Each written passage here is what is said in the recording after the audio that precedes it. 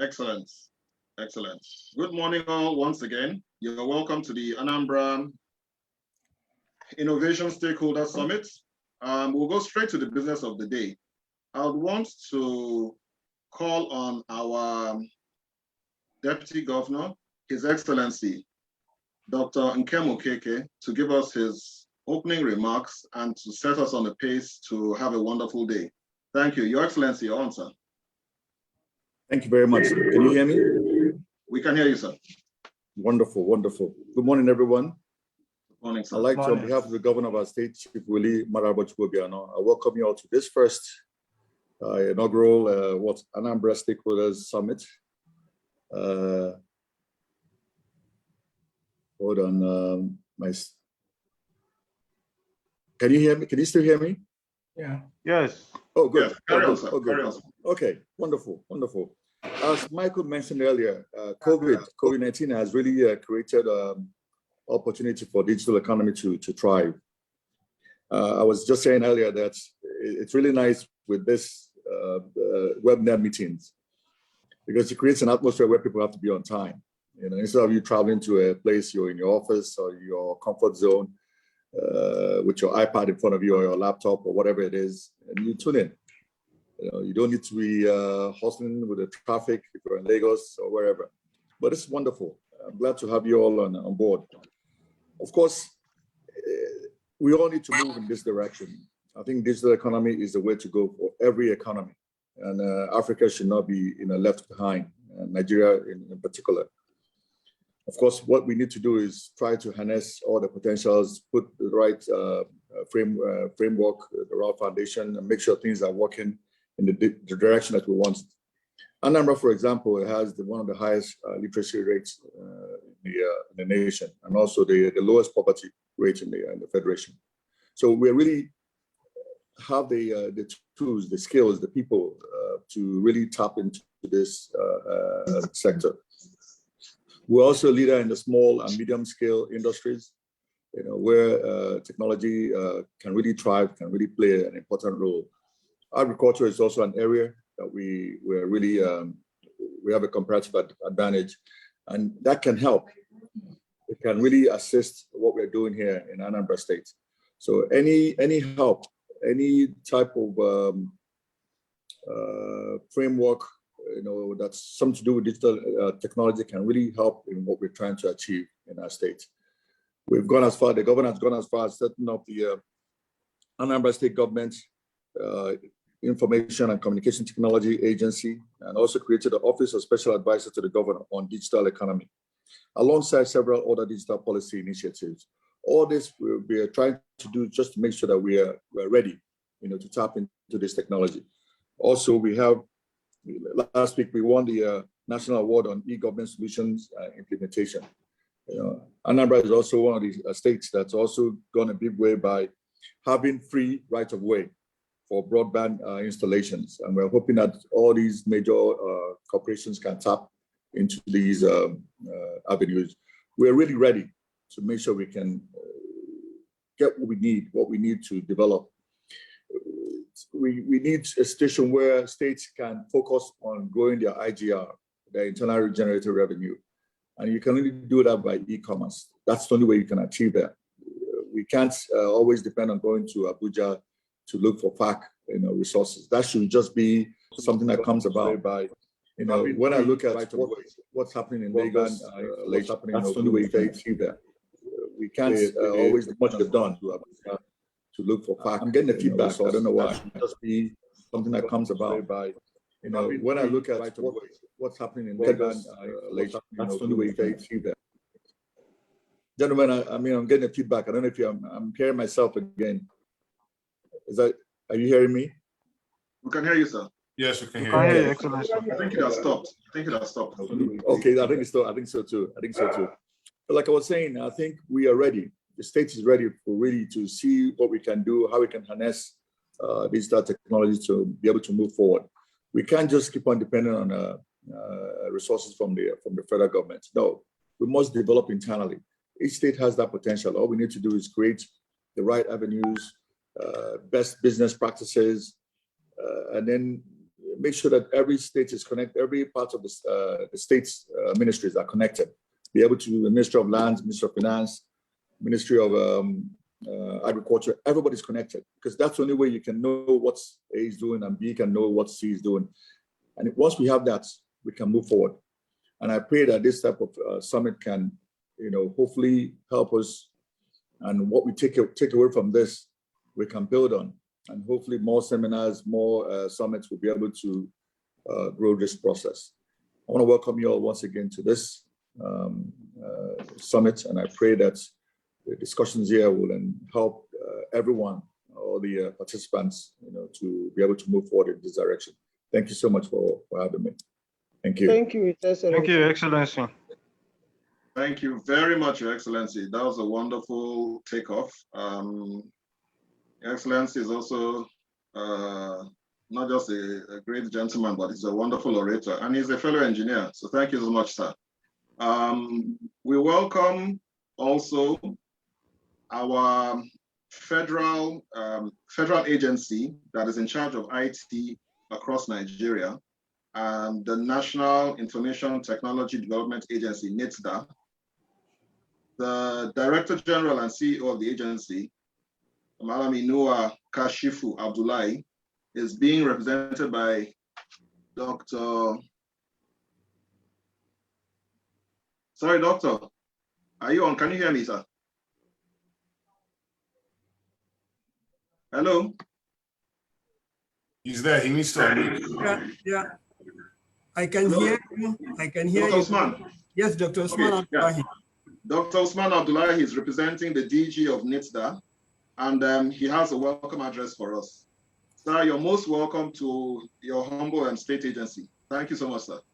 Thank you so much. On behalf of the Director General, who is unavoidably absent, we want to sincerely appreciate the opportunity for us to speak at this event.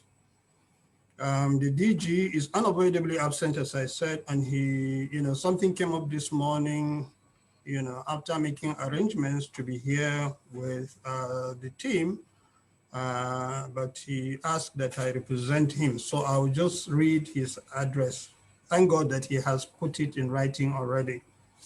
And it reads, "May peace, mercy, and blessings be upon you all, and good morning. I want to use this opportunity to sincerely appreciate and, the organizers for inviting me to speak at this auspicious occasion. The Anambra State ICT Stakeholders Summit, theme Incubating a Technological Revolution. I must commend the Anambra State government, particularly the Anambra State Information and Communication Technology Agency, for organizing this event. Over the years, the world has witnessed transformative power and extent of technological evolution. As a country, Nigeria has had its share of technological disruptions. The disruptions has both enhanced the lives of Nigerians as well as caused some frictions between governments and the governed. Researchers have maintained that technological innovation creates both winners and losers. However, the whole society benefits. The likes of Bolt are disrupting the existing taxi and car hire services space and creating new market in the transportation industry. Similarly, Jumia, Konga, and their likes are using technology to disrupt retail markets. While the likes of Hotels.ng and Workanow are not left out in the innovative transformation of the hospitality and aviation subsectors. In the financial services industry, our burgeoning fintech companies such as Flutterwave and Paystack are making waves in Nigeria and beyond. All these are pointers to the vast opportunities that can be harnessed by startups to incubate a technological revolution within Nigeria and beyond. Startups play a significant role in economic growth by spurring innovation, injecting competition, as well as job creation.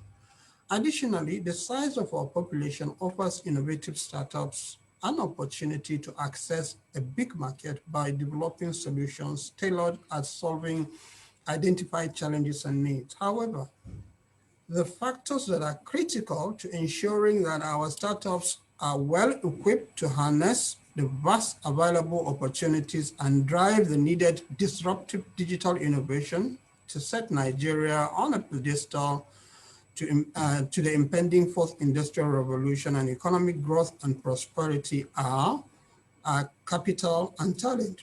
Excuse me. According to the National Bureau of Statistics, over 50% of Nigeria's population are below the age of 25 years. This is a clear indication of the country's vast human resource opportunities and therefore calls for a concerted efforts of all relevant stakeholders to play their expected roles in ensuring that a critical mass of digital skills is built to bridge existing gaps and enable digital innovation and entrepreneurship for job creation and economic prosperity.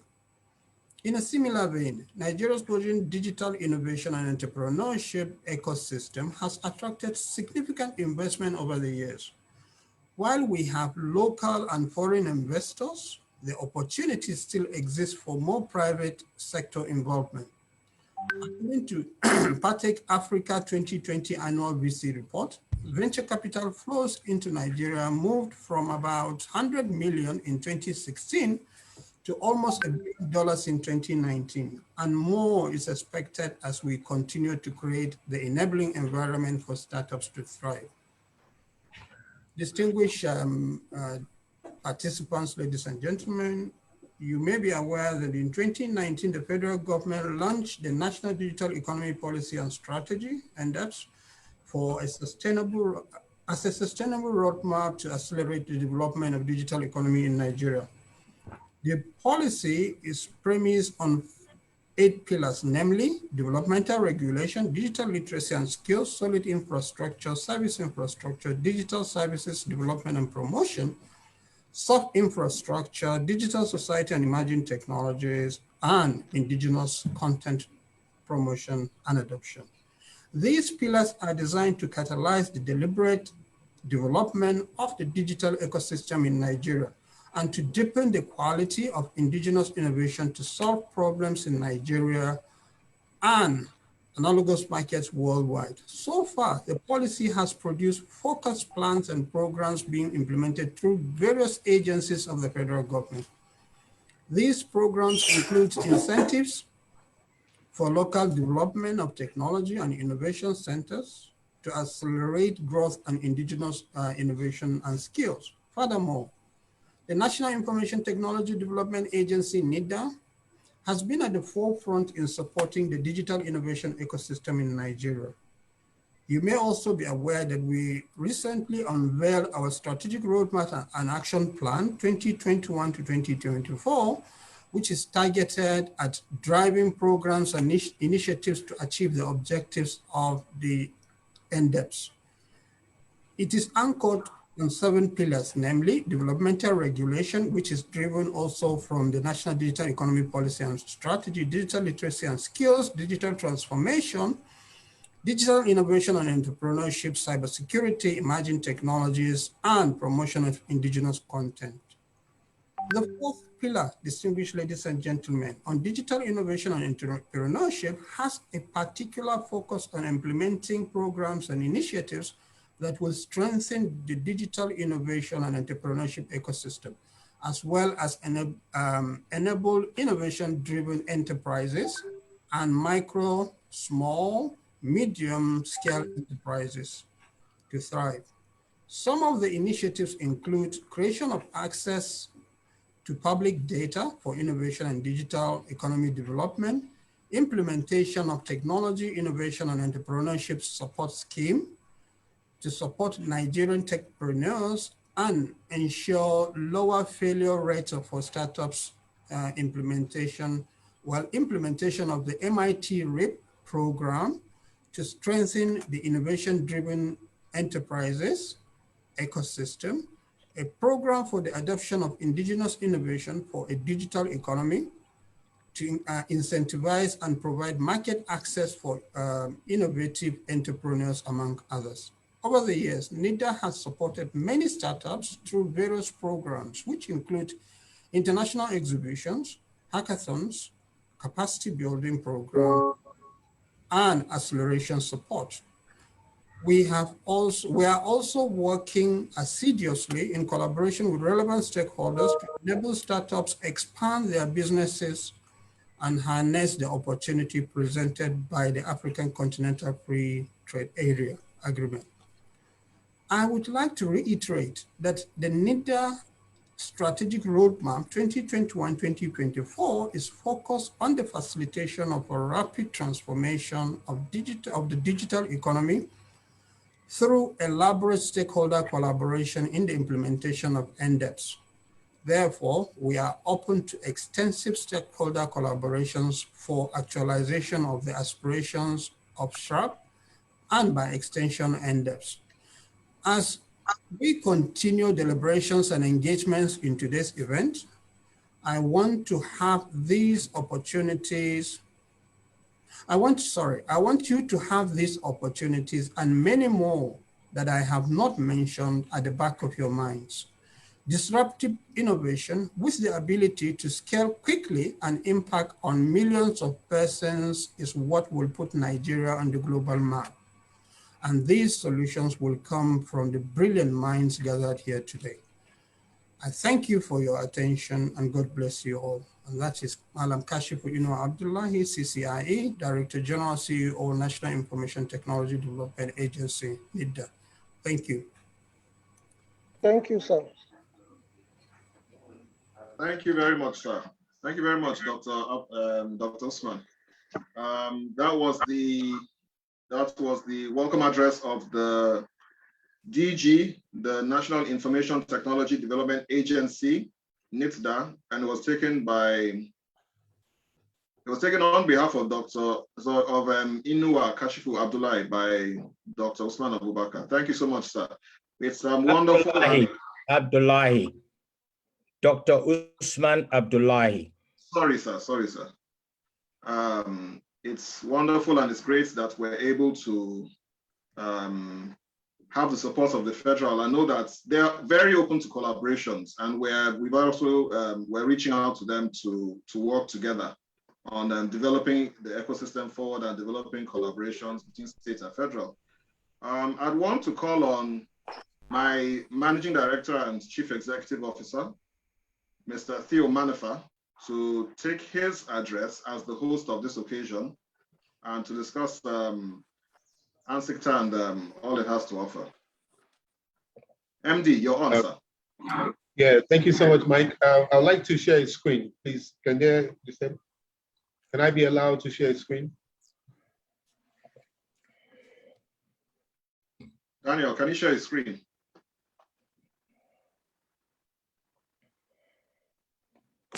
Yes, you should be able to share it now. Okay, thank you. I'll go to that.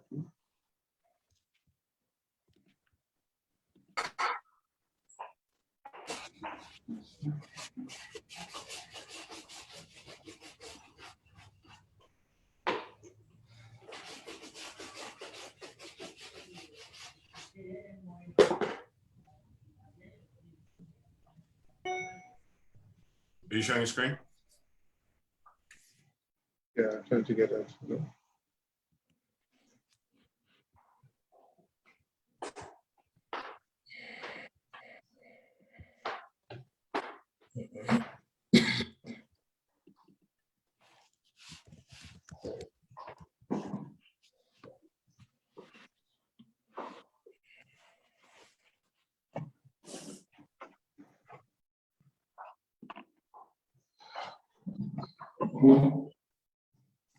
Sorry, I'm still trying to get my basics there.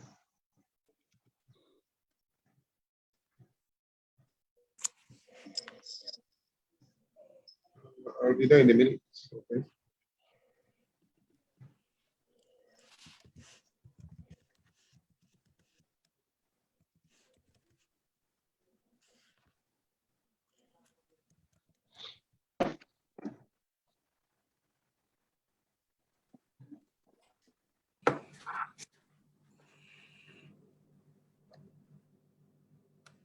Sorry, gentlemen. Can you see my screen now?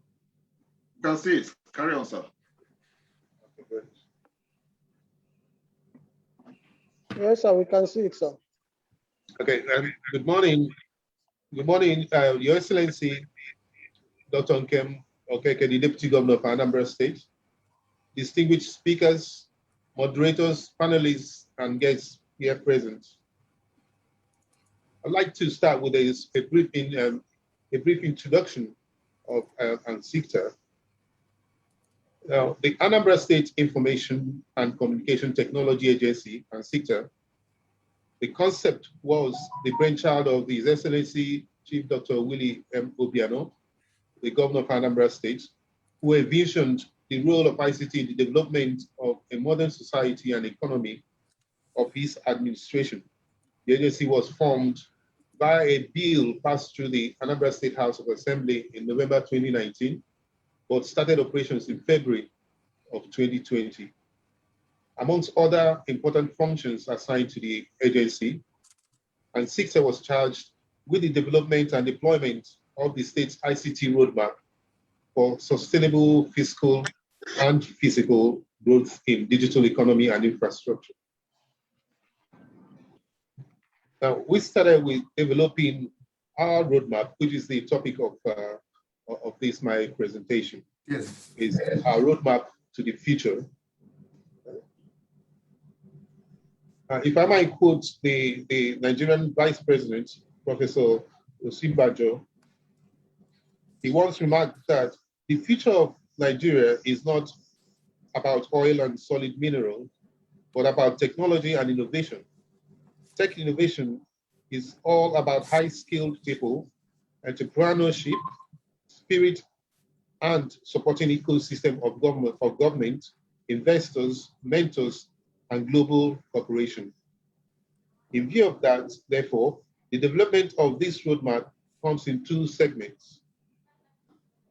We established the internal segment, which involves the stabilizing of current facilities within the government arm, as well as the development of modern infrastructure to achieve a total e-government system.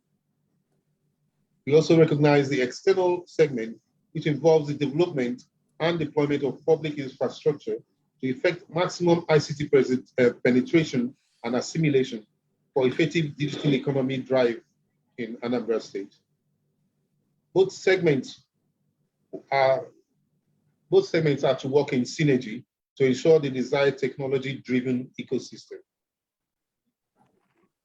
ANSICTA has already put in place some infrastructure to stabilize the current government ICT services and a roadmap for the future ICT deployments within the internal segment. The focus now is on the external segment. The growth of the technology and innovation sectors offers new possibilities for Anambra's growing labor force in terms of competing and surviving the new industrial revolution, creating employment and building entrepreneurship. ANSICTA can drive this agenda as we believe that Anambra and the Southeast can become a trade and innovation beacon for Nigeria. To bring this into reality, we've identified some key areas that can be translated to digital, that can translate to digital technology. These include, but not limited to, jobs for the future in the digital and secular economy, coding, computer applications, and digital skills training will enhance meeting the requirements of the digital workforce and entrepreneurship. Anambra intends to train 40,000 people in 2 years, expanding to over 200,000 persons in 4 years. Applying STEM, coding, and digital skills to reform education. These are the fundamental, sorry, I've got that. It is one of the foundational beliefs that ANSICTA is hosting the Anambra Innovation Stakeholders Summit with the theme, Incubating a Digital Revolution. To do this, we need to recognize some strategic pillars for achieving this roadmap. The number one there is the true broadband, with Anambra being the first state in Nigeria to grant free right-of-way licenses.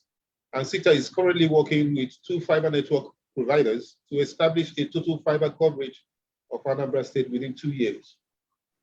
The first batch of developments can be live within the next 6 months. We also recognize number 2 as through PPP. Anambra is opening avenues for investments in sophisticated hubs for coding and artificial intelligence training. This will lead to increased skilled workers, thereby creating jobs for the teeming Anambra graduates, as well as building strong bases for foreign direct investments in the state.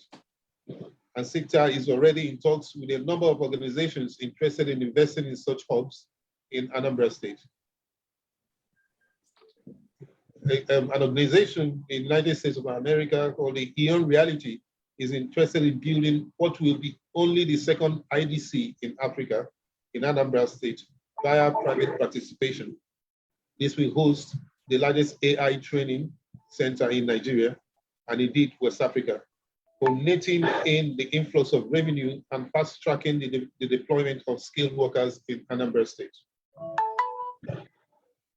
The third one is the ease of doing business. Anambra State in the publication of last month has jumped to the 7th position among the states with the best ease of doing business ranking in Nigeria. A further push in our ICT deployment will ensure that Anambra remains amongst the best ranked states in Nigeria in terms of ease of doing business. This will further drive the development perspective of the state and in turn create a fast-moving digital economy for the Anambra. The fourth strategic pillar that we recognize is the Anambra State International Cargo and Passenger Airport. This new airport will have a massive impact on the ICT revolution in Anambra State and the Southeast in general. It will create a fast-track supply chain of ICT wares to the booming markets in the Southeast, culminating in the repositioning of trades from accessories to real assembling and manufacturing of finished products. With Onitsha, the largest market in Africa and a key hub for export of finished products to other West African countries being next door to the airport, Anambra will experience a quantum leap in the manufacturing sector, culminating in massive job creation and influx of FDIs. These pillars can exist in an ICT-driven ecosystem, making Anambra State the biggest ICT hub in Africa, and by extension, the best digital economy in Nigeria. This is ANSICTA's ICT blueprint for a digital revolution and Anambra's roadmap to the future. I thank you all, and I hope you enjoy the rest of this summit. Thank you very much, sir. Thank you very much, sir. Now, once again, that was Theo Manafa, who is our MD / CEO at ANSICTA. Straight away, we swing into our keynotes. A man who's the president of the African Business Angel Network, Mr. Tommy Davis. Sir, you're welcome, and we thank you for your time. Let's have your presentation, sir.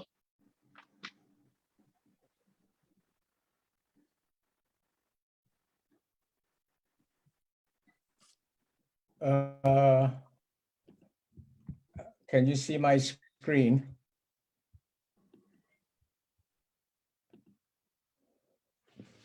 Okay, started sharing. Yes. Okay, that's come up, sir.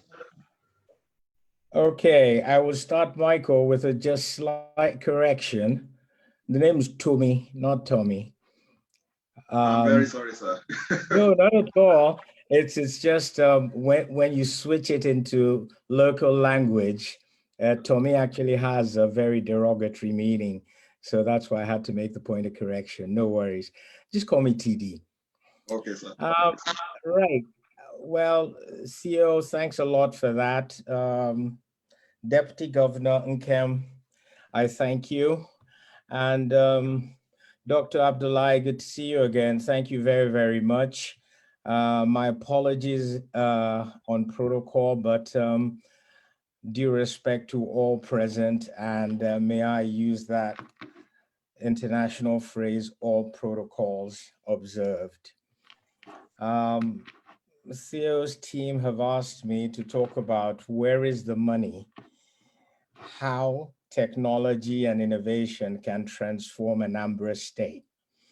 Even though I've not had the privilege or the benefit of anything other than being a customer at Onitsha Market on a number of occasions, amongst other things, and a tourist to the state. Nonetheless, I thought, given the challenge, that after sharing a little bit about myself, I would actually answer the question, where's the money in today's world? And give a very, very definitive answer as to where it is and why that is so. And then answer the question of what's possible with innovation and technology. Share with you how others have done it successfully elsewhere, and hopefully make some suggestions about how Anambra can do this. And what is heartwarming is, given what I've heard from the Deputy Governor and Theo, that a lot of what I'm about to suggest is already going on, so it should flow very, very well with those who are listening. Just a bit about myself. I'm a strategic technology advisor by training out of the University of Miami, having cut my teeth building the UK government's direct.gov. So if you get a UK passport today, you have me to thank for the security. I'm putting in biometric systems for the federal government through the World Bank. I beg your pardon? May I continue? May I continue? Yes, we can hear you. I can hear you. Yeah, okay, fantastic. And the integrated payroll and personnel information system, which was laughed at when we first suggested it as a biometric system for federal government employees, has saved the federal government of Nigeria over 100 billion naira to date and counting. Currently, I'm the Chief Investment Officer for Green Tech Capital Partners in Germany. And my main line of operations is angel investing. I am a co-founder of the Lagos Angel Network. I preside over the Africa Business Angel Network. I chair the Diaspora Angel Network, and I'm a board member of the Global Business Angel Network, and have, through my hub, TVC Labs, a growing portfolio of early stage innovation-driven ventures. Now, I did say the big question everybody that was asked is, where's the money in today's world? And I just thought the very first slide I should share should answer that question. In case you didn't know why we're having this and what it is, technology and innovation is where the money is. No debates, no grouse. Why do I say that? Well, Forbes took a look at the top 500 billionaires in the world, and finance and investment naturally had the most billionaires at 62. But then when they looked at the top 100 billionaires, 17 of them were out of technology. And guess what? If you look at those 500 I was talking about before, if you look at the underage, that is those who are under 40, 4 of them are from technology that are billionaires today. So there's no ambiguity about it. Technology is, with innovation, where the money is. So I just thought I'd share that. And that is why I'm not going to bother with any other discussion other than within the context of those two. So let's look at what happened. Well, it all started with what we call connectivity. And that's the best way to think about it, is digital connectivity. It started out with things like the IBM 360s, which used to fill a whole building. And then all of a sudden it jumped to the desktop. And then from the desktop, it jumped into our palms. Today, it's on our wrist. And eventually, some are even arguing that it will be implanted in us. But the whole thing is miniaturization of technology is a consistent thread along the storyline. And what is that doing? It means that you're seeing vibrant technology-enabled industries emerging. It was quite interesting listening to the DG talk about some of our wins on that front. When you look at fintech, when you look at clean tech, when you look at agri-tech, these are all emerging industries that didn't exist 25, 30 years ago. And they are all vibrant and they're all growing. And that is because cognification of objects, that is assigning and ascribing them knowledge, is starting to happen, whether it's through virtual reality, augmented reality, the Internet of Things, or even artificial intelligence, which we are being told that the IDC is going to be helping Anambra State put in place. I think that is fantastic and awesome. Now, what is happening actually is the fact that accelerated innovation is changing the way we live. When we were growing up, it was a luxury to have a camera, and one of the big things was to have a camera. Today, everybody has one on their mobile phone. Okay, I remember, when we were like in our mid-teens, the big boys in town had a sat nav, that could tell them where to go and everything. Today, you get that on Google Maps. I was a privileged child. The way my privilege was defined was the fact that my dad could afford to buy us Encyclopedia Britannica. My friends used to come to do their homework in our house because we had this long range of red colored books that had pictures and everything in it. Today, you go to Wikipedia and with a few clicks, it's there. I don't know how many of you remember renting videos to watch at home and pop it into the video player and everything else, but that's been made redundant by the likes of Netflix. And if you don't know about Uber, I don't think I need to tell you about it. The point I'm trying to make is that what we are starting to see and what isn't going to change is the fact that human beings are understanding how to apply technology to solve problems that they see. That's at the beginning and that's at the end of it. And what that means is that essentially what we used to call business is being eaten up by software. The global information technology industry today is worth $3.5 trillion. All right. Now, you talk about Apple, you talk about Google, Facebook, Airbnb, Uber, YouTube, Amazon, Zoom. None of these companies are up to 50 years old. So when you look at it from that standpoint, what is happening? Well, historically, it was about land grab and everybody grabbing land. Even to some argue till today about the grab of Africa and African land, and everybody's focused on that. But I have news for all of you. I'm not saying land isn't important, and I'm going to talk about one or two things that are making land redundant today. But the critical thing is property is going intellectual. And in the future, all right, landed property will be important. I'm not dissing it, but probably more important is going to be intellectual property. And I want to leave you with that thought. Why is that? Because software is heading to $1 trillion worldwide market. Okay, we passed the $500 billion software market last year. I'm talking enterprise software, application development software, productivity software, and even systems infrastructure software. It's all software made by human beings with that capacity. And I wanted to focus your mind on that fact that this is a growth. It is not going to abate. Okay, it's only going to continue to grow. And it's important to keep that in the back of your head. Why? Because I want to sort of share with you some of the things that are possible with innovation and technology. And please don't leave your seats or abuse me about some of the things I'm going to share as being unrealistic.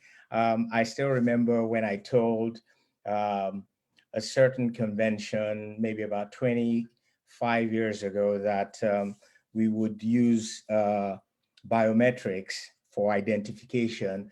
And a gentleman in the back laughed at me and said, "So, Mr. Davis, we're going to be thumb printing to get our money." And I said, "Yes." And he laughed. He said, "So why did we all go to school?"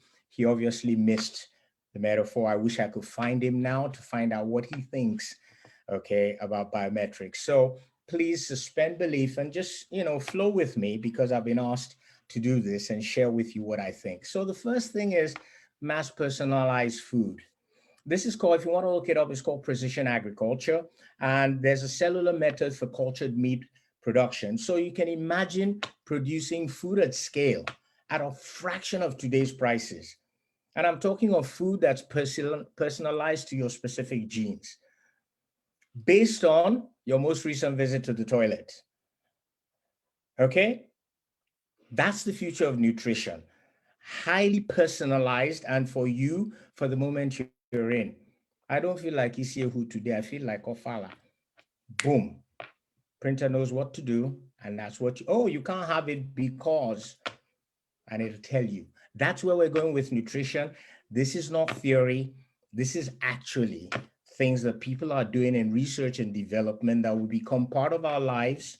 Yes, we are slightly behind on our technology uptake, but the whole idea is for us to catch up. Hey, this is food agriculture at native. Okay, let's not stop there. I talked about based on your most recent visit to the toilet, in case you think I'm talking grammar. Well, guess what? Here's a home toilet that monitors for detecting colorectal cancer, all right, based on AI. This is a product that exists today, okay? If you don't have to do anything, it'll tell you if you're in. And as you can see from the European Society of Cardiology there, selfies can be used to detect heart disease. We're talking about scan your eye and tell what is wrong. Okay, these are just two examples, okay, of healthcare moving from reactive to proactive and preventative. So what I mean by detecting diseases earlier, we are moving into a proactive preventive health Wear him paradigm. his blouse, then he puts the AC on. Wear him his blouse, then put on the AC. May I continue?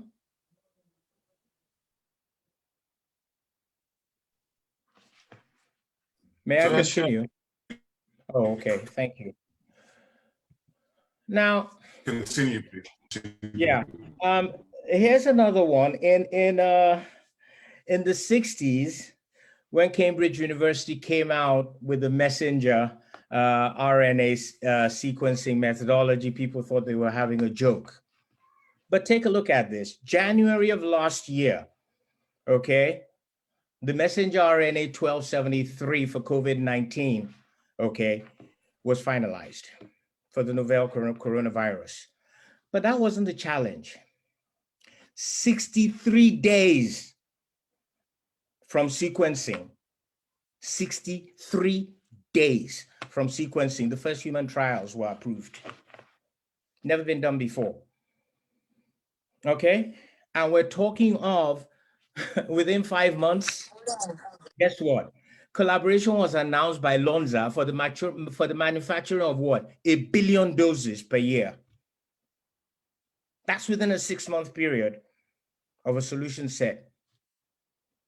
Why can't we sequence malaria? If messenger RNA is accepted, COVID has proved to us, okay, that it's an accepted method. Why are we not trying to sequence malaria? Food for thought. Now, finally, the big one. I thought, well, housing is one of our single biggest challenges, and I thought I'd leave the headline for you just to think about. Now, imagine being able to 3D print homes at scale for less than $1,000 per house. Malawi thinks it's possible. And our biggest one, we have oil, power. Now imagine a world of cheap, unlimited power that can be used for digital printing, digital food, what I just talked about, clean water generation factories, and of course, hospitals. All right. What's happening? While we weren't noticing, you see all that Obama money, right? It went into pervasive innovation, and the price of solar and wind production continues to drop exponentially. And these are all renewables whose parts can be digitally manufactured. And who has more sun than us? We're just about sitting on it. So I just thought I'd share, food, health, housing, power. These are abstracts we all talk about, but we tend, to live in the here and now. I thought I'd share a few things that are happening out there as to what I call the art of the possible. So yeah, TD, that's nice. All this software talking about, how has it been done elsewhere successfully? What's that, this whole software malarkey thing? Well, the first thing is, and I don't expect you to be able to take all of this in, but is to understand, for you to know that there's a structure to the software economy. The global software economy is tiered and it's layered, and entry is tough, okay? They're tier one software economies, okay? That these are the highly industrialized economies, and they tend to devote amazingly large budgets to longer term R&D. So you hear China going to space, US going to Mars, etc. Then you have the tier two software economies. They're transition software exporters. They are limited in scale by population and territory. But by and large, a high proportion of their services go to products. And probably most importantly is the fact that application service providers, internet service providers, and companies with international and regional markets tend, to emanate from this, by the way, China moving up. And of course, you've got the tier three software economies. These are called emerging, although we now have a tier four. And I want to talk a bit, about both of those. But let me dig a little in so that we don't think it's all too high level as to what exactly it is that is happening,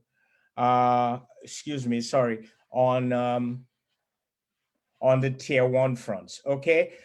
You take somewhere like what we call the three I's. That's India, Israel, and Ireland, okay?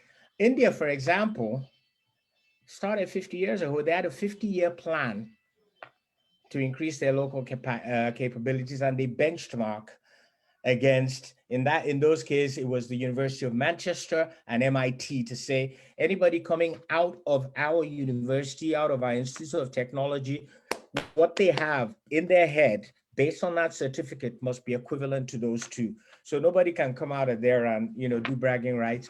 Not dissimilar, I might add, to the quality standards of education that obtained in Anambra in Nigeria, sort of in the 60s, where anywhere globally, it was widely accepted if you came out of a Nigerian university or a Nigerian school, even up to the early 70s, you were on par with anybody else in the world. Similarly, Israel, and Israel's focus was on local self-sufficiency and specialized exports. And you can see they are one of the prime, providers for the United States, amongst others. And Ireland took 15 years and they knocked the socks off of everybody. Nobody knew what was happening until Microsoft decided, oh, you know what, we're going to place our European headquarters there. And everybody says, Ireland? And then they took a look. And of course, because of the concentration on local self-sufficiency, they were able to attract multinational companies, investments and operations very, very easily, because they had a wide variety of software operations. But the critical thing to know, which why I wanted to share the tier ones, is the similarities between them. The first is the surplus qualified manpower. They are producing people, and you want to leave. It's not like we have a problem now. Half our kids are going to Canada. So we're losing capacity. I can see it in my startups. Every time my startups are talent hunting, half their people, my engineer, he just left for Canada. So surplus qualified manpower is one of the critical things in tier one. Second is science and technology platforms as the core instrument, for their economic development. The United States would be nowhere without its space and military research and development. Okay. And then we're talking of culturally relevant objectives. That is the one thing all of them have. You will know in India, you're dealing with India technology. Same thing with the Americans. You know, have you ever talked to Google or Facebook? You get what I mean. And the Irish are no different. And they expect you to respect that. And finally, the use of a significant diaspora community. Now, who has a better diaspora community than we do? But that's what these guys did. That's what they all have in common that I wanted to leave you with. There's more detail, but I think you get the idea. But so you don't think I'm only talking about, okay, tier one. I wanted to share two up and coming tier 4 countries with you, and that is UAE and Rwanda. UAE says 20 years, we're going to do this. And then they started fostering knowledge exchange with allied nations, okay, giving incentives. And I'm going to talk a bit more about that when I talk about how I think, you know, you should proceed going forward. And the same thing's been happening in Rwanda. But I don't want to, you know, you get the detail by now. Here are the similarities, okay? They're all leveraging international relations, born out of diaspora, okay? They're importing talent at the high level so that it can seep down. So there's a top down, bring in excellence so that it can cascade. They've got strong visionary leadership. So it was heartwarming to hear that Governor Obiano set, you know, the organization up. That is awesome. Okay. And they're all using cultural rallying. Rwanda talks about Africa. It doesn't talk about Rwanda, it talks about Africa all the time. The UAE is coalescing Arabia around itself. And these are being used as innovation stimuli. So using nationalistic fervor to embrace international partnership, not discriminatory. Now, that's how it's been done. So the question that arises, okay, we've heard all of that. That's all well and good. How can Anambra do it? Well, we sat down and we looked at all of these cases and abstracted. And what we believe, based on what we've seen, is it's a 3-step dance. And I make no apologies for the timeframes at the top. Okay, there are no overnight cures, none whatsoever. This has got to be strategic, it's got to be persistent, and it's got to be consistent over time. And it's about focusing on the outcomes, which I've put, okay, there. When you lay the foundation by investing in formal and informal educational institutions, skills, and assets to build the required critical mass, the focus has to be on skilled professionals. So I was happy to hear that that's already happening, okay, by using the combination of putting the infrastructure in. Thank you. Free right of way. We'll take that any day. It's been a really, really big challenge getting digital infrastructure into the country because of the right-of-way issues, okay?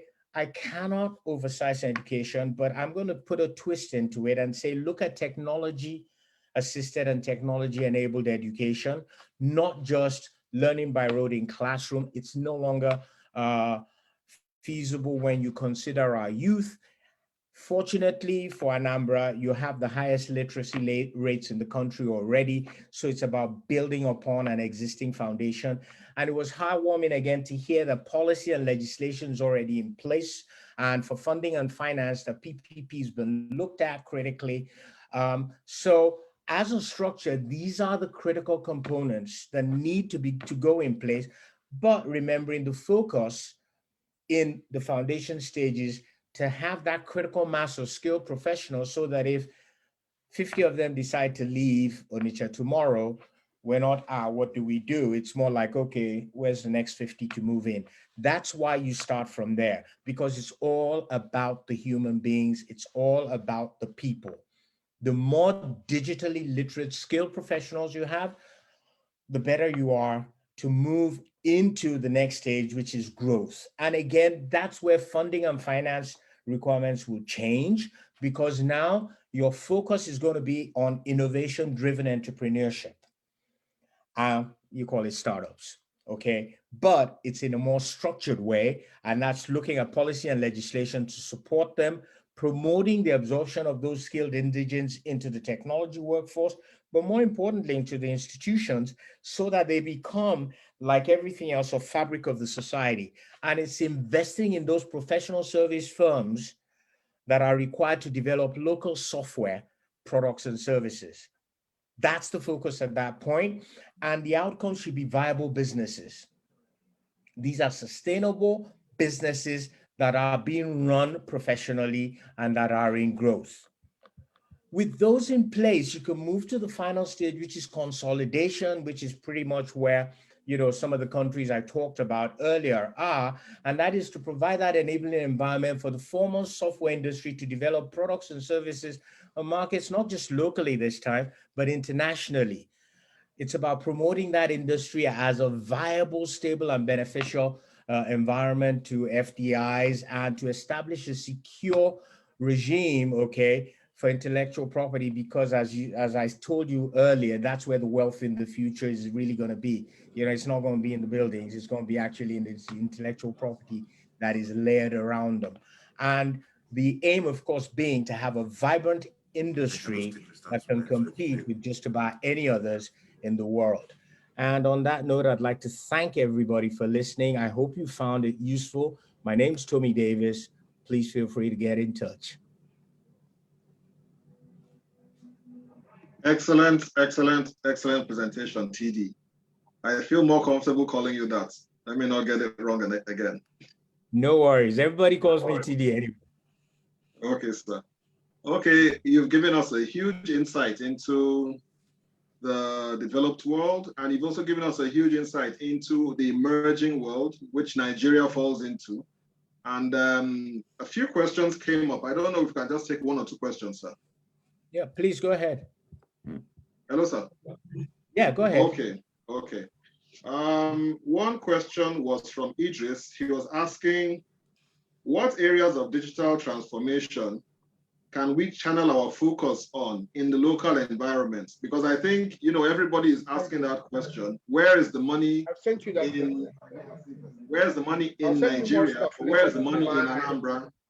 You know, it's one thing having the digital skill, but it's another thing finding, you know, where you can develop a product out of and it works.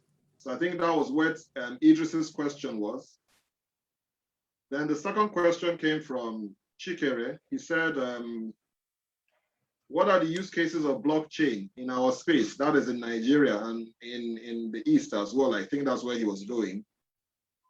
Then one more question, which was mine, was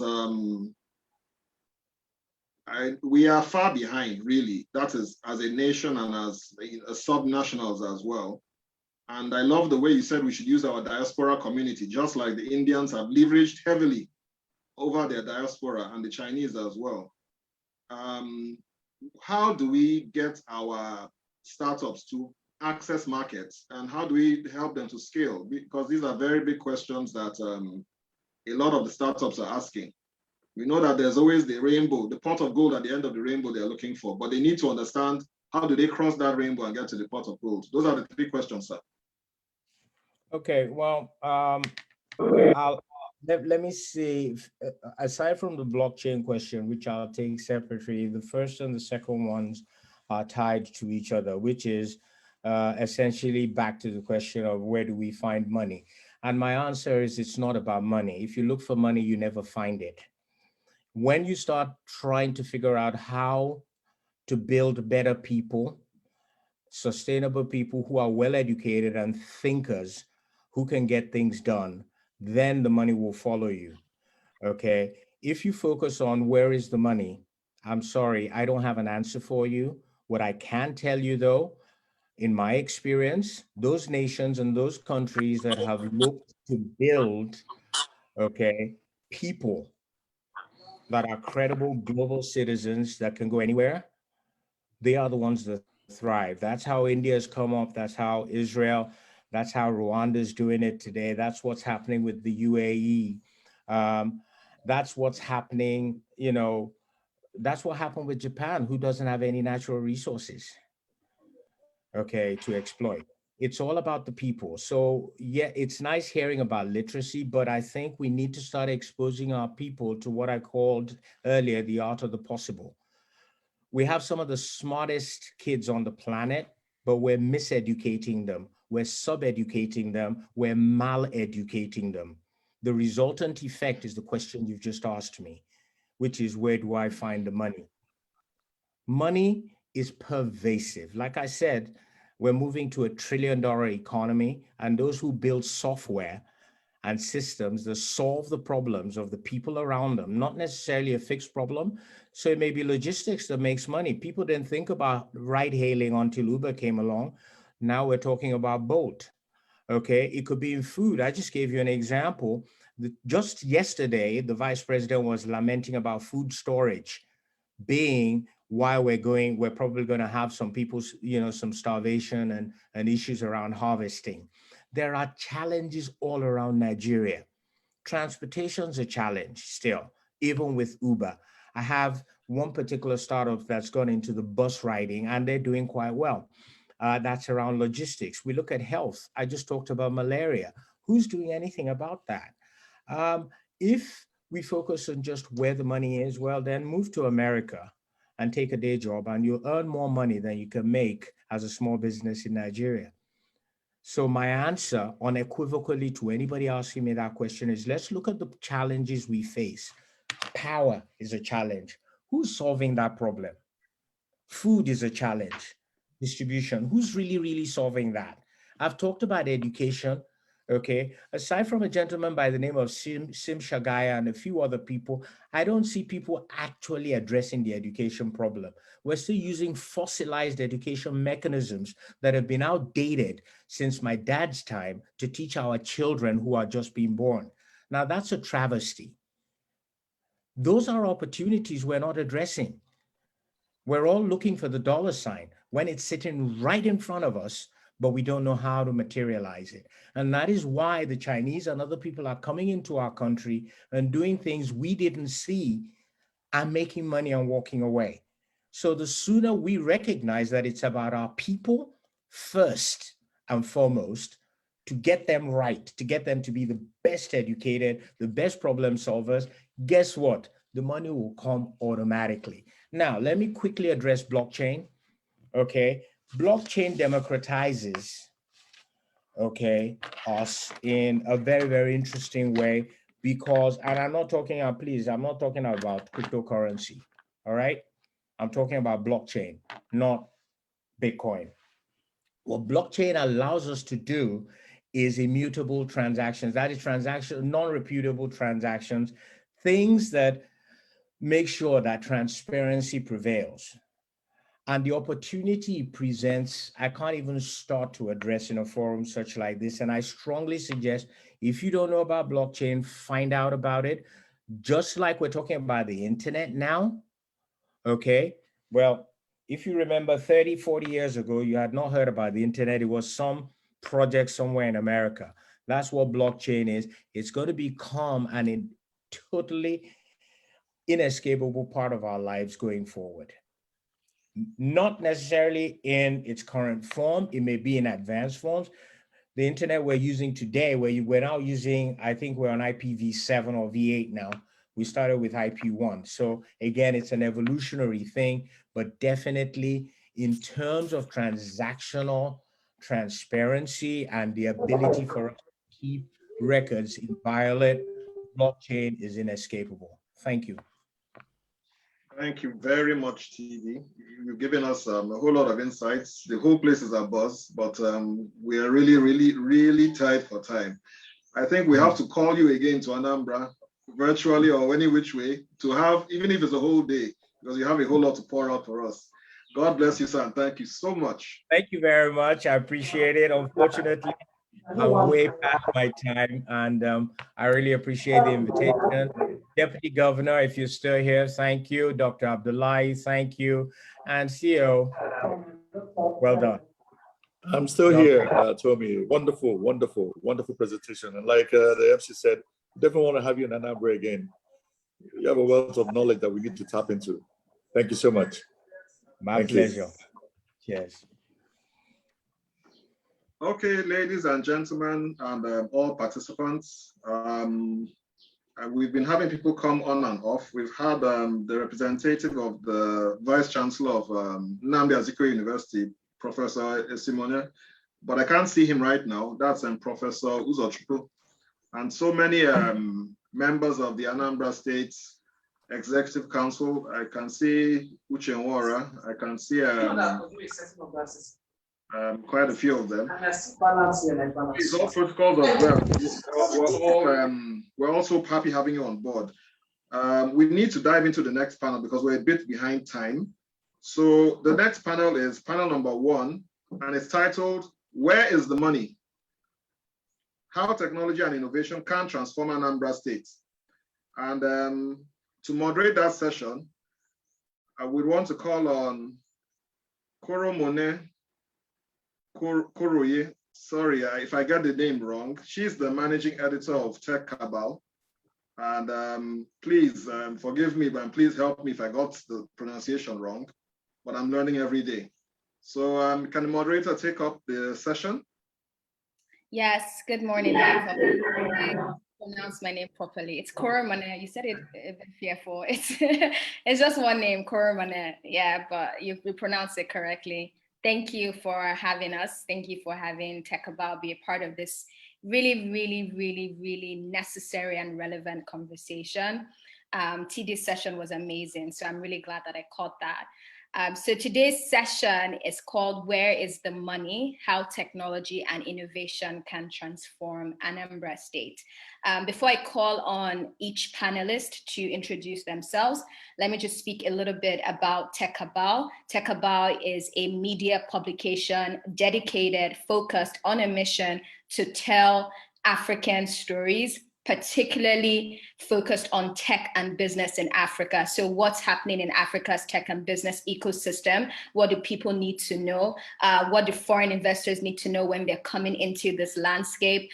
We also obviously talk about who's raising what, funding announcements. We spotlight founders, we spotlight people who are building for Africa. We're doing really great things. And one of the things that we like to do is be a part of events such as this one. So we're really excited to be here. So I'm going to ask each of the panelists to introduce themselves. I can't see the participants box, so I'm hoping that each of them is here. So first we have Mr. Valentine Obi, who is the Group CEO of eTransact Global. Is he on the call? Oh, yes, he is. Okay, I see you. Yes, good morning, sir. Great to have you here. Great. Okay. We have Mr. Nana Ude, who's the managing partner at Agon Continental. Is he here? Let's see. I can see that. Okay, I can see his name. We have Mr. Inkem Inweke, who is the product manager engineering at engineering innovation at Microsoft. I do see you here. Good morning, sir. Great to have you on the call. We have Chizo Malize, who's the MD/CEO, Financial Institutions Training Center. Good morning, ma'am. Great to have you on the call. And we have Mr. Abdullahi, the DG of NITDA. Yes, okay, good morning, sir. Yes, I see you. I see you. Dr. Abdullahi representing the DG. Okay, Dr. Usman. Okay, great. Thank you. Thank you for joining us. Okay, so I'll call on each of you to just give a brief intro about you, what you do, and the role that you play in the business that you're working in or your company. So I'll start with Dr. Usman, who's representing the DG. Tell us a little bit about what's going on your side. Thank you very much. It's a pleasure to be here again. Once again, my name is Dr. Usman Abdullahi. I'm the Director of the Infrastructure Solutions Department here at the National Information Technology Development Agency, NIDA. NIDA, by way of introduction, for those that I'm sure, well, those that don't know NIDA, NIDA is the IT regulator of the sector under the Federal Ministry of Communications and Digital Economy. It regulates the IT sector, and its sister agency, the Nigerian Communications Commission, regulates the telecom sector. So I am responsible for IT infrastructure as part of the responsibility of the department. NIDA performs kind of deployments, deploys infrastructure across the country. My responsibility is to coordinate that deployment. Every year we deploy infrastructure to digital economy centers. We develop IT hubs across the country, particularly in universities and tertiary institutions. And then we build skill acquisition centers too across the country. So my department is responsible for coordinating that activity. So that's just briefly about myself and the department that I head. Thank you very much. Thank you so much. Next up, Mr. Obi, please tell us a little bit about eTransact Global. All right. So thank you very much. And again, thank you for inviting me. Indeed, it's a pleasure to be here. Well, talk about eTransact. In 2002, I started a company, eTransact, because when I saw the way we are using cash in the country, it was, I believe that with technology, we can actually change how we transact in the country. And of course, the first time I went to the central bank to introduce the idea that you can use your mobile to make payments in 2002, I remember the director, Lika, preceded me and said, "Young man, thank you for coming," and quietly walked me out of the office. But I don't understand, because people were still struggling to know how to use their mobile phones, even to make the normal calls. Now you're talking about using it, to do transactions and do payments. And 2002, no one in this world, not anywhere, not in Ghana, not in Europe, anyone using it to do the kind of transactions I wanted to do. But it's heartwarming to say that today, mobile payment has become really, everybody's talking about it today, and fintech is growing all over the place, and all of them based on the mobile. So what we started in eTransact is today what we've been doing, enabling transaction by mobile phones, enabling transaction over the internet, basically using technology to change the way people make and receive payments. And that's what we started 2002, that is 19 years ago. And today we have it run in different countries in Africa, as switches. And recently we just started our first digital bank in the UK called Excel, to enable using the same platform, to make, so you can basically just get a UK account online just from your phone. It does all your KYC and everything, using all the artificial intelligence possible to do that. So basically what we're doing in eTransact is to enable transaction using technology. And we've done that so well. I remember also in Nigeria, we started the first usage of that even for the Nigerian police force. And that's saved the country over 6.5 billion every other month. And that is quite interesting. But suffice to say that today, eTransact is, and many companies in Nigeria today are already involved in this. To try to address, TD gave a brilliant presentation of where is the money and where is money. And I think that the question of this question, where's the money, is something that is said, and maybe address differently. And that's to say, what value are we creating? Because money will always follow value creation. If you don't create value, you will never see the money. And so in rethinking maybe this topic is to begin to think a little bit more. How do we get our people to think more, to research more? How do we get our education system in such a way that it enables thinkers? That way, Mr. Obi, sorry, you're cutting in and out a few times, but I do want to just interrupt you for a quick second and have the other panelists introduce themselves, and then we can come back to what you were saying. But I think that the network is actually a bit funny. Don't know if it's just me, but we'll come back to you. I just want to do a check and find out if there's anyone from Agon Continental. I don't think that I can see Nana Ude on the call, so I don't know if there's someone representing him, but I guess pending when he joins us. Mr. Nweke, can we hear from you, please? Just a brief introduction of what you do at Microsoft. All right. Morning, everybody. So my name is Nkem Nweke, and I work for Microsoft Africa Development Center. So Africa Development Center is basically Microsoft's engineering team or unit within Africa.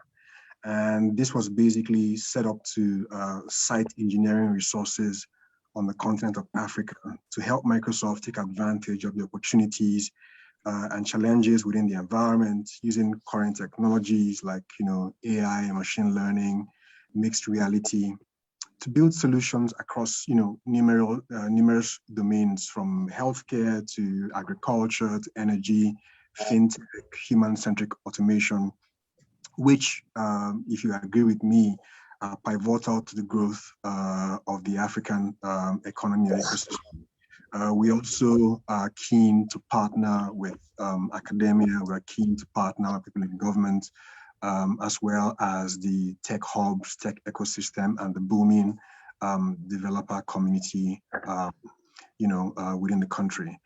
So I head the innovations team for Microsoft Engineering, and I'm happy to be here and interact with everybody else. Thank you very much. Thank you so much. And finally, Chizor, please tell us a little bit about what's going on at the Financial Institutions Training Center. Thank you. Good morning, everyone. Good morning. To be here this morning. And I would throw a challenge to Dragon Africa was deliberate to keep the lady to the last, because the ladies are the best, or it is one of those things that men do to women. Anyway, just bringing a little bit of fun to the room because it's also charged up after we listened to TD. Wow. My name is Chizo Malize, and I'm the Chief Executive Officer of FITC. And FITC is a world-class technology-driven knowledge institution and funded by the ACTS, and of course, funded also by the best of Nigerian money deposit banks. We bring extremely well-curated and innovative knowledge solutions to the banking industry to keep them updated, aware, and up to their game, and of course, ahead of their market. And at FITC, and that's one of the reasons that I find this session extremely exciting and interesting, at FITC, we have embraced technology as the only way to go. We've leveraged technology, especially at the heat of the pandemic in 2021 when it started on red face. We've leveraged technology excellently well to be able to recreate our processes, bring a lot of dynamism to the things that we do, recreated our programs and our content, our delivery channels, reaching over a minimum of 6 continents of the world, 48 countries in Africa, and of course, almost 70 countries of the world. And what were we doing? We were creating knowledge solutions, creating programs, and delivering all of this, leveraging our proprietary technology to reach many more people. Another thing that has done for us is it gave us the opportunity to begin to embrace Agile as an organization, based on which today there is huge transformation in both our processes and our people. Now, why is that very critical? It's very critical, and we're excited about it because if that organization can leverage technology to leapfrog vision, objectives, and goals, talk about when we bring this to play in a state like Anambra State. And of course, I am more than happy to be able to help with FITC with the transformation that is intended for Anambra State to leverage technology to extend this sort of learning. As I speak to you, our people are very passionate about contributing time, resources to educate other people, to leverage technology to show other people, teach other people, and extend knowledge solutions across. And we're more than happy to bring this to bear also in the state as we find solutions for creating an Anambra state of our dream. Thank you, and I look forward to the session. Thank you so much. Okay, let's jump right in.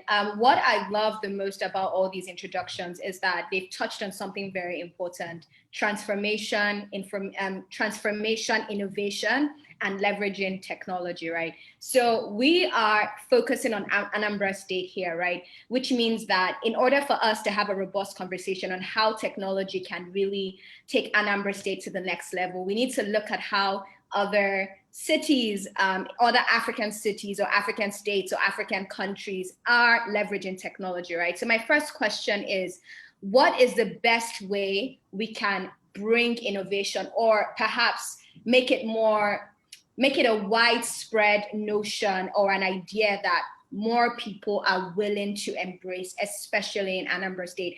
Do you guys have any practical examples to give, or any practical steps that perhaps the Anambra State government or even key stakeholders or tech hubs or tech entrepreneurs can implement in order to take the state to the next level? I will start with you, Chizor.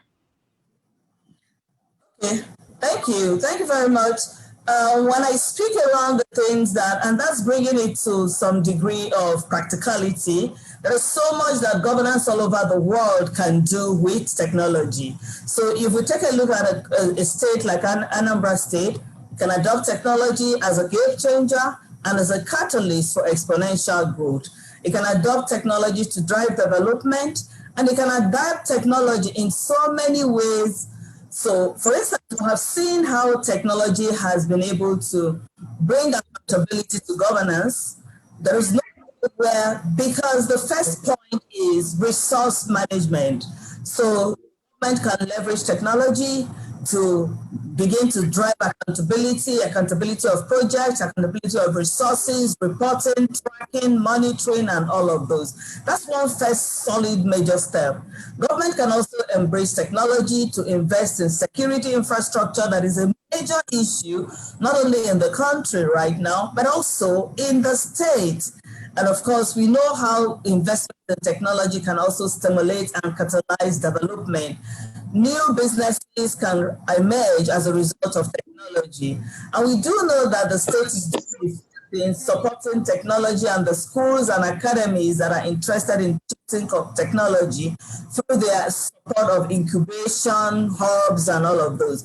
But we could do more as a state by focusing on creating such platforms so that such technologies and their impact are measurable through the great work that every one of these incubation hubs are doing. So it becomes very important to create opportunities for collaboration, both between the states and create far more technology opportunities. I would also add that which is very important, and that's the commerce of it. So we are talking about where the money is, and I tend to agree with TD with regards to create a solution to a problem and money would follow you. So government can begin to be deliberate and intentional about identifying those organizations that are creating something already, setting up the innovation hubs that create much more. The moment that we're able to create something out of where there is none, or extend what has been created, there would be commercial viability. With government support, there would be scale. With scale, there would be economic growth. And that's the way that government can also stimulate the growth in the economy of both individuals, organizations, and the state as a whole. So government must play a front role and a key driver in catalyzing growth around technology and the economy as a whole. Thank you so much. We can always come back to many more, yeah? Definitely, definitely. Love that you touched on technology helping with good governance and driving accountability. And I love that you also touched on education. Nigeria's greatest resource is our human capital. That's the truth, right? And as you're seeing, the brain drain is real right now in Nigeria, where we're losing a lot of talented and skilled people, just as a result of them not having the right resources to. So we need more than ever for technology to be a standard across the nation, across states in the nation. Thank you so much. Dr. Usman, I just want to bring what NITSTA is doing, right? So NITSTA was set up in 2001. So it's been 20 years, 2 decades, right? Can you speak to us about the NITSTA's original mandate, right? And how over the past 20 years, what's the agency's relationship with technology? And given that we're now smack right in the center of a digital evolution, some might even say revolution, how is the agency adapting to new digital climate?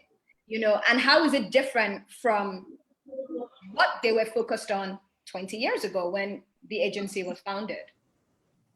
Thank you very much. As you have said, we celebrated our 20th anniversary a few months ago in April 18th. That's when we celebrated the 20th anniversary.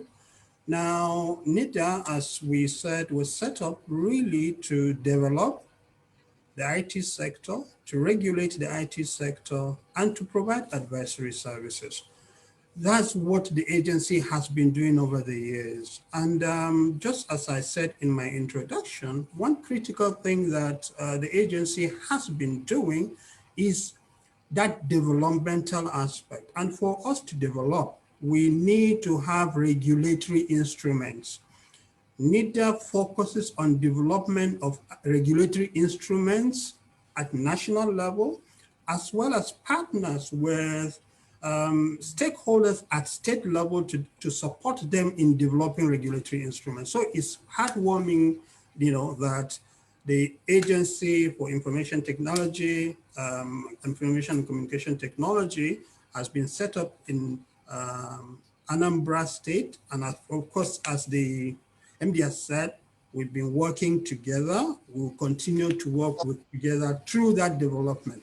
And part of the development as well, NITSTA has been, deploying infrastructure across the country. So that's something that started and NITSTA continues to do. But what we used to deploy previously is different from what is being deployed today because technology evolves and continues to evolve. And as the technology regulator in the country, obviously, we have to continue to evolve. And it is through that evolution that our strategic roadmap and action plan 2021-2024 focus on ensuring that Nigeria drives the benefit of technology. And as we've mentioned at the opening address, it's critical. So NITSTA continues to evolve. Now we are focusing on, emerging technologies that we have already discussed in terms of blockchains, IoT, ensuring that we have the required critical mass through developmental regulation, building capacity, digital literacy and skills, because it's really, really critical that we have the manpower that will not only serve Anambra State, but of course will serve Nigeria as well as the Africa and the world at large. So Anambra, NITSTA, through these initiatives, through the regulatory instruments that it has developed, through the intervention, through provision of advisory services, continues to evolve, and then partners, works with state governments, state institutions to support in ensuring that technology adoption and adaptation, digitalization are achieved. So that's really what we have been doing over the years, and that is how we have evolved. Okay, still on you, Dr. Usman, because one of the services that NITDA provides is OME licensing, right? So let's speak about the Anambra opportunity where OME is concerned. What do you think Anambra can do to attract major OEMs into the sector, to not just partner with manufacturers, but even to invest in the state? How can they approach this perspective? Is, governments are there to provide enabling environment. And the challenge is that most investors, the OEMs in particular, face is those enabling policies of states that makes it not attractive. And I think Anambra is in the right way because, for instance, one of the key policy decisions that the state has made is waiving right-of-way charges.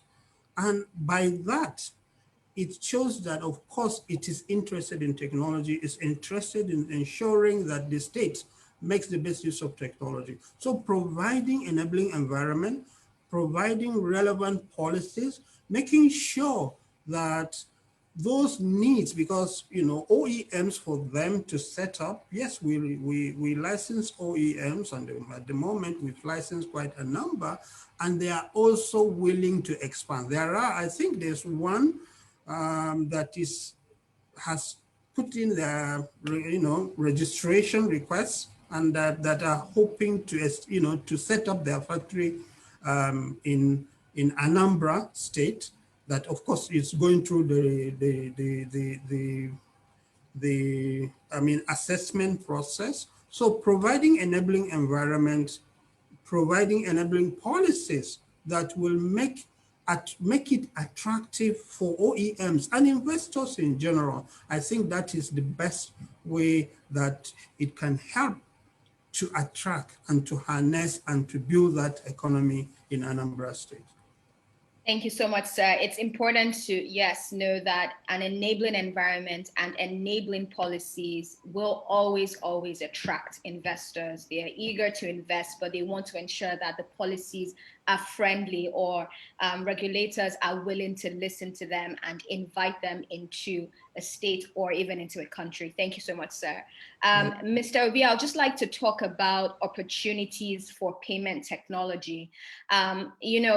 When you look at China, for example, or Southeast Asia, they're very big people who sell products, vendors, especially local vendors, all use QR codes to accept payments from their customers, right? So let's bring this home. What kind of opportunities exist for Igbo markets and traders where technology is concerned, right? Whether it's onboarding new customers, whether it's collecting payments, whether it's even setting up business bank accounts that work for the type of business that they run. What opportunities do you think exist for them, and how can they embrace technology in this stage? Obviously, the payment technology available to cater for even the Igbo traders, the traders right at the nation market. One important thing is that it's important that the people are trained and they understand what it's all about. Because if they understand what this brings for them, what is the value that it creates for them, what is the benefit to them, they've been used to carrying their money in purses and in large bags. Now I want to turn it digital. So it's important to explain to them. So I always talk about first training, education, information, that the moment they get to know that this saves them money, this makes their money safer, people will always want to go that route. I'll give you a simple example. I was invited by the USAID to Kano to talk to some illiterate farmers. That was 2006. USAID wanted to be able to invest and give them money for their purchase of goods. Now, these farmers and some of these traders, they leave Sokoto and they come to Kano, to the Kano market to buy seeds. They have to take there and go back. And they're looking at how do they solve the problem of carrying cash. And I made a simple presentation. I spoke and somebody interpreted in Hausa. Now, how they can actually put their money in mobile wallets, in, wherever they are, from Sokoto or from Kaduna, they come into Kano and they can make the payment right there and then. And now, after I finished my my presentation, the older gentleman, nearly about 75 years old, thereabout, with his babariga, put his hand in his pocket and gave me 100,000 naira, saying if I can put it inside the phone. I said, well, I wasn't, I was surprised because that's not the what I was expecting. But he said, young man, what you're saying is that I put this money over there in Sokoto and I can use it here. So I mean, to save us a lot of problems. Some of them, they are during their trip from Sokoto to Kano, because thieves and robbers knows that they carry money, they are wallet, and some of them are killed, some are maimed. So immediately they saw that challenge solved. What they did, right there and then, 50 of them registered to have a mobile wallet. And right there and then, the same day, a pharmacy, 2006, 2007, a pharmacy was created as the first agency banking place, and people, so they can actually right in the market to collect their money. So what am I saying? What I'm saying is this: the moment they understand the problem, it is solving for them, and that's why education is important. It's not just presenting to them. The moment you just present it to them, they all run back. You have to first of all explain. So the initial market. So there needs to be a proper way of educating the people and making them to understand. Because we're all in Lagos and we're all in Enugu, and we think that everybody understands it. No, we need to really get them to understand their money is safe and they can do those transactions without a challenge. So today you can do that, because today I can actually send money to you from mobile phone, because process whereby you don't even need a point of sale device. Your phone is a point of sale device, so that they can know that from my phone to your phone, I can send money and instantly receive that. That will calm them, but they need to first understand the value that this is bringing to them, and they will buy into it. Thank you so much, Mr. Obi. I mean, the CBN has been driving for a cashless society for many years, right? And it feels as though it seems like we're getting closer to it, but there's still need to inform and educate the more informal sector about the benefits of a cashless society. It's not enough to just say we want to go cashless. Like you said, why is that valuable to them, right? Why would they need to discard a system that has worked for them for many years and then go digital, right? So there's a gap that needs to be filled in terms of education, in terms of sort of simplifying the information and saying, okay, this is the value that it brings, not just to you, but to the country's GDP as a whole. So you're right, that gap does exist. And like Chizor said, education is extremely important. So I would like to bring Nkem up to speak about this, since because of the work that he does at Microsoft, where innovation is concerned, right? Nkem, in your own opinion, how do you think we can go about really dispersing this information, educating these traders, these people who are running successful businesses, might we add, but for some reason they feel disconnected from technology, So how do you think we can go about informing them about innovation, the value of innovation? How do you think big organizations or big tech companies like Microsoft or Facebook or Twitter, any of these organizations can come in and say, okay, we want to put our resources behind this specific industry, right? The informal sector, particularly in states like Anambra, where these Igbo traders are doing great work, but they're not connected to technology. How do we go about this? Okay, thank you very much. So I always like to give my view of innovation, because people define or call it quite a number of things nowadays. It's more like a buzzword everywhere you go. From my point of view, I think innovation is more of the implementation of ideas that add value, new ideas that add value. So the first keyword is new. To innovate, you have to generate and use ideas that are new and different from what has been tried before. you can't do things the way it has always been done and claim to be innovative. Secondly, that idea has to be executed. So it's not in the brainstorming or thinking or conceptualization of the idea. The rubber basically hits the road when it has been executed or when it has been done. And it's when you have successfully executed a solution to the extent that it's actually in use and it's have a desired impact that you call it innovative. Finally, it has to add value or fill a gap, right? Before you call it innovation. Now, if you now take a look at these 3 points I've called out, how does it tie up to what's on ground today in such a way that technology, can transform, the people, doing various things within Anambra State? So let me first say that there are different tools, that are currently, technology tools that are currently available today that can trigger change. And, a state, can procure or buy those tools. But what I've seen from experience basically is that after a while, you come back and you see that those tools are dormant. And the reason is because technology itself doesn't bring change. It's the people behind or the people who use this technology that basically bring the change. Technology is actually a tool and tools are meant to be used, yeah? So I clarify a lot when technology is tied to innovation, because I believe innovation is a journey. So for Microsoft, for example, I can give you access to our cloud platform called Azure. I can give you access to our ERP solution. But what are you going to use it for? Or how well do you understand the factors that are tied to your environment in such a way that you can tailor it to the work that you're doing so that it works in your favor? This is where, I see possibly the money is. And, I think also that, one of the factors ties around, and Titi talked about it today, it ties around digital literacy and education. Now, there are, two killers, if I should use that word.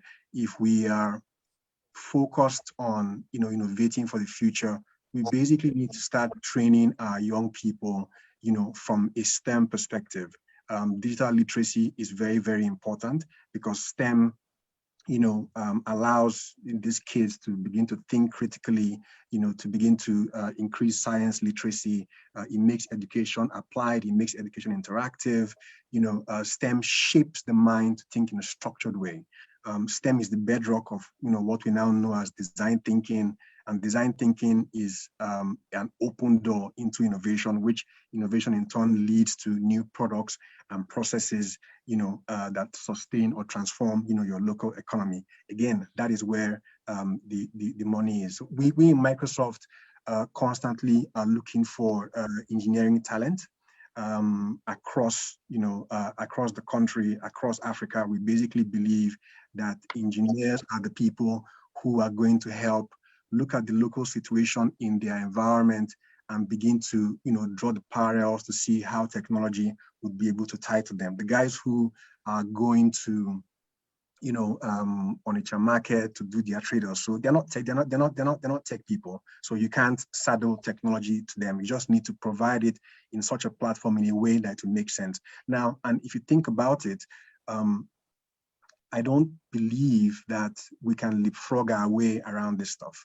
It's something we systematically need to do. So the question might not necessarily be where the money is today. It might be where the future money is. I think Africa basically skipped 2 steps of the Industrial Revolution. Yes, we have a proliferation of mobile phones. We have some level of internet penetration, and it has created access for youths. But what I've also noticed is that we are still waiting for the next best thing. So imagine, WhatsApp, for example. We're still waiting for the next best thing after WhatsApp. Nobody's thinking about what we can build on top of WhatsApp. Look at an example of a company called Tencent in China that built a WhatsApp replica called Wixin, which we all now know as WeChat. Now, the government of China basically loved the idea and they funded these guys. Even as 2016, WeChat started, WePay, which WhatsApp is still testing in Brazil and India. So they were basically not waiting, right? They were innovating as they were moving. And I think the challenge we have is that because we basically know how to talk about all the problems that have in our economy, but nobody is doing something. So we just wait for things to be saddled in us. So as Microsoft, we're basically now actively hunting for engineers, but we also see challenge that that talent is some have capital flight, like TD said. Most are leaving. The ones that you find, you need to train and retrain them. So if we as a people or as Anambra State begin to see that technology and innovation is important to us to drive our future, we need to find a way to begin to train these young people. And Microsoft is very open to work with the government of Anambra State and the team to begin to see how we can bring engineering talent to the community and the ecosystems, either the hubs or the startups, and see how we can ensure that there's an ecosystem of engineers who we can not just only use to solve our local problems, but also export outside of the country as well. Really great point you made about technology being a tool and needing people to actually use that tool or the number of sub-tools that technology provides, right? It requires people who know how to use it to really, really drive information. Thank you for that. Somebody asked an interesting question that I want to bring up now because it's connected to another question I was about to ask. But the person says, I wonder if there's an unspoken assumption that Anambra business landscape is only about trading. Could there be a little more emphasis on services like edtech or platform or knowledge platform businesses coming out of Anambra State? And I think that that's an interesting question because it kind of connects to Nkem's point about technology being a tool. So if really and truly there are opportunities for stakeholders in Anambra State, entrepreneurs to think beyond trading and say, okay, how can we set up useful platforms to not only help that industry, but even develop new ones in Anambra State? What do you guys think is possible?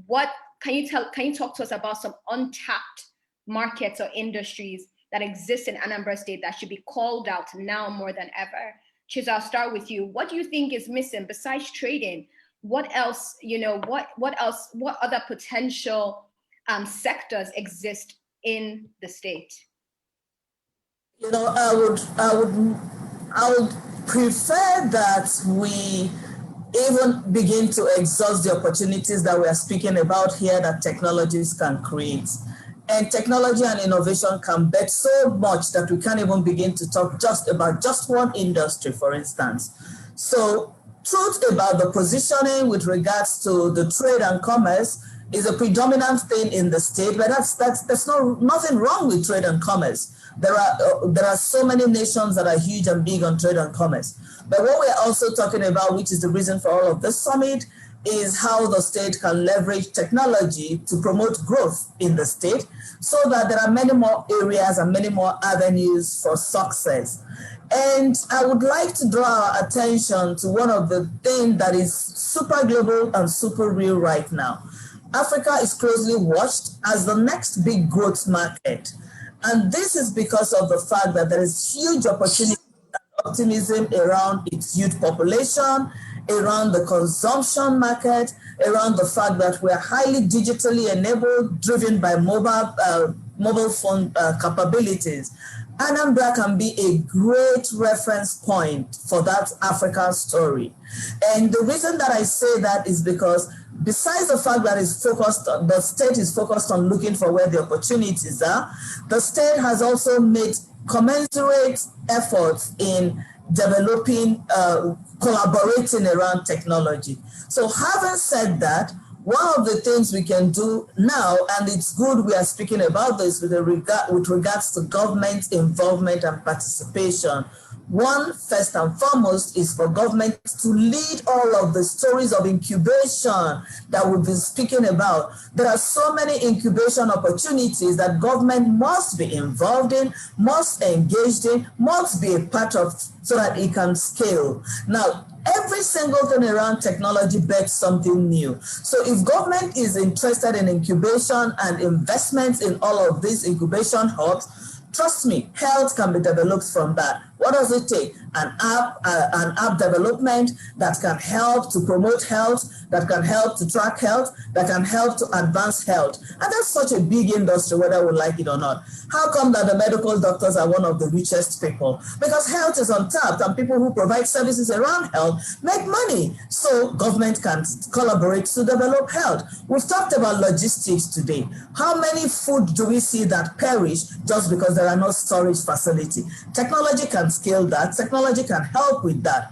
Technology can also help with logistics, and that's a huge area of operations. So we've all seen how the logistics sector emerged with COVID in 2021. So today we've got dispatch riders and vehicles going everywhere and making it possible to deliver goods and services across everywhere. That's not trade, that's logistics, but then government investments in technology, digital incubation, and innovation can help bet the brilliant businesses that are going on in the minds of so many people. And I can go on and on and on. In terms of the areas, they are huge. Education, I talk about education, especially not just because of the fact that I run FITC, a world-class education hub, but because I'm super passionate about education. We've seen how even just on the basis of education, some young, brilliant young girls have represented Anambra State in Silicon Valley, and on the basis of technology. And of course, my highly reputable institution, Queen of the Rosary College, Onisha, has represented Anambra State in several states of the world, Delaware, Pennsylvania, United Kingdom, Canada, winning awards around technology. So it speaks to us about something. And again, the youthful population is something to take advantage of. Convert all of those resources. Government must invest in technology, create those hubs, build those hubs, put money in those hubs, and stimulate some of these industries that would come up. And nobody's going to be talking about trade only, because so many others would have been bettered. Thank you so much, Cesar. This has been a really great conversation, but we only have time for one more question, and I want to present it to all our panelists who have been very amazing. So thank you so much for joining us. But my question is, in your opinion, what do you think Anambra can learn from other African cities like Kigali or Cape Town, Nairobi? How can Anambra leverage the position of Onitsha and Nnewi as two of the largest commercial centers in West Africa?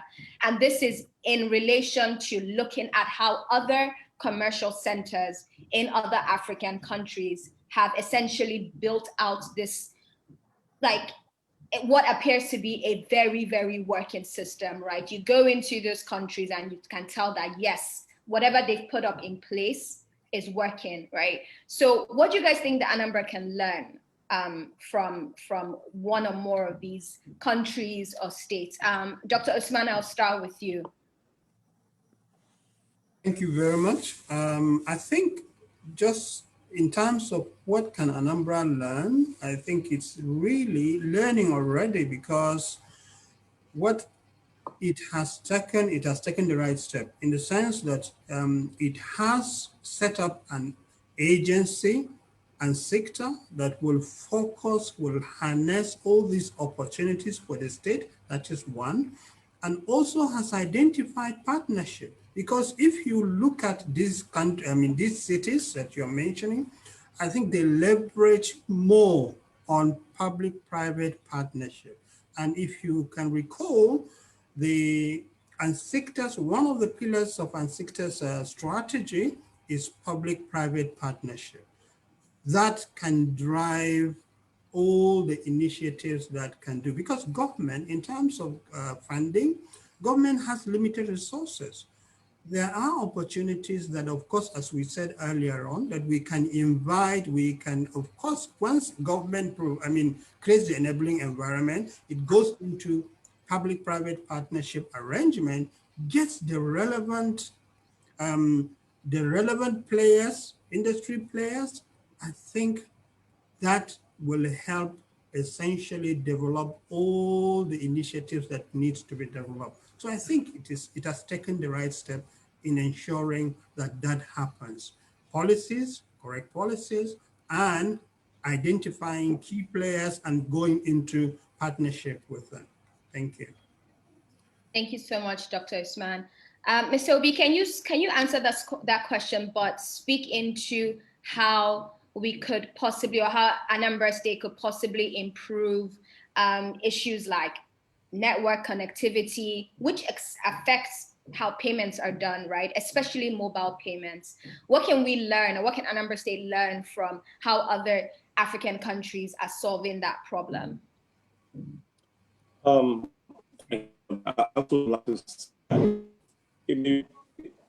think it's more important for Anambra State to look at developing not just for now, but for the future. Chizo just said a couple of things a few minutes ago.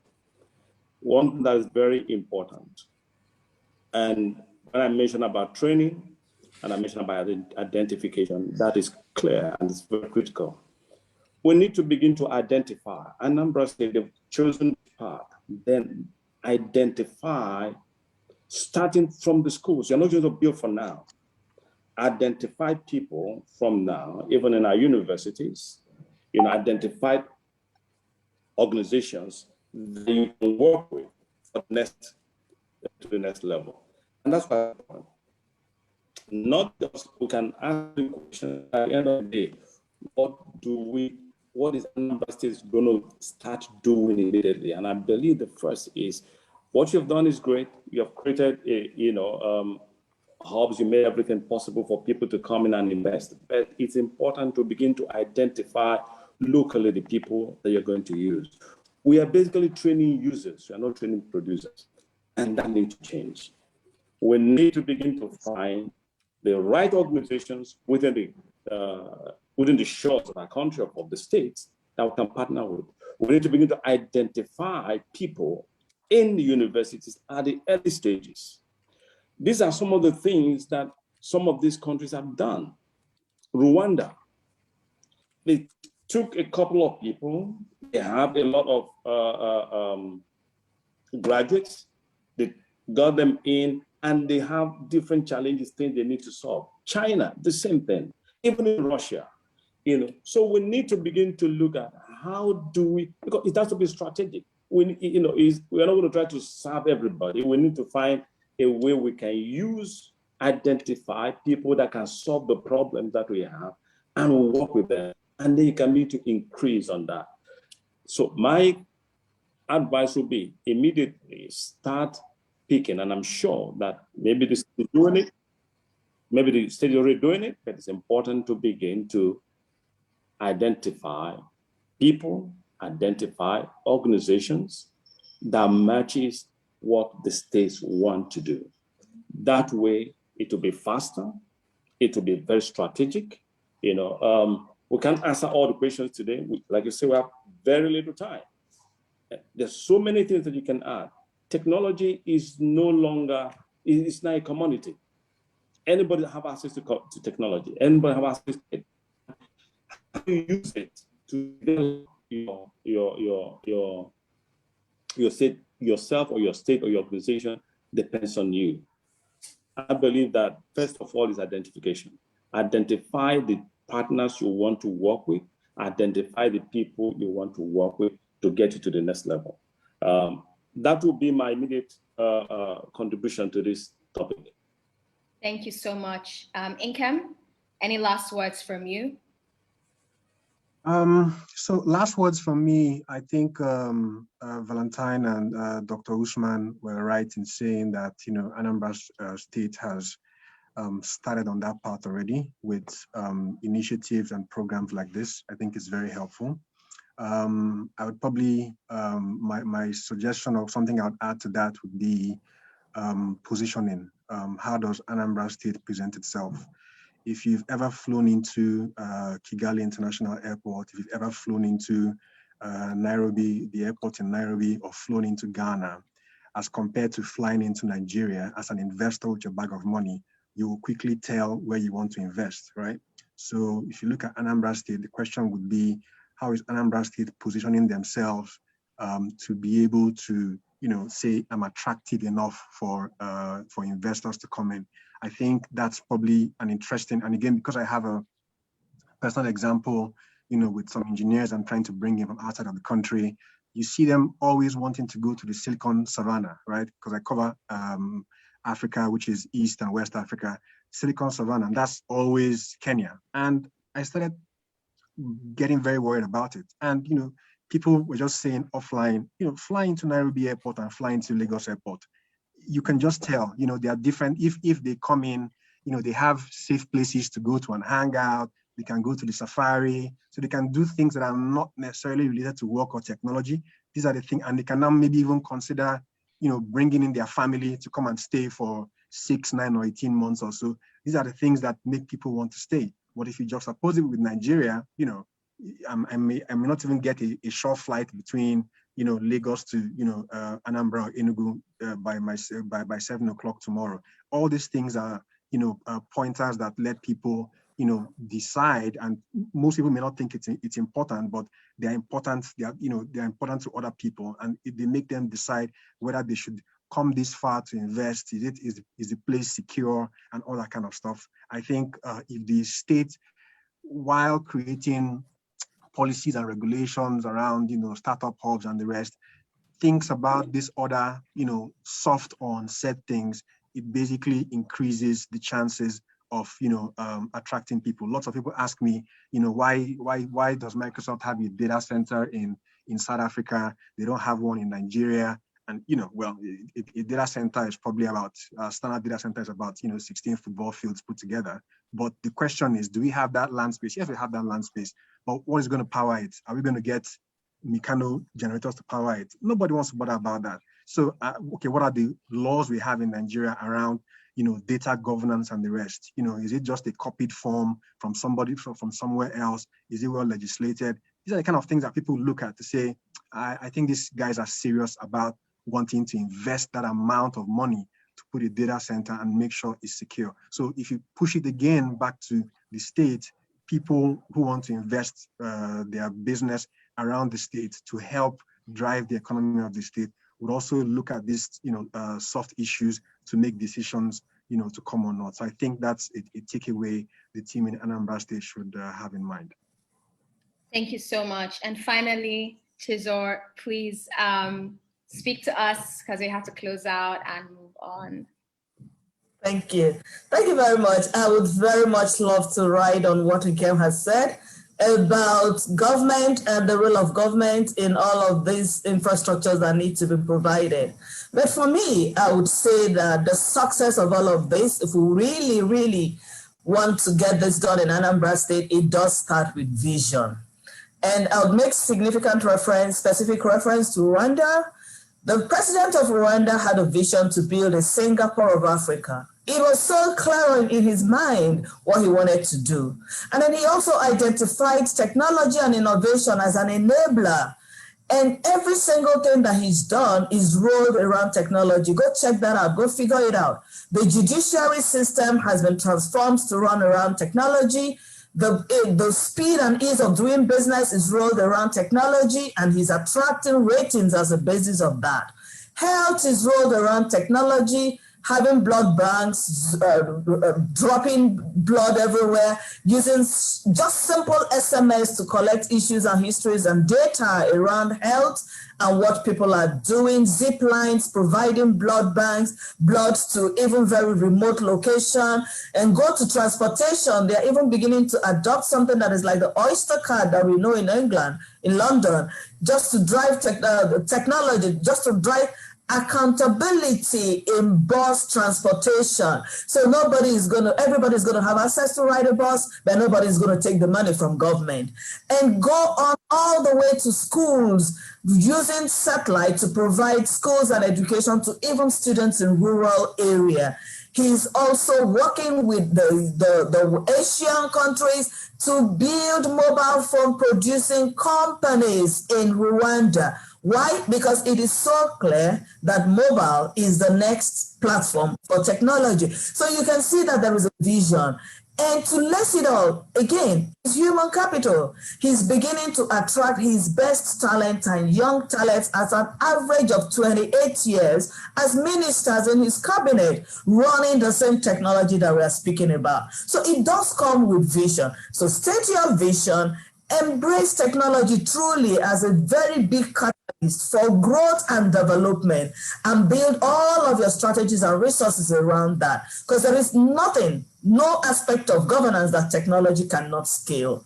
So he wasn't joking when he spoke about his vision of building a Singapore of Africa, and he's using technology as an enabler and as a catalyst, and he's driving that across every single expression of governance, all the way from strategy, execution, reporting, measurement, and of course, more importantly, accountability and reporting. Anambra State, that's what we need to do, whether it's for the current government, whether it's for the incoming government, whether it's for the people who run in the parastatals and ministries and commissions, whether it is even in all of us who are stakeholders in the state. Let's drive it with a vision and commitment. Thank you very much. Thank you. Really powerful ending. Thank you, everyone, for joining this conversation. To the panelists, thank you so much. Your insights were very valuable. Mr. Obi, Michael, over to you to take over.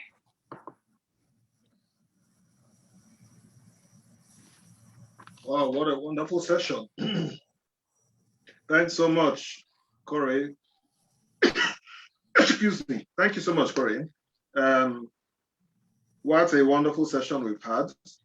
A lot of insights and a lot of flow on the Q&A sessions and the chats as well.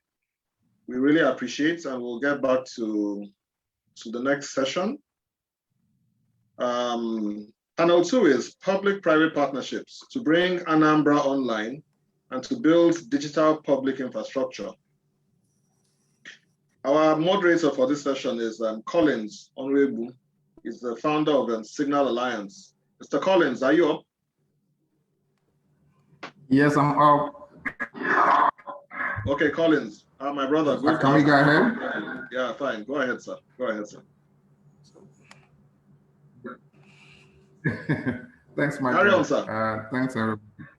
Okay, I'm carrying on. Thanks a lot. Good afternoon. Good morning, good afternoon, everybody. Thanks everybody that has spoken before. This has been great for me. I've learned a lot today. And thanks for the people who put this together. Michael, the government of Anambra State, Nida, my friend Tommy, all of you that have participated so far, thanks. Our panel is a very heavy panel. We have, I don't know how, Michael, we have 40 minutes, right? I'm here with people who have a lot of experience in public-private partnerships. We've spoken a lot about the role of government and the role of the private sector. PPPs talk about bringing those two together to engage in developing, whether it's infrastructure or whatever required to build the infrastructure the state needs.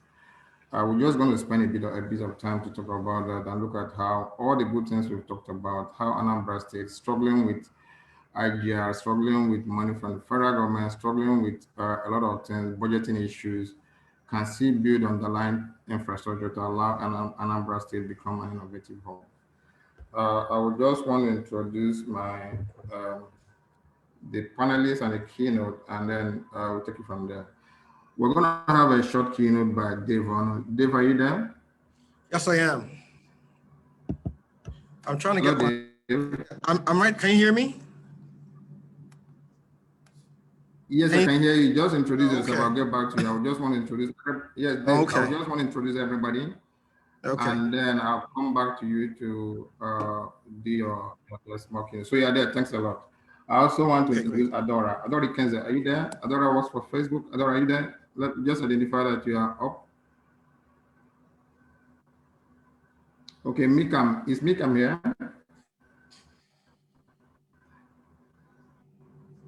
Mikam, are you up? Mikam, I think you're muted. I can see that you're here. You're muted. Can you just unmute? Engineer Elvis Obi. Are you here? I just want to be sure that everybody is Yes, I'm here. And can just test your mic. Okay, thanks very much. Okay, thank you very much. Charles Amembo, are you here?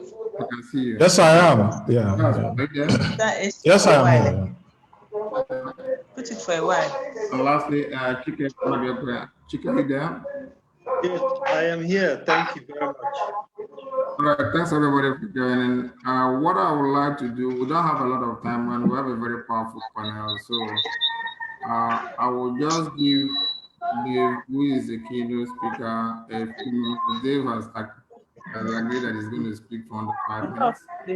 And once he does that, I'll give each speaker about a minute or two, each minute to introduce themselves more properly. And then we get into the conversation. So Dave, over to you. Collins, thank you very much. And good morning, everybody. Good morning. I'd like to stand on existing protocols and welcome everybody to this summit. I do want to give a shout out to Dragon Africa and the Anambra State government for putting this together. This is well timed. A brief introduction about me. My name is David Onu. I wear 2 hats. I run a company called Intera Networks. We're an IT company. We like to say we're a people company because we do things that affect people and improve services delivery. The other hat I wear is the hat that I try to talk about more. I'm the president of the Nigerian Association of IT-enabled outsourcing companies, NATIOC. And NATIOC is call it the BPO Association of Nigeria. We're trying to replicate India, for lack of a better word, in Nigeria, and promote outsourcing. And that's a hat that I wear that I try to promote a lot more than what I do on a day-to-day basis. But the topic for today is public-private partnership to bring Anambra online and build digital public infrastructure. This is a very, very key conversation. And even though we are looking at it from the Anambra perspective, it's important to realize that this is something that needs to be deepened across the country. The country is at a crossroads right now.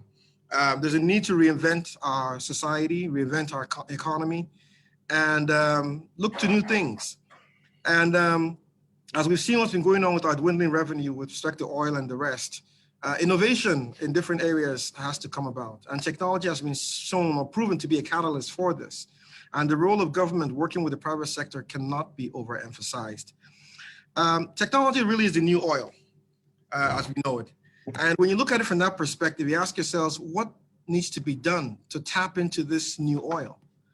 The same type of exploratory work that was done in 1958 to discover oil in Olibiri, the same work has to be done now. And what needs to be done to do that? It cuts across a couple of areas.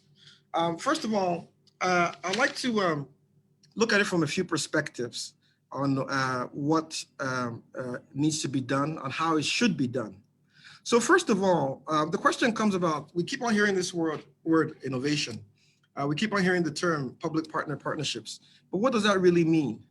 Well, in terms of technology, the first speaker that spoke about where is the money, spoke about really that there's a need to utilize technology to drive an agenda.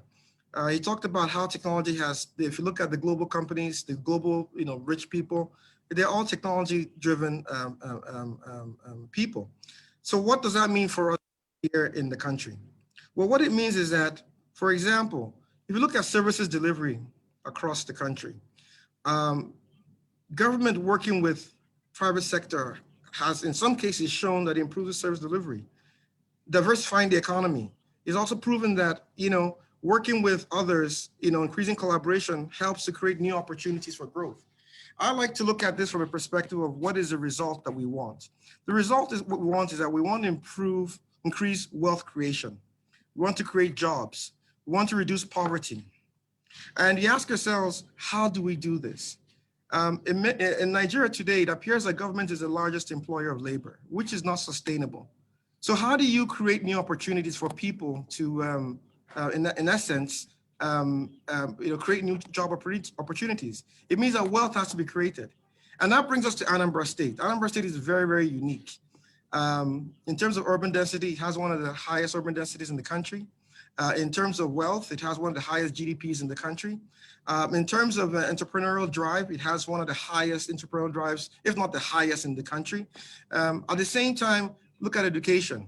So the question is, how do you harness all of this to create these opportunities for new wealth, for new jobs, and to reduce poverty? And this is where it becomes important that government, works deeply with the private sector. And in terms of building out the infrastructure to support this, what infrastructure are we talking about? Okay, so we keep on hearing the term innovation hubs, ICT parks. Well, that needs to be built in collaboration with stakeholders in the private sector as well as in other, sectors. We talk about deepening the infrastructure, connectivity. It is key. I'm very glad to hear about what Anambra State has done in terms of the right of way, but a little bit more has to be done. There's a need to really, really ensure that there's efficient or broadband connectivity across the state. Because for us to enable innovation, we do need to have, better connectivity, internet access, telephony access, you name it.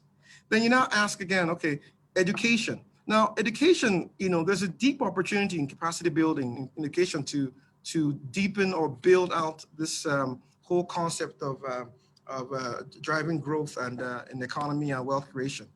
So government has largely driven education. Yes, we know we have private sector universities and sort of coming, but there's a need for government to work more closely with the private sector to look at, in essence, the what is being taught. How is it being taught? Does it actually apply to the economy? How does it apply to growth? How does it help? So in essence, this question about public-private partnerships, it becomes very important to say, how do we achieve it? Now, one of the key things that will enable this is we need to also look at the governance structure around this.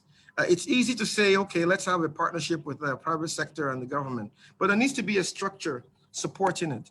At the national level, some work has been done with the ICR, I believe the ICRC organization. But to be honest, the work of that organization has not really been deepened so that it really impacts. Does it trickle down to the states? I don't know.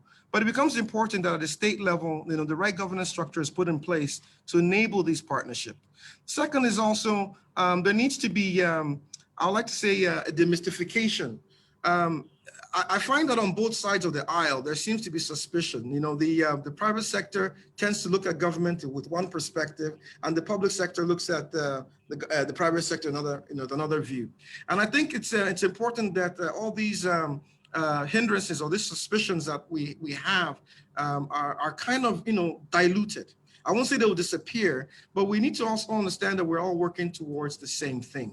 And if that suspicion goes down, I believe there'll be a lot more to be done and more can be achieved. So really, in essence, I think that this conversation, and I'm sure Collins, when he starts moderating it, I think that from my own perspective, it's more about the how. We know that it works. It's global best practices. There's several examples of it going on everywhere. There's some going on in Nigeria as we speak. For example, one I must speak about my company. We recently have established a relationship with Galaxy Backbone to connectivity across the Southeast and the South-South. So there are several examples of that going on. And I think it's about how do we take this out from being micro-level conversations or silo-based conversations to become macro-level conversations where there are more stakeholders who are engaged, that it doesn't seem as if it's something that is closed. And I think the question really is, how do we make this happen? As I said, we know that this is important. We know this should be done. The question is the how. And I think that Anambra State's in a very, very unique position to do this. Anambra State's motto is light of the nation. So I think this conference is very, very, very key. And I think it's important to reflect that mantra of light of the nation. Can Anambra State be positioned to be the hub for this transformation, for this innovation? And to do that, what role does government have to play in enabling this private sector to come in and work with them? What needs to be done to put in place the right infrastructure? we know there are key questions that come up. How do we finance this? How do we ensure that we're not, even though at one level it's put in, but other parts of government, you know, in terms of taxation and other regulatory issues affect the growth. I think it's about having open conversation and to ensure that both sides of the fence realize that this is good. It will help to reduce, it will help transform the economy. It will also help improve the welfare base of the people, and more importantly, improve efficiency across government. So thank you. I really appreciate this opportunity, and I think it's just take it over to the panel, and if we can, you know, really talk more about the how to achieve this. So I really appreciate this. Thank you so much. Thank you, Dave. I appreciate and thanks for keeping time. So I'll go to the panel now, but before I get there, there are a couple of things that I noted from your conversation. You talked about demystifying. Yes. We've talked about PPP for a very long time, and I don't know whether nationally we've gotten any traction. We have an agency at the federal government, a lot of states are talking about it, but sometimes I wonder whether it's a cultural problem, because if you think about it, the purpose of PPP is to make government smaller. Yes. And we know in Nigeria, we've always talked about our government at the center is too big at the states want to replicate the federal government, and even though that government at the center is too powerful, at the states are too powerful, and they want to do everything. And would it be that the purpose of PPP is to have a smart way of making government smaller so that government can focus on the right things and allow the private sector to focus on their own stuff? The second is in terms of funding. Now, the purpose of my thinking is that the purpose of PPP is to remove the burden from government to allow the private sector to get involved in some things, but the private sector company wants to make profit. Yes. And a lot of things that work for PPP, the profit is not immediate. So government has to step in to provide some guarantees and some incentives for that to take off, so that down the line government can make its money.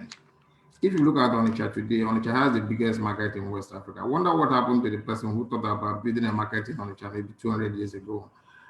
And knowing that when he built that, the state will own part of it, the local government will own part of it, and every other person will benefit from it. So I'm just saying a few things here, because we need to look at a model that allows PPP to work and beyond maybe the cultural inhibitions we have. So I'm going to go to you, Mikam.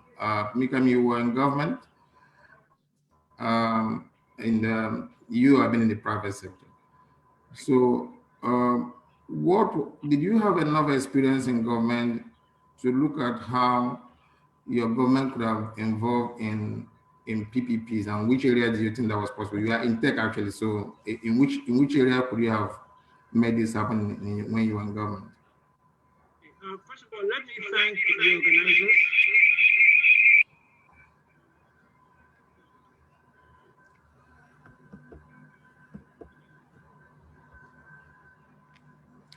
So anybody hearing me come? Can you hear me? No. Now, I can hear you now. Okay. I can hear you now.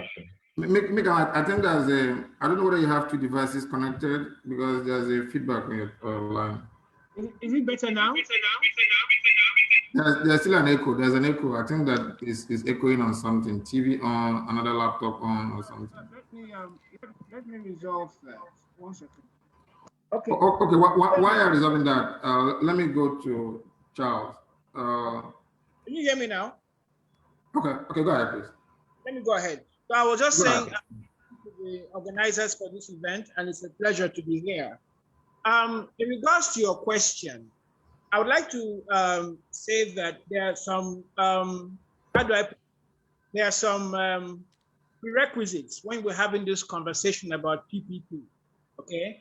And I'm going to borrow, yes, from my experience when I served as a commissioner. The first point is that there must be what I call statutory provisions. There should be enabling laws in place passed by, in this instance, the Anambra State House of Assembly, that gives bites to any PPP initiative. This is a prerequisite. Then secondly, there must be what I call robust policy framework.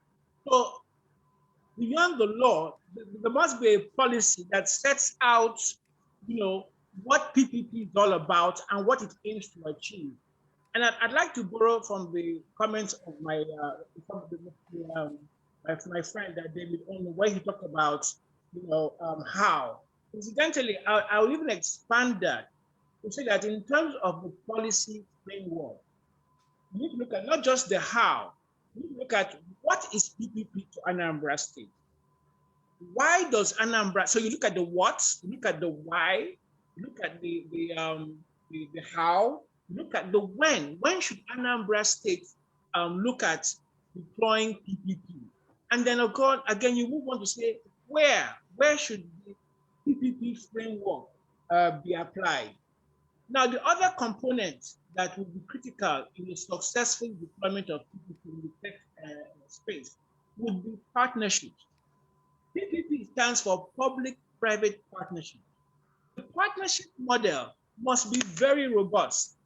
And when you talk about partnerships, borrowing from my experience, I was looking at partnerships with, international tech companies. I had conversations at the time with Main One. I had conversation at the time with Leostan Eke, who had the license for broadband in the Southeast. So the partnerships must be very, very well defined. Then, the last point I want to make on this is advocacy and awareness. PPP is a relatively more modern concept in the Nigerian political governance space. Even though we've had ICRC there for a while, we need to let the citizens know why partnerships work. And so I've talked about the provision, the law, the robust policy framework, the partnership model, and then the advocacy and awareness initiative. These are really things that I try to deploy or work towards deploying while serving as a commissioner. Let me also just add one thing. There's an let me come. Go ahead. I'm going to cut in there. I'm going to restrict our comments to about 2 minutes to allow everybody have a conversation. I have a large panel, so I would like to get back to you on this. Let me go to the next person. I would like to talk to Elvis. Are you there? Okay, yes, I'm here. Okay, Elvis, thanks. You work for the Enugu state government. Yes. And so if you look at Enugu today, Enugu is not, the purpose of PPPs is to attract private business into a state. So if you look at Enugu and look at Nigeria generally, Enugu, I don't know how Enugu ranks. I'm not sure Enugu ranks as a top of place to invite to attract private capital or private business. So PPP, as I guess, serves as a model for you, because with that, whether it's Igbo diaspora or me that's a diaspora in Lagos, you can bring us in to work with you to develop the state and make sure that we grow a local economy. So where are the areas, we're talking about innovation here, where are the areas that the Enugu state, whether it's Enugu state or Anambra state, it doesn't matter, could tap into? What is the model for you to make sure that there are practical ways of bedding down the PPPs? Are there specific examples that the Enugu state is pursuing? Are there examples of areas you're looking at? Just give us an insight into what is happening in Enugu state and so what we can borrow for this conversation. Okay. Now, actually, Enugu, we're actually barely 4 months in office, and before now we've not had such a robust portfolio that actually addresses some of these technology challenges we face here. And knowing well, Enugu is more or less the talent capital for in Nigeria. We have a very young vibrant youth and university ecosystem actually. So what we've actually been doing so far is trying to leverage on the existing opportunities for our people here, because a major thing that has to do with this PPP, just like my boss Mika actually said earlier, was we need to actually look at policy Okay, because once there is a policy, you understand, these are things that actually, give these, companies, the real power to actually come into a state and actually partner with the state.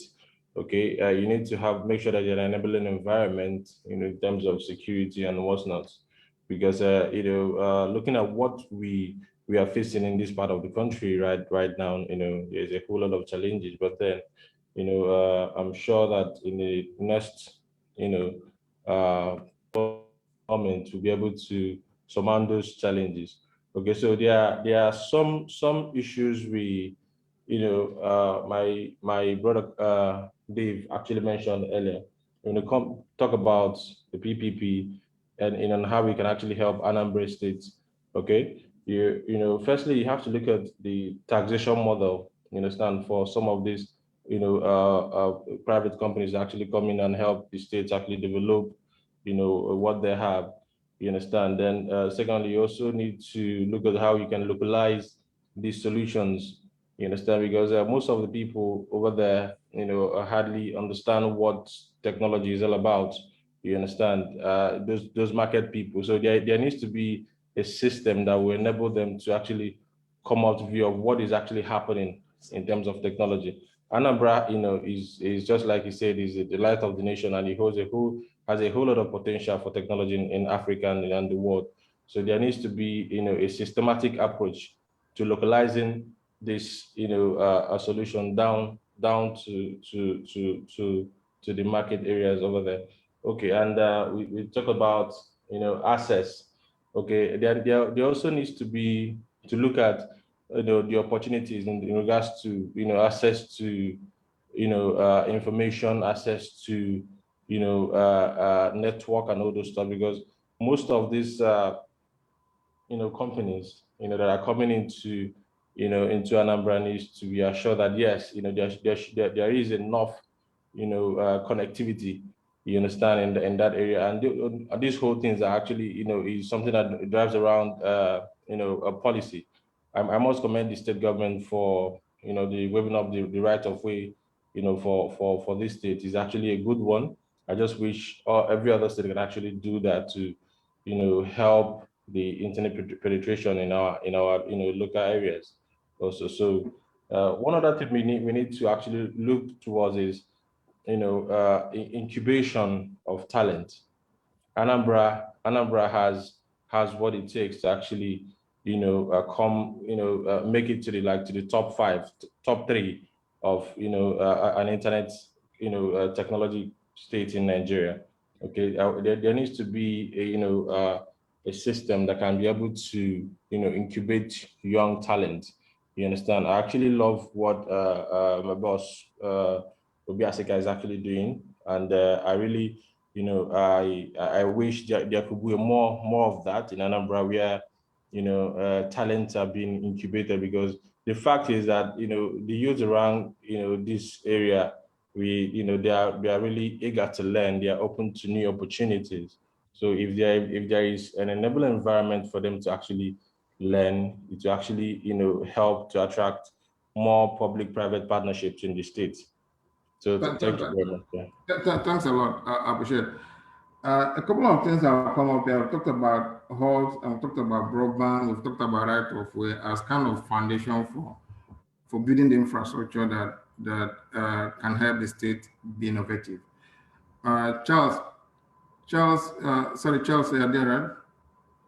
Hello, Charles. Yes, I'm here. Yeah, I'm here. Charles, you've had some experience. How can we leverage your experience in looking at the model a state can take in building PPPs? I know you've done something around hubs in a PPP framework. Okay, thank you very much, Collins. Thank you very much, everyone. I will say that for the public-private partnerships engagement, especially as it relates to states, but more specifically to the Southeast, there are different approaches to it. One of the areas of experience we've had was with the University of Nigeria, which is a government entity but situated in the southeastern part of Nigeria. The other is also with Anambra state government. In both cases, I think one of the key things that was very important was the leadership and the vision. I know it's been touched on today. Once that is in place, then you can move on to the next step, which is looking at the modalities for such an engagement. In the case of Anambra State, one of the enablers, one of the key enablers was looking at the need and the means of recouping the investment, because typically for PPPs, what you're saying is a private sector partner will invest, and there must be clear pathway to recovering that investment over time. So it's typically more long-term than the usual supply or delivery contracts that most government agencies are used to. So it requires public parastatals or government to put on a different kind of hat. And there's a deficit of legal framework or public policy framework that needs to be looked into. I know it's been touched on, but it cannot be overemphasized, because what that then enables to happen is that even the contracting processes, the engagement processes become easier or more open to such delivery solutions that public-private partnerships can help with. To the other point we have to also touch on clearly the kind of agreements. I touched on the fact that the short-term agreements may not enable such things to the value to be derived. So long-term agreements must be something that is considered in such policy frameworks. Then to funding, and this is where it aligns with the funding frameworks or the financial services institutions. There must, if you come to the oil and gas, the energy industry, for instance, you find out that there are existing frameworks or what they call product papers that support funding for certain oil and gas contracts. So such that it makes it easy when you get a contract from an oil and gas firm for certain kinds of delivery, you're able to get faster funding arrangements. This is also where government has a role to play, as well as the financial services institutions, because most of the time they typically would require, they typically approach it from the traditional standpoint and be looking at a 90 days recoup policy. That would not suffice, especially when you bring it to tech, when you bring it to digital. And also you realize that the players in tech and digital are not always established organizations.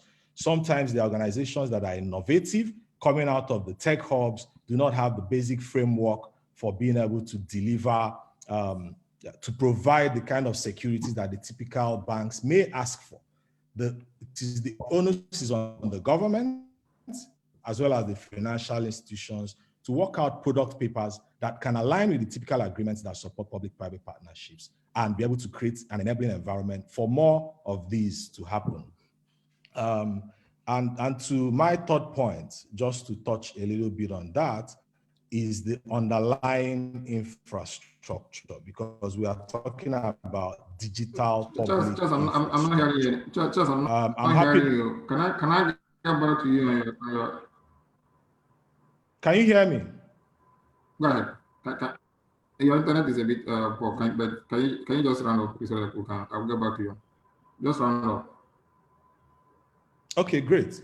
So I was pointing to the underlying infrastructure, the broadband and telecommunications infrastructure. That is an underlying infrastructure to most digital public infrastructure that we'll be talking about. And putting that in place is a paramount consideration. If you realize that if you look at Nnewi as a market, if anyone has been there recently, there is a dearth of telecommunications infrastructure, making call access to basic mobile data is difficult. Broadband is difficult across the states or across the Southeast as a whole. Maybe Enugu is slightly better. So these are some things that need to be put in place for successful digital public infrastructure, which is the topic for today. Thank you. Thank you. I'll go to Chike. So Chike, your role is specifically focused on innovation and digital economy. And I guess your vision is to have Anambra as a digital, to have Anambra run digital. But Charles just talked about something as basic as broadband. Okay, I'm not sure broadband infrastructure is poor, and we're talking about PPP. So, is there some of the fundamental infrastructure we need? How can you make sure that? How can we work to make sure that perhaps we can use PPP to put those infrastructure in place to make sure that you can get to your point where somebody picks a phone in Anambra State that has broadband, he cannot do what you want him to do, whether he wants to be a developer or he wants to be a whatever he wants to do on the internet or on broadband. Okay, thank you very much, Collins. I am another person that is wearing two hats like Dave. I am chairman of Anambra State Fiscal Planning Board, and recently also added the responsibility of special advisor to the governor on digital economy. Thank you for what I thank everyone who has spoken. They've spoken well. I'll limit myself to what we are doing. First of all, to grow connectivity here. You are aware that in June last year, His Excellency, the governor approved for me to announce that we were waiving right-of-way charges from the ceiling of 145 Naira, which the governors have agreed on, to zero. We've done that. We also, in March, held a broadband conference, because whatever you do, you need to be sure that the roadmap is appropriate and that you are doing the correct thing. So we got experts in this area. We can't pretend to be expert. I'm a lawyer in this thing. So we got experts together to discuss and have a conversation on how we can ensure the right regime for broadband deployment. It's happening. Since that conference, we have been approached by telcos who are interested, but we are also trying to make sure that we set the proper policy and framework, legal framework for these things to happen successfully. In terms of PPP, we have an experience because maybe Charles didn't touch on it. We are working as a PPP arrangement between Crestage and our board, which has enabled us to develop a very robust portal for approval of permits in the construction industry. And this has actually phenomenally helped to improve ease of doing business and made Anambra a very good place to come and build. We are having challenges with sometimes private sector people who do not want to follow what the state is doing and also apply for permits to do the right thing. Sometimes instead of coming to the board, they go to local government and they get into trouble, and then they begin to talk about Anambra saying one thing and doing another. So we'll use this opportunity to call on all those who want to come and do business with Anambra on the PPP model. So please know, we have the Anambra State Fiscal Planning Board, which does all the telecom licensing. We also have the Office of the Special Advisor on Digital Economy. And we have ANSICTA and the Office of Digipreneur. All these organs of government are working together with the backing of the governor and the state to ensure that, like one of the panelists said, Anambra is the light of the nation. We also want to be seen as a state that is doing the right thing to enable broadband deployment, innovation, leveraging technology, and making sure that those who come here are happy to operate in Anambra State. Thank you. I think I don't know how much more time we have, but thanks, Chike. But one of the things I would have loved to give you a bit of pushback is that when you were mentioning about 4 or 5 agencies that somebody like a Charles or a Dave will need to go to get permits and all that. So I'm an investor in Lagos, okay? And I say, let me come to Anambra State, and I want to fly to Anambra State. I want to discuss PPP. I want to look at how to do a PPP. And you're telling me I have this agency, this agency, this agency, this agency.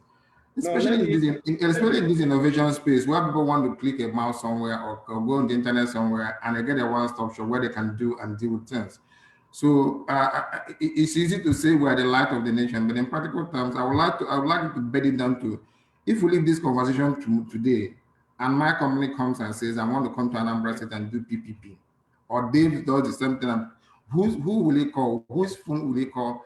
And then somebody gives him a service equivalent to what you can get in a private environment. You will come to the Anambra State Fiscal Planning Board. Like I said, part of the law gives us responsibility to do all telecom licenses. No, I'm not just talking about telecom. I'm talking about PPP in the general context. So I want to do something and say, I want to do a PPP around education. I want to do PPP. Then I will tell the person to go to ANSICTA. If you go to ANSICTA, it involves, ANSICTA is the State Investment and Promotion Agency. And if you go to ANSICTA and there is an element of telecommunication or broadband that is required, they will send you to, they will, get you linked up to Anambra State Fiscal Planning Board or the Office of the Special Advisor on Digital Economy. I hear you, but what I would like to leave this panel with is that if I want to leave with one thing today, it would be to say that after this conversation, people have more clarity on how to do PPP with Anambra State. Okay? From what they're telling me, perhaps it's Mike, I don't know who else we need to talk to, but anybody that is here today and came to this because we're having a PPP conversation, would love to leave this and say, if I think I can go to Anambra State, and this is where I need to specifically go. And I don't want to say where the person goes there and is directed to somewhere else and is directed to somewhere else. If we want to apply technology and innovation in PPP for Anambra State, how can we do that? How can we make sure that somebody goes online and finds all the information he needs to do, sends a mail and is responded before I leave Lagos and fly down to Anambra? Well, like I said, Charles, maybe I should ask you. Perhaps Charles, you can help out. You have had experience in this. Sorry, can you repeat your question? Let me answer it before Charles comes on board. Everything about licensing, whether you are doing broadband, whether you are doing telecoms, if you come to the Anambra State Fiscal Planning Board, I can assure you that you will get what you need. Charles, did you get what you needed? Of course I did. Yeah, we have a successful partnership running in Anambra State today. We're even having conversations about expanding those services. Of course, there are certain areas which I talked about that can be improved upon, which is more legal than structural. Okay. Collins, can I come in here? Dave, please. Yes. I think it's important for us to really understand what the conversation is about regarding PPP. I want us to note that PPP is not an end. It's a means to an end. And I think the focus should be on what is that end that we're trying to focus on. I tried to speak to that in terms of we need to create jobs. We need to create wealth. We need to reduce poverty, improve service delivery. So when I talk about the how, I think it goes beyond, even if I get a telecom license or approval to come and do something, it doesn't still, it's just a means to the end. When we talk about innovation, we're talking about what services can be put on that infrastructure. The internet, as far as I'm concerned, is just a road. Anytime you build a new road, what does it do? It opens up new territory, new frontiers. It connects. People build shops, businesses. And Anambra is in a very unique spot, hub spot. You have Imo State so close by, Enugu close by, Delta State close by, Edo. So it's a major transit point. Now, if I look at broadband or network infrastructure or ICT parks putting in as infrastructure, I think the question Collins is asking, and that's the question I'm asking about the how. it's not about, yeah, it's great I can get all the permits to do the roads, to build the internet and, have right of way and everything. But if we're talking, the key essence of PPP is improving government service delivery. At the same time, improving,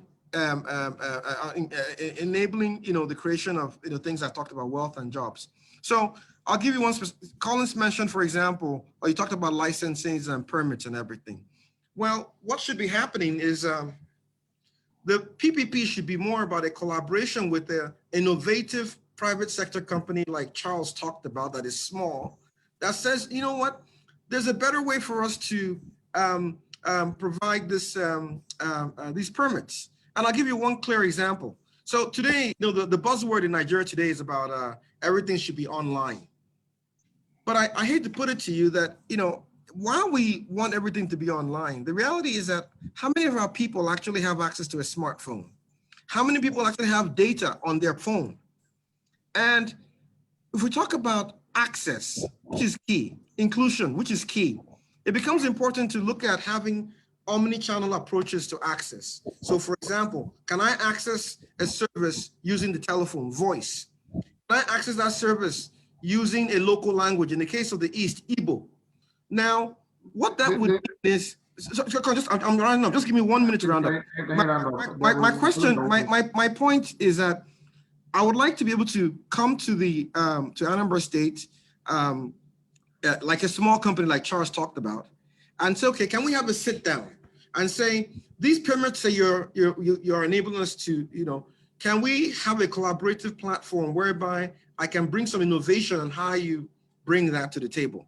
So the question that Collins is asking, and I'm not asking the same question, is there a one-stop shop? If there's none, it's okay, but it should be created, because someone anywhere in the country or outside the world, should be able to say, okay, let me talk to one agency, one person, or whoever it is, and have a clear understanding of what I need to do to be a partner to the state. How can I bring innovative services and it will be listened to? And we can sit down and collaborate to ensure that this service offering can actually meet the ends. The ends to me are create wealth, create jobs, and reduce poverty. So that's the question that I wish we can answer. Can we answer it later on? The simple answer to that is ANSICTA. Okay, thank you. Somebody else. So ANSICTA is a one-stop shop. But I would like to go. Okay, thanks a lot. Look, Chike, sorry I put you on the spot. There are wonders that we don't have. Okay. It's all right. So we're going to no, because we can all talk about this in abstract terms. But at the end of the day, I'm a businessman, and we're talking about public-private partnership. I want to say after today, I want to talk to Anambra State and see what I can do for you. And I want to be able to have an easy access to have an advocate for you. Because this is that generally in the country, a lot of PPPs are failed. So if Anambra State wants to talk about this, and I'm happy we're talking about it here, let's make it work. Let's find a way of making it work. Even if it's not there yet, let us make it work. I'm not sure how much more time we have. Can I give everybody 30 seconds to just closing remarks? Starting from you, Dave. Okay. Charles, Wickham, Okay. Well, once again, thank you for this opportunity. And I think it's important that we take this conversation just beyond this this summit. I think PPP is really key. Government doesn't have all the answers. The private sector doesn't have all the answers. But if we're all sitting around one table, we can find a solution. So one outcome of this event, my prayer is that maybe some sort of work group will be set up to really explore the real issues around having effective partnerships. Let's not dance around them. There are real issues, and it's important to have honest conversation about them to come up with that policy or that framework or that executive mandate to make it happen and get the vision to drive it. So thank you. Thank you, Dave. Mikam, please. Okay, let me reemphasize, in the conversation around PPP, for the statutory provision, the rule of law, the robust policy framework, the partnerships, advocacy, and awareness. There's also ICRC, Anambra State and other states should look to domesticate the PPP law and framework to suit their peculiar situation. And then there's actually a paper by Accenture called Global Convergence. I'm going to share it with the panel and the team, that talks about the actual rollout of PPP framework in today's digital economy. And then finally, my brother Dave has spoken about the how. I believe we need to look at the what it is, why we need it, when we need to deploy it, where we need to deploy PPP. These are also very important components and considerations for the how as we look at PPP in Anambra State and beyond. Thank you. Okay, Charles, 30 seconds. Charles, are you there? Thank you. Yeah, I'm here. So for me, okay, my let me closing go to you. Chike, I wanted it to be the last. Okay, go ahead, Charles. Charles, no. All right, thank you. My closing remarks would revolve around a state like Anambra and the Southeast in general, bringing our markets online. It's as simple, and by the markets, I mean our industry. Nnewi is not online, it has to come online. Our trade and commerce center on and environs needs to come online, and there's a lot that needs to be done to do that. And for our talent, our young people, educated young people, semi-educated young people, technical talent, they need to come online. For that, we need to look closely to the academia and resource centers. Anambra could be a huge outsourcing opportunity, very closely connected to Enugu and Aba. For that to happen, I would leave us with thinking about funding models and investor networks.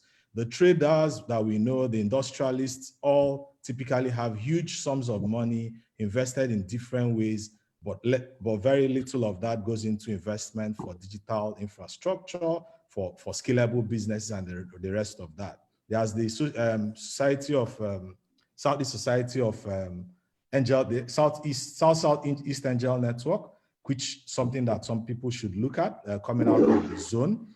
And then for community level engagements, recently we started the Ado Business Incubation Center, a brainchild of Obi of Onitsha, supported by the Onitsha professionals and community. And then we have to also clearly define the economic areas and zones that the state should focus on. And finally, I would say we need to have enabling contracts, policy frameworks that would foster PPPs to deliver the kind of endpoints that we want. Thank you very much, and thank you for a wonderful session.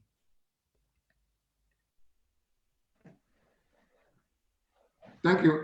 Sorry, before I get to you, Chike, Elvis, 30 seconds. Okay, thank you very much.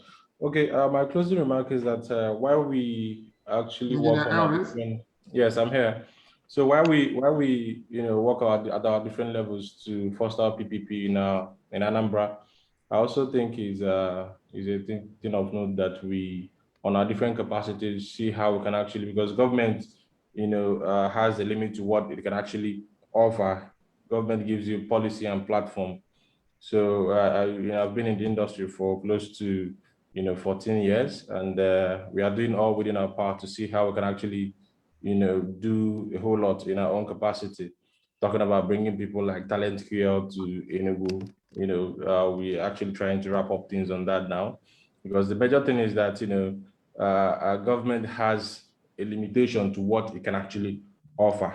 You understand? So there needs to be a certain level of collaboration with the people in the industry. That's actually bringing the right people, okay, in the government actually. So what we're trying to do now is to bring these, platforms down to Enugu to enable us, incubate more talent in Enugu. So I think people in Anambra should actually look towards that area to see what they can actually do for the young people in Anambra.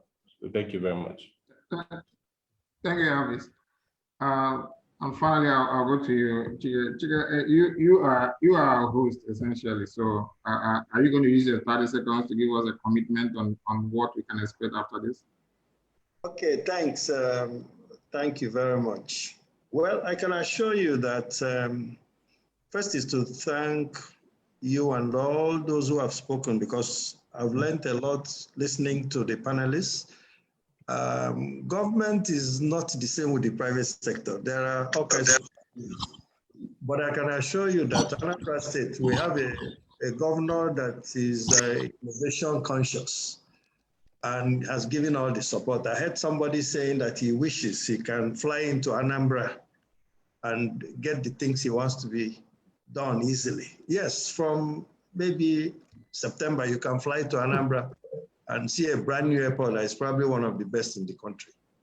And then, of course, you can do business because here, Anambra is very secure. That's one of the key areas where this government does not entertain any, the government doesn't play with security. Innovation, connectivity, all these things will work.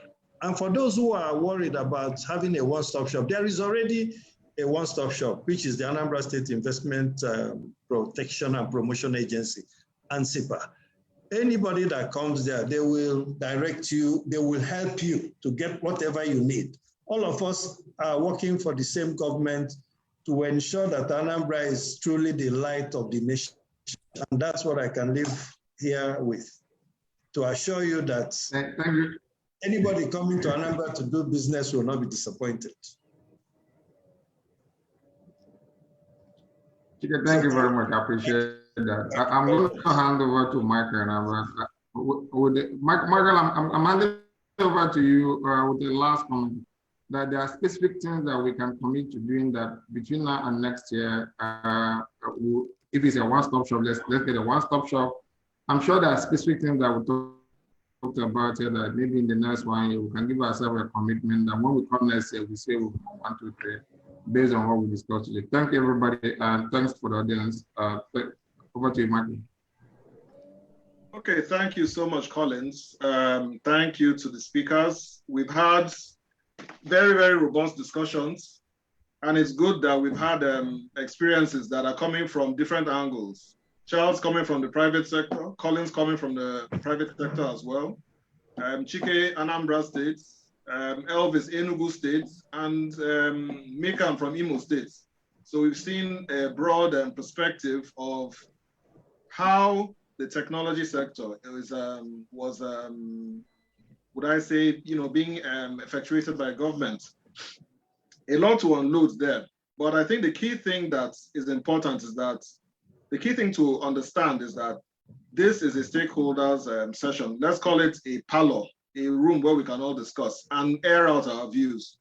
Collins aired out a lot of views of the private sector angle, but at the same time, the government angle is what Chike responded with.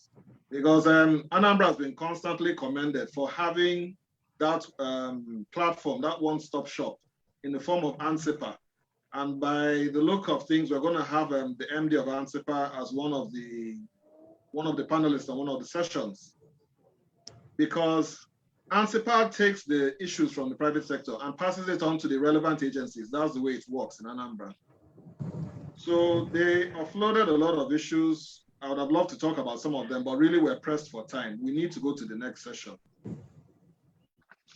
Maybe in the roundup, we can still discuss some of these issues again. But we want everybody to be, to come out with what they need to say, particularly the audience as well. You're meant to be asking questions, so don't be afraid to ask. I want us to dive into panel 3 because we're really, really behind time. Incidentally, the representative of the VC of Munich is asking a question, and it's even, I think the panel after this is the one that will deal with education and then research. So he's going to get some answers to what he's asking for. So I'll just ask everybody to be a bit patient. Panel 3 is meant to deal with the imperatives of building a startup ecosystem and hub network for Anambra State. And our moderator for the session is Chukwemeka Fred Abata. CFA, are you online? Yes, I'm online. Good afternoon. CFA, are you there? Can you hear me? Okay, yeah, I can hear you now. I think CFA is a great resource for this topic. It's like the lines fell in very pleasant places because CFA has been an advocate for startups, has been an advocate for hubs, has been an advocate for the tech ecosystem for as long as I've known him. And because of his own inputs and interjections here and there, he has been a part of making it grow and develop into something much more than it was more than 5-6 years ago. And incidentally, he's from Oka, from Anambra State. So he has no choice than to make sure that whatever we're doing in Anambra works. So CFA, the floor is yours, and I want you guys to do a great job. Carry on, sir. All right. Thank you, Michael. Good afternoon, everyone. I'm just going to, so my internet is acting up. So it just says that, this is still a major challenge. So I'm connecting from my mobile. I'll try and see whether I can connect my system. But hi, welcome everyone. Great conversation so far. It's been very interesting. Can you hear me? Okay, so great conversation so far. Thank you everyone to all the previous speakers. I mean, it's been from TD's keynotes up till now, it's been very interesting. All right, this panel session will be focused on the imperatives of building a startup ecosystem and hub network for Anambra State, right? Because, what is happening now, all of what is happening now, the whole startup growth and the buzz that is happening now is really focused around Lagos and maybe Abuja, a bit of Port Harcourt, and then Enugu recently joined the global map. But of course, a lot more needs to be done. So this is a very important session and topic we're discussing now. So I've seen a couple of my panelists, but just to know who is here, I'll start with the keynote speaker, Nneka. Okay, are you here? Just say hello if you're here. Good afternoon. All right, welcome.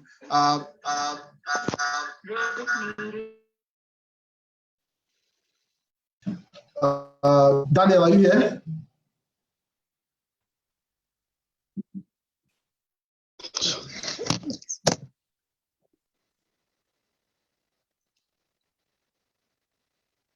Daniel, are you here?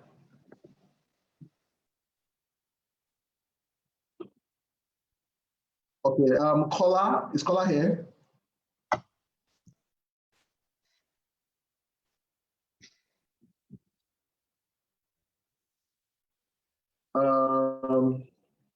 Okay, see which I need you already. Okay. I see which I need you.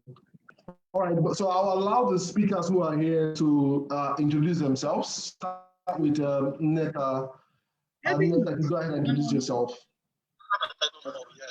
CFA, you're meant to have favor on your panel. CFA, you're meant to have favor on your panel. Hello. Sorry, me? You're meant to have favor, Chukwedo, on your panel. Okay, favor. Okay, I didn't get it. Okay, favor. Are you also here? So let's start with Nneka. Nneka, you can start by introducing yourself. Okay, favor. All right, you introduce yourself as well. If you can hear me. Can everyone hear me? Yes, we can, CFA. Good afternoon. Good afternoon to everyone here.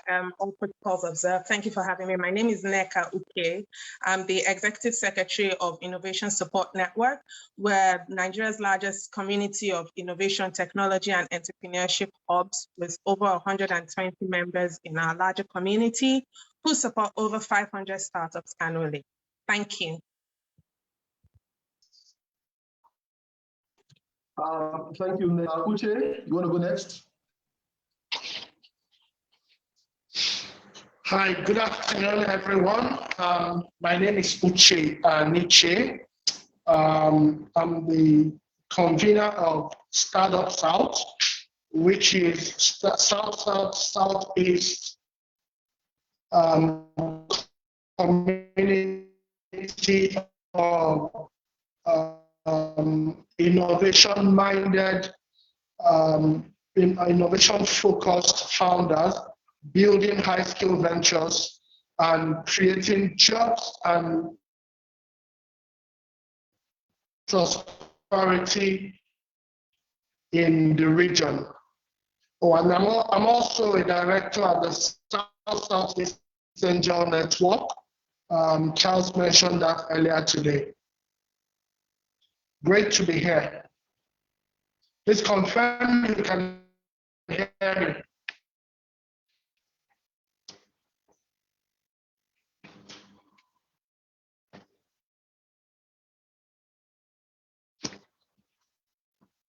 Okay, seems CFA is having issues. Did we have issues with CFA's connection? Yeah, so what I'll do is I'll just start because I'm supposed to. Nick, I think you can start, yeah. Yeah, so I'll quickly share my screen and I'll explain why. Recently, before Obi, I don't even know what the word is. Obi didn't ask, and I don't think Obi asked anybody to be on this panel. He just told us.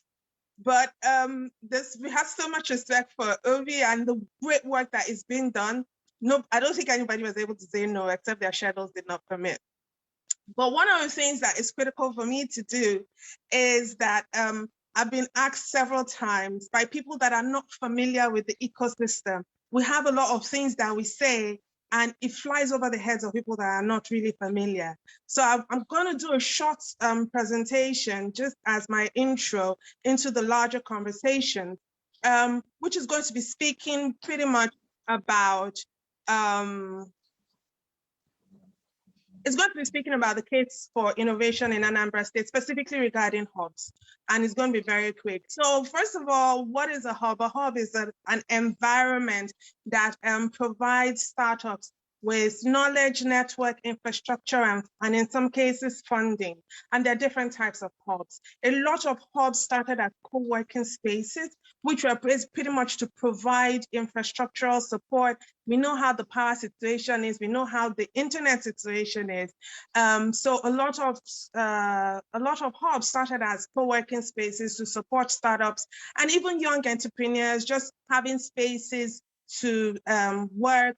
And then we now see the power of community ideas, meeting ideas and forming into concepts and businesses. And then we see a lot of hubs transitioning into being incubators where they provide structured, time-bound and cohort-based trainings to entrepreneurs and early stage ideas.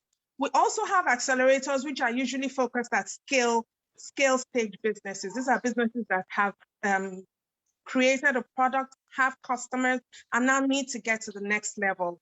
We also have community-based societies and spaces and hubs that are either hacker spaces, which are safe spaces for coders, developers, and deep tech people to be able to develop their skills and work in communities collaboratively, as well as maker spaces where we're able to do prototyping.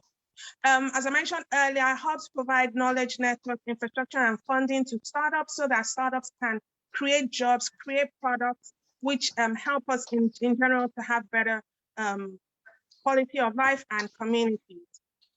Now, what is the case for incubation in Anambra State? There's so much I can say about this, but the panel is very well packed, and I'll leave them to have most of that conversation.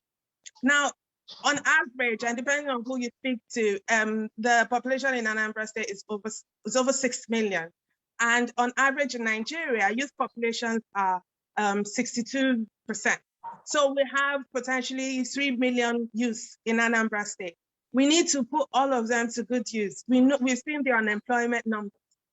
Someone asked the question in the chat earlier on that we're assuming that it's only the market. We're not, I don't think anybody's assuming that it's only the market, but we need to play to our comparative advantage, right? Nobody else has Onitsha market, and very few other places have Navy, right, across the continent.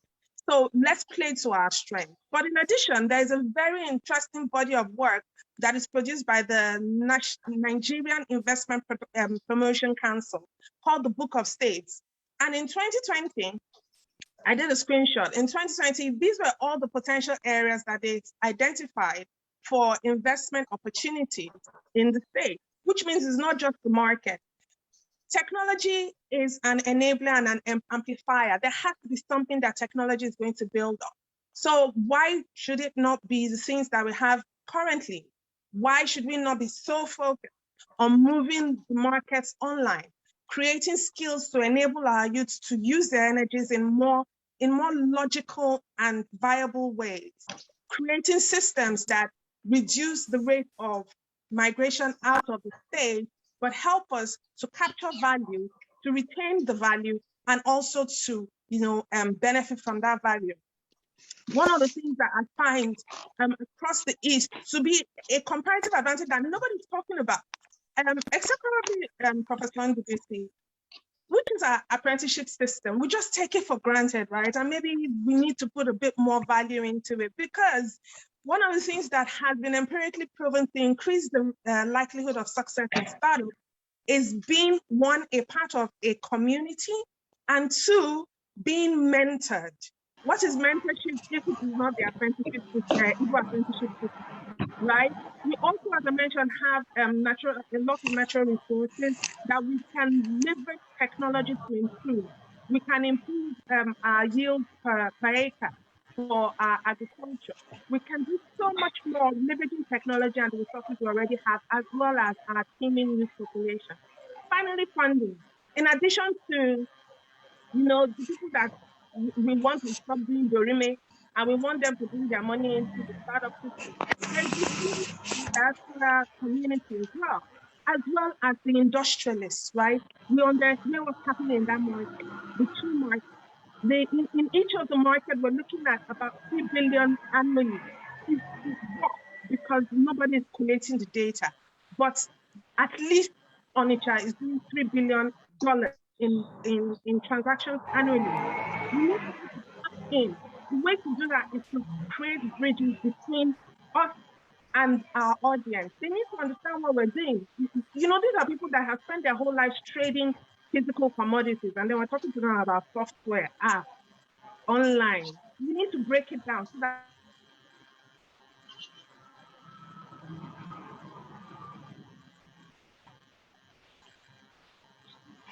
Hello, Neka. Okay, we can't hear you. Let's go on to Uche. She may have just dropped out. She's doing her keynote. Can you hear me? Yeah, we can hear you. We can hear you. We need to look at some of the intangible factors that Kem talked about. Long-term strategy and continuity. We can't have issues of this government is no longer interested in technology. It has to be a long-term strategy for the state. We need to address issues about security, because nobody's going to bring their money into your state if it's not at least a little bit strong. Policy and having an enabling environment, bringing academia into the conversation so that we can have serious conversations around research and development, as well as talent retention. That's one of the risks that need to be managed. The fact that when you groom this talent, there is a likelihood that they may leave. So we need to make provision, first of all, to have a continuous funnel of talent, and also to create an environment that enables them or encourages them to stay. Finally, we need to change the mindset, and that speaks to orientation. Again, you don't want a situation where you enable people to be able to earn, and the next thing they're thinking about is how to do Dorime and buy bones.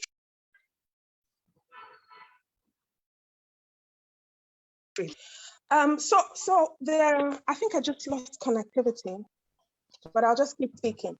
My final slide, and I hope it comes up shortly, speaks to what government participation is supposed to look like. One of the frustrations that we have is that we see a lot of duplication of what private sector is doing, being done by public sector, probably because a lot of that is visible and is tangible. For instance, you'll see some public sector, some MDA having hubs. That's not what we need. We need private sector to be supported to have hubs, but what we do need is one, funding, patient funding, which is what government can provide, because private sector banking is not going to give you money for 3 years or 5 years while you're building out your technology. We need government-supported R&D. Research and development, to a large part, is part of government's business. The United States spends money in billions of dollars. China, Israel, they have commitments in billions of dollars annually in their research and development. And we are enjoying some of those products now. We need to have continuous engagement. It can't just be today. From the previous session, we saw that there was a bit of banter. And we need to be open to understand that we're different. Private sector is different from public sector. We may aggravate each other sometimes, but as long as the larger strategy is clear, then we will all be working towards achieving that one goal, removing the concepts of our egos and just focusing on that goal and working together to achieve it. We need to have a reorientation and storytelling plan. Chizo mentioned in the first session about how, and even in Kem, about how when you go into Rwanda, and even when you go to Ghana, from the airport, you understand that these people are ready for business. You feel your money is going to be safe there.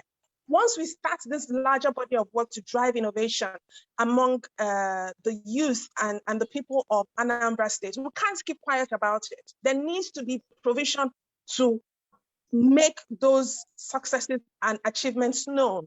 And finally, we have to be very deliberate about our monitoring, evaluation, and reporting. We need to track the things that we want to do, test the things that we're doing, and report the things that we have done.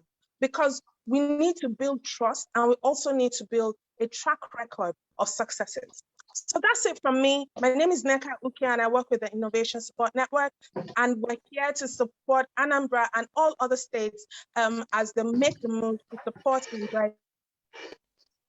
All right, thank you very much, Nneka.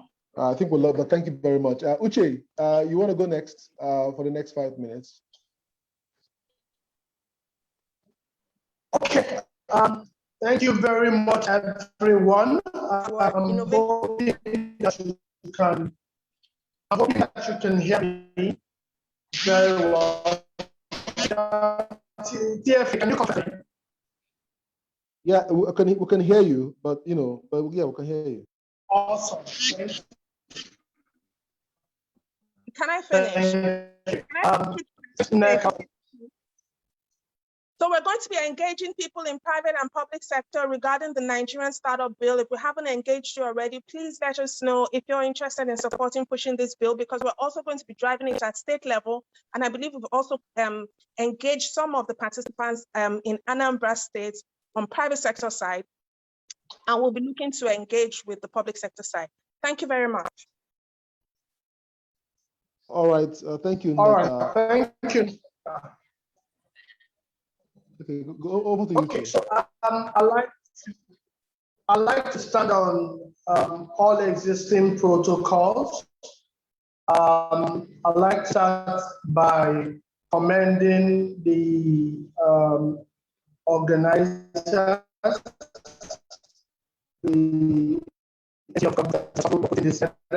we can actually not emphasize the need to have these sort of conversations on a regular basis. Thank you, Mike. Thank you, my boss, Obi, for making this, putting this together and making this happen. One of the goals I have set out to try and achieve through Startup South is to see how we can, engender some level of competition amongst the subnational government to the need to drive innovation and drive youth engagement through technology and innovation. That's one of the goals that we've set up ourselves. So some of the things that we do subtly is actually to push most of the subnational governments in the region to begin to compete in this level. And I must say that I'm beginning to see that level of competition between Anambra and Enugu State. I want to see this spread to other states. To the conversation that we are having today, the imperative of building an innovation network in Anambra State, I like to say that there is no need for us to invent the wheel, in the sense that there are a lot of things that are working already. Even in Nigeria here, but a number of initiatives that are already working. I think that we would have to be able to look far and wide and see how to leverage on some of those things that are working, learn from the things that are not working, and move things forward. But we must not be able to move things forward. Has to be the basic minimum that the government, from the government side, has to show. People that know me know that I usually don't like to dwell on what government can do. At least that's one of the places where we will always have some form of I will always have some form of divergence with CFA. But I think that we are at this point where at least a government agency is driving this sort of conversation. And so it makes a lot of sense to talk about this. And I believe that part of the goal here is to help explore what is and perhaps provide some context and some feedback on what they can do better. And in that light, I'm not just accusing. Okay, 74,095. 24 035 510 pounds 2021. Can we mute our mics if we're not? 273. 43 273. I'm hearing some feedback. Producer, can you please mute? Okay, she's muted. Yes, please. Hello. If you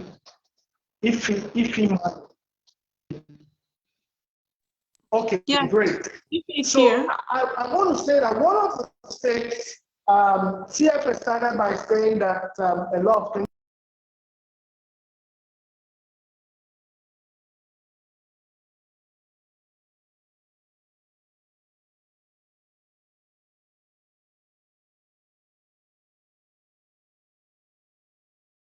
Okay, I think Uche is off. Okay, so I think we should just, Favor, can you quickly just do an intro of yourself and then let's jump into a conversation. I think the network isn't favoring some of us this morning. So Favor, just do a very short intro and then let's get into a conversation. Favor, can you hear me? Yeah, I can hear you. CFA. My name is Favor Chukwedo, and on this call, I choose to identify myself as an ecosystem builder. And I wear two hats as the Hubs Manager and Programs Manager for the Ado Business Incubation Center that is focused on helping early stage startups or also entrepreneurs, get their best footing, in playing largely in the ecosystem. That's a bit about me. And the Ado Business Incubation Center has been doing so much in Onitsha, helping drive the processes around business incubation, mentorship support, and also individual support. Thank you. Okay, thank you, Favor. Maybe to Uche and the rest of the panel members. I mean, it's okay at this point if you shut your video. Uche, we are losing you because your video is on, so maybe you can also shut your video while we just have this conversation. And maybe I even just, let's just have a conversation. Can I just round up on my thoughts? Okay, 1 minute so that we can just jump into that. I've been told we have 10 more minutes or so. Oh, okay. So I was just going to mention that there are lots of things that we can actually adopt from, places that things are already working. And one of those things I like to recommend would be what Lagos State Employment Trust Fund is doing with the hubs. I think that the states in the region, particularly Anambra, can look at being able to, do the same thing. One of the core things that we need to do is that we need to begin to look at technology and innovation as a way to create jobs and create engage young people, but most importantly, to build the future. And I think that one of the things that the government can do is to be able to make it possible for this to happen through the hubs, support the creation of more hubs and support the usage of those hubs by, maybe perhaps going the Lagos State Employment Trust Fund model. So I think that's one of the things. For sake of time, I'll just drop that, and then maybe we'll have more conversations along the way. All right, thank you, Uche. Daniel, would you just quickly do a quick introduction of yourself? Welcome. Okay. Good afternoon, everyone. My name is Daniel Chinagozi. I'm happy that we're having this conversation. First of all, I'm the founder and CEO of Innovation Growth Hub. Innovation Growth Hub is a business, technology, and creative incubation hub that is working in Aba and then Onitsha. We started in Aba, we've grown to Onitsha, and we have projects in a number of other cities in the Southeast. What we've actually continued to do is to use innovation hubs to provide growth within the ecosystem, to provide skills within the community. Because when we started our project, our organization in Aba, we found out the need of skills, technical skills, to really rapidly grow the ecosystem. And this, within the last 3 years, we have grown very strong skills. Our project in Onitsha started strongly when we decided to use technology to support most of the small business and growing businesses in Onitsha. And we have found that technology implementation and whatever we do with technology and hubs is a bit different in the Southeast from what it is obtainable in other cities. Because as we push for technology in terms of software development and technology in terms of thinking in terms of the fourth industrial revolution, AI and all that. We've also seen the place of building very soft technology skills amongst the small businesses that are in our communities. So we've seen that the fastest technology adoption that has happened in our communities is when you train a young person and you post him to that person in Onitsha main market to work with him on a daily basis. That technology to him is when he sees the ability of using technology to do a lot of things he does in his businesses. I'm also going to be mentioning that in this meeting, I'm actually also wearing the caps of AfriLabs. AfriLabs is an association of hubs across Africa. We've found that there is a place of ecosystem building and ecosystem strengthening in growing the work it is that we do in the hub space. AfriLab is an association that has members across 49 African countries that have actually strengthened, that is actually working a lot to strengthen the growth of technology and hubs across Africa. We have 249 all right, member Daniel. hubs across Africa. Okay. Daniel, because of time, I want to quickly try to get one round of questions to each panel member and see whether we can have more time. So sorry, I have to cut you there. But Nneka, from your experience, if you can hear me, from your experience as the ES of ISN, what sort of collaboration have you seen and received from governments around the Southeast, starting with Anambra and maybe any other Southeast? Have there been any form of collaboration with your association?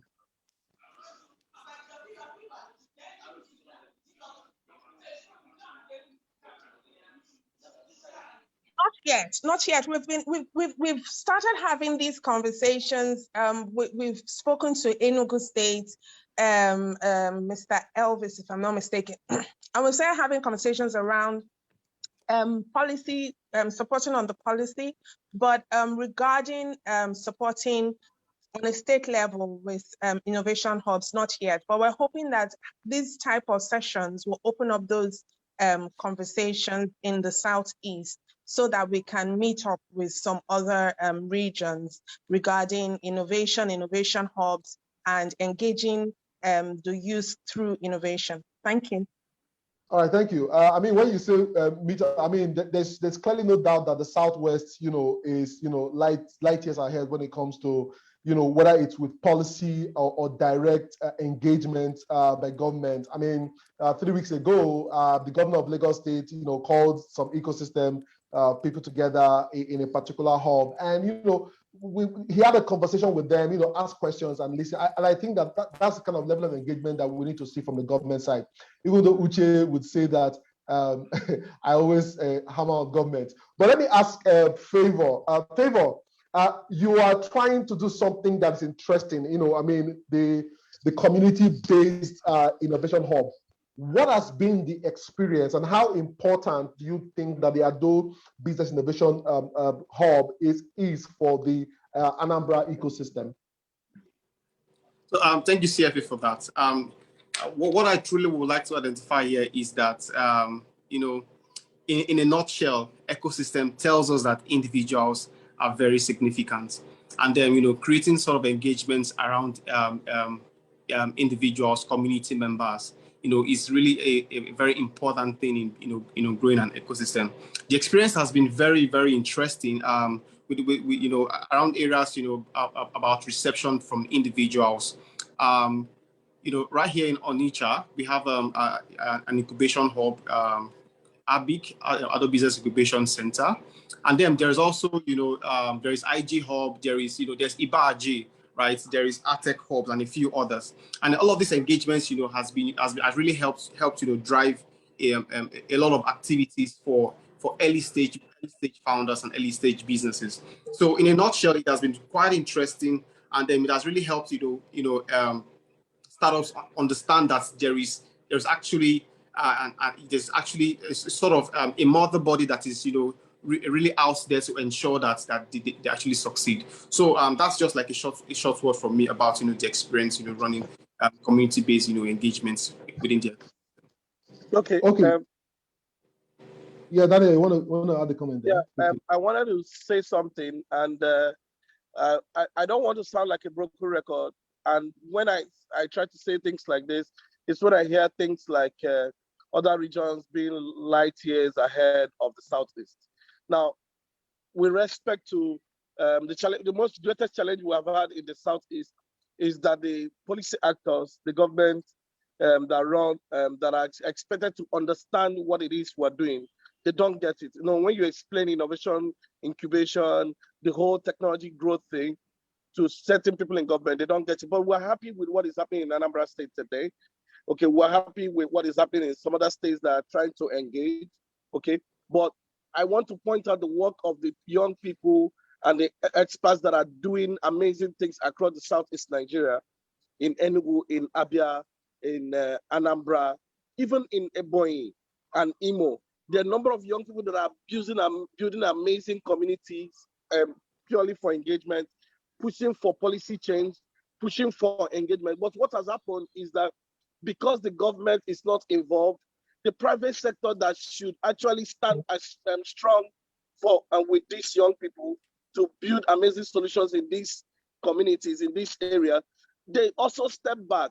Now, the truth is that a lot is happening. We're doing, I will give credit to all the people that are doing stuff in the Southeast today, in the hardware space. The level of development that is happening in the hardware technology space by the likes of Clintonel, in software space by the likes of, for example, in Aba, in Onitsha. A lot is happening, brooding from Newi in the hardware space. But because we have not had structured support from the government, because they don't even get it, okay? But it doesn't discountenance the work, a lot of work that these people have been doing. What I think that needs to happen is that we need to have structural strength. I like the section on private partnership, okay? The ecosystem in the Southeast is growing. Okay, who are getting involved in organizations like ISN. I want to share the story that ISN, the dream of ISN actually started in the Southeast when a number of people visited the hubs, my hub in Aba. Okay. A lot is happening, and we must say it and say it strongly. Now, let me also tell us that most of these hubs across Southeast are thinking in terms of expansion. Clintonel, the next place Clintonel is starting a new branch is in Nnewi. Why? Because we have seen that the same problem Clintonel is solving in Aba, you can also as well solve in Nnewi. So what we need is people to rally around these people and push what we're doing. Okay, Daniel. Systems, let me end with this. Most of the ecosystems that you can pinpoint and say they are growing are being grown by people from Anambra, people from Abia, people from Imo. But we need to empower these people like ruler. We should take it, bring it back home. We shouldn't just. Daniel, I know you're always passionate. Like I know you are always passionate, and and I feel bad that I had to stop you. But I want to jump quickly to Uche. I know you're always passionate, always. Keep up the good job, Uche. Because of time, I've been told that we're behind time. Uche, let's talk a bit about what you have done with funding. With the Southeast Angel Network. How important is funding to building a viable ecosystem? Let's share from your experience, because you are one of the pioneers when it comes to angel investing in that region. Uche, can you hear me?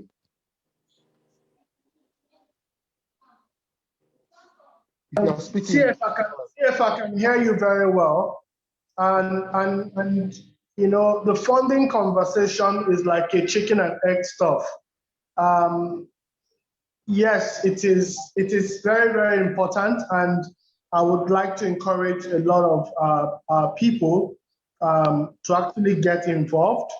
I usually say to people, we talk about when we huddle up in WhatsApp groups, we discuss how insecurity, insecurity and all of that stuff. And I said to them, a lot of the insecurity you discuss are young people trying to find expression. These are people that should be in the innovation hubs, trying to build stuff, right? Now, I think we need to begin to change our mindset in terms of how we support our communities, and begin to look at it from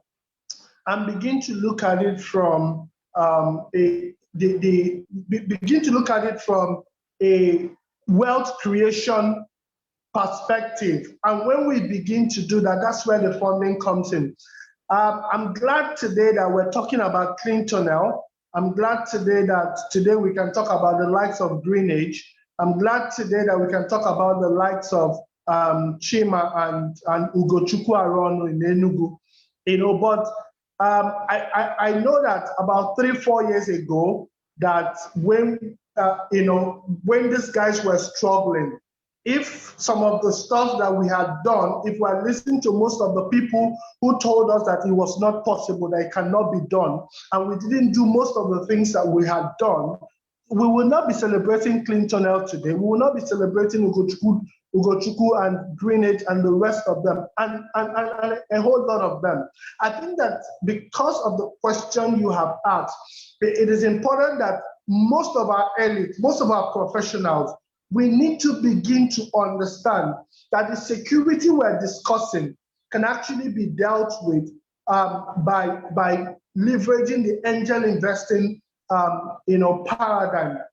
Because, like I said to most people, the best security the best way to create security is to ensure that the next person next to you is engaged and can eat. And what is the best way to engage these people than to take the 500,000 naira that you cannot, 500,000 naira you can possibly spend it in a bar in one sitting. Some people do that actually. You can, by the time you aggregate people together, 500,000 naira is roughly $1,000. By the time you aggregate 10 people and you do $1,000, you would have done $10,000 and you can invest in a team. $10,000 is roughly $5 million, and $5 million can go a long way in helping a young, innovative team to build from where they are to get to the next level where they can get additional money to continue to build. And by the time we do this and activate this, even at the community level, we'll see how we'll begin to solve most of the security challenges that we cry about. And I think that the East is one of the safest, is still the safest part of this country.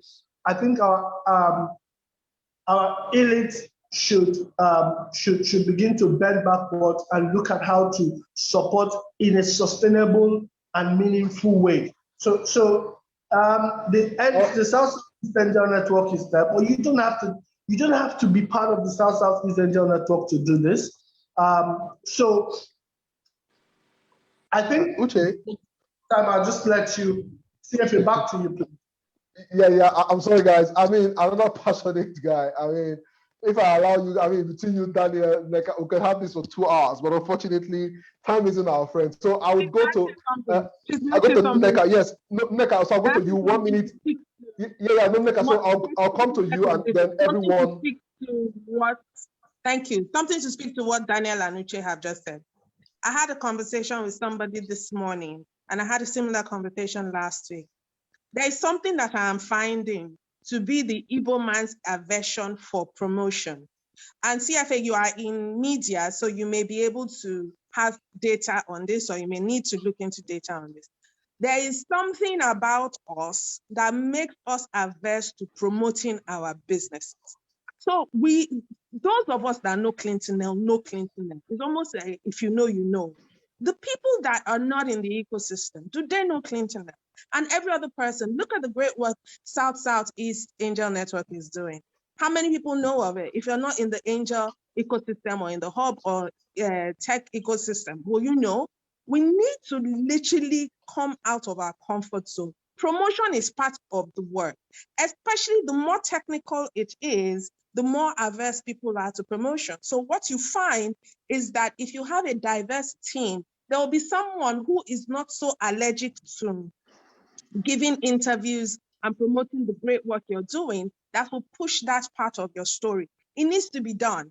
When we see that irrespective, and this is one of the things I said in a session I led last week, 2 weeks ago, almost all the work that is being done in the ecosystem across the country is being done despite public sector support, not because of it. When we are able to show this is what we're doing, guys, with or without you, then public sector will, hopefully, they won't come with fines and levies and taxes. Hopefully, with this type of engagements, they will come with how can we make it better and how can we scale up what it is you're doing. Nneka, let me just, Sefe, let me just quickly get back to this from Nneka. Nneka, your point is very, very on point. What you said is very on point. I'd just like to say that, yes, for the crop of people that are coming up, I'm not sure that is their challenge. You're right when you say that a lot of stuff is being done in spite of government, but I think that some of us have actually, we've done most of that work, we've transcended that line, and now we are at the point where we are engaging the government to be able to take stuff further. And then the last point being that the concentration of the media, so the concentration of the media in, say, Lagos, for instance, is one of the reasons why you have what you have. Because for the work we do, for instance, I know the type of work I have to do to get the word out for what we've done, okay? It's not like you that is in Lagos that can easily reach out to events and connect with people and connect with the media personnel themselves and then easily reach out to them when you have stuff to do. So I think that those are some of the things, some of our guys, you know, that are in Lagos, for instance, need to take this point and see how they can utilize some of their networks to make some of this work known. Some of our people have access to this media, but sometimes when you reach out to them, they tell you, oh, media is expensive, you have to pay for this, right? We know that media is expensive, we know that we have to pay for media, but I also know by training that there are aspects of media that is earned. Okay, there are aspects of media that is earned, and then there are parts of media that is more like favor. But some of our people are not willing to trade, some of their network for this because, and I don't blame them too, some of them have not been able to connect to what it is that we're doing down here. So maybe that's why I started by saying that conversations like this are very important, and we cannot have them enough. So we will continue to have conversations and help people understand that everybody has a part to play in this thing. Okay, Uche, thank you very much. Thank you, guys. Favor, very quickly, Favor and Daniel, 1 minute each. Just your final comment, 1 minute each. We're out of time. Okay, my final comment is this. I want to congratulate Uncle Mike, the Dragon African team, and everyone, and Uncle Tio Manfa, and everyone that put this together. And let me tell you, one thing that has happened is that the conversation has started. 3-4 years ago, this conversation, we were not having it. Okay, we have started building partnerships that are showing interest in the Southeast. For example, Connect Broadband is doing a lot of work in bringing connectivity in Onitsha, in Anambra, spreading to Abia. It's showing interest in Imo. Now, the truth is that we might not wait for the very big guys to start to do it. There are people that are already making effort. I want to congratulate them. Okay, I like what Uche is doing with the Southeast Angel Network. More angel networks are coming up. Now, whatever it is we are doing, but one thing I want to beg of our people is stop demarketing our cities, stop demarketing our place. Okay, we know there is rowdiness in Upper Iweka, but there's a budding beautiful city at 3-3 and different other places. We know that the roads are bad in Aba, but there's a budding leather and textile industry that is growing, that is affecting, that Africa is enjoying. There are some points of growth and points of development happening in our places. Let's not. There was a crisis in Southeast some weeks back, and some of our people said we don't want to do businesses in Southeast. I was wondering what was happening, but there were worse crises in some places. Just imagine that the crisis that happened in Lagos 2 years ago, when you had issues of like Bado and all that was happening, and our people were still doing businesses there. And then we had a crisis, and people say, well, we don't want to invest in Southeast anymore. I don't know how things are going. Why would we do that? We should keep the faith. We should put our money where our mouth is. We shouldn't, like CFA, I always engage you, okay? The work we're doing, if we don't put effort to communicate it, nothing happens. But will you expect us to leave the work and start pursuing the communication part? Okay, for example, there are some people, their work is effortlessly communicated because of their location, but we still do work, we still find a way for this thing to be communicated. Okay, like I'm on transit having this call because there are a lot we still need to do in the Southeast. For us to get involved in any project that is happening in the technology space, we must raise our hands, we must push for it before it comes to us. What we're happy is that Anambra is growing. Our hub is Anambra, is giving birth to another hub in Asaba in the next few weeks. What we're doing in Aba is expanding to Owerri. The same thing, skills are being developed. Within the last 3-4 years, we have built more than 1,300 software developers, digital marketers, and all that. Lem Factory is doing the same thing. A lot of Rad 5 Tech is doing the same thing. What is happening at Ibaja is something that is going to go global. People will come to a place where they are building technology, where and they are learning about art, they are learning about different skills altogether. Okay, Daniel. The STEM space is growing. We should start celebrating what we're doing, Daniel, and then we should start putting our money in it. We should keep on moving forward. I want to say that what we're doing in this space is not ending. Our stories are being heard across Nigeria, and people are getting involved. Okay, people are getting involved. We'll keep on moving forward and believe that Alibo will truly be celebrated for what great technology skills that we are known for in various areas. Right. Thank you. Thank you, Daniel. Always passionate. Favor, please, 1 minute. Try and make it 1 minute so that we can just hand over to Mike. Thank you, right. Favor. All right, thank you, CFA. So I want to just, appreciate the organizers of this event, Uncle Mike and all the organizers, Uncle Obi. I want to thank you so much for putting this together. Just one short word here is that ecosystems, have transformed the way that organizations view economic value, and then also tells us that individuals are significant.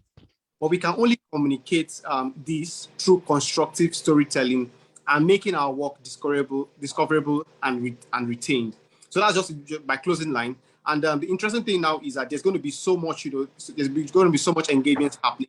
And I would like to invite everyone on the call to come, experience, our destinations, experience our startup in Onitsha, in Ibaje, and also, experience the good work that we are doing at the Ado Business Incubation Center. Thank you so much. This will not be the end. I'm looking forward to very much gainful collaborations. All right. Thank you, Favor. Thank you, Neka. Thank you, Daniel. Thank you, Uche. I mean, my final word to be to, everyone on this call. I mean, this set of human beings that talk on this panel are super, ultra passionate about the Southeast, and I commend them for that, and a lot of others, also the organizers, right? I think that one of the takeaway from us is that, incubation hubs and startups are very important, in today's interesting world of ours, and it's really important that both the government, the private sector, the academia, collaborate more to it, and also the media, and thumbs up to the likes of Tech Economy and every other person. I mean, I host a show on Channels TV, and to what Neka said, for every one person in the Southeast that I interview, I probably have interviewed 6 or 8 people from the Southwest. Now, you might say to me, oh, CFA, that is not fair or whatever. But the truth is, even whether we agree or not, they are always knocking on your door. And sometimes I even reach out to my brothers, and they tell me they are busy. Tell me they are busy, lots of times. Now, the guys on this call, Daniel and Uche, are exceptions to that. But I've reached out to a number of people, even some names of hubs have been called here, and they told me they were busy. And if I send that same message to an average guy in the Southwest, the guy is in my inbox, like literally. So we just need to embrace media. So thank you, everyone. Thank you to the organizers. Mike, over to you. Thank you all.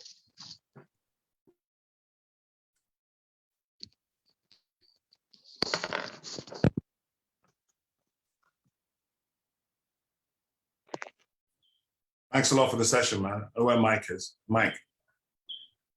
Yeah, hello. Yeah. Can you hear me? Yeah. Okay. This panel was very, very passionate with a lot of the young people and a lot of young blood that is boiling, and I can see it. And I think maybe we didn't mix it up. I think we should have had this session immediately after Tomi's session, so that it would have been a great carryover into what the hub community thinks, what the startup community thinks. And, we can have brought out a whole lot more conversation from them. But I thank God that these guys were here.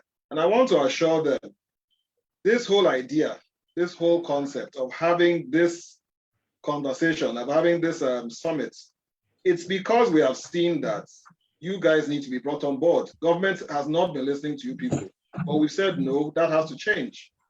We've always had a listening ear. At least all of you that know some of us before we took the government at work, you know that we've been in these things, we've been coming to these events, and we've been seeing what you guys are capable of. And we know that with a nice synergy between you and government, so much more can happen. So much more can happen. So don't worry. I just want to say that this is only the beginning. The conversation does not stop here. And this is going to give birth to a lot of spin-offs, a lot of parallel lines, and a lot of other projects. So just take it that this is the start of it all. And I want you to have the same passion, the same fervor. Well, let's just put it in a bottle and structure it properly. That's just what I want to say. So we have to move on to the next session. We're really behind schedule, and it's been a lot of people have been asking that when are they going to come up and speak. The next session is titled Reinventing Education in Anambra State. And on that session, Our moderator is Chinenye Wanaka. I don't know, Chinenye, are you available? She's the managing partner of the firma Advisory and the founder of Africa Policy Conversations. Is Chinenye there? Yes, I am. Can you hear me? Yes, I am. Can you hear me? I can hear you, boy. I hear you, boy. You having an echo? Yes, an echo. Wonder Yes, why. an echo. Wonder why. Okay, hold on. Okay, hold on.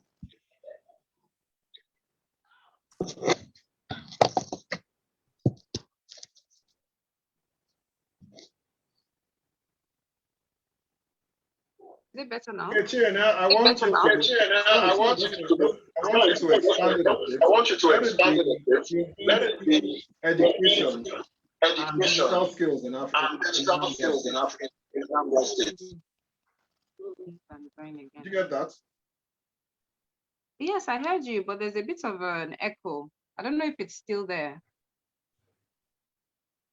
Is it better now? Should I repeat myself? It's better now. Okay, awesome. Yeah, we can hear you. Awesome. Hearing you fine. Yeah, we can hear you. Hearing you fine now. All right. So you asked the question. Can you come again, please? We want you to talk about education and digital skills in Anambra. That's reinventing education and digital skills in Anambra, just to expand it a bit. Oh, yeah. Sure. I have my question for the panelists as well. So, good afternoon, everyone. My name is Chine Wanaka, and I'll be moderating this very important panel. Education is the foundation for everything, and you cannot have innovation without having the right skill set embedded in the youth. And you've already introduced me, but something that is very pertinent to this topic is that I'm a thematic lead for innovation and intellectual property for the National Assembly Business Environment Roundtable. So, innovation is very dear to my heart. Innovation is very dear to my heart. We work with a lot of stakeholders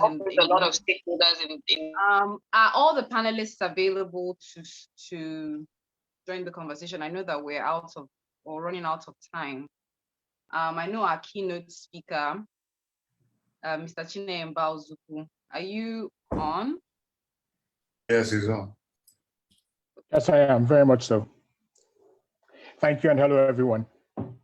Okay, so we would have all our panelists introduce themselves and just give us a brief introductory remark on the subject matter before I now ask specific questions to our panelists. So starting from you, Chine, please give us a brief introduction and give us your opening remark.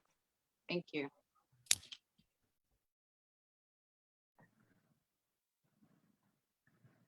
Thank you. I had actually prepared, I actually prepared a presentation which I would like to run through, but let me just quickly say that my name is Chineye. As you can see, I'm also male. So it's good to have the other Chineye on the call as well. So you can see that I've worked in technology for a number of years, about 20 years or so, 25 years. In the past 18 years or so, I should say, I've done a lot of work around education. And this is what I'm hoping to share today, some of the thoughts that we have. I'm currently engaged in education reform at various levels, from the designing the Agenda 2050 to working with the Nigerian Economic Summit Group to actual implementations in various parts of Nigeria, working for state governments and content itself, developing content. So that's my background. Thank you, and happy to be here.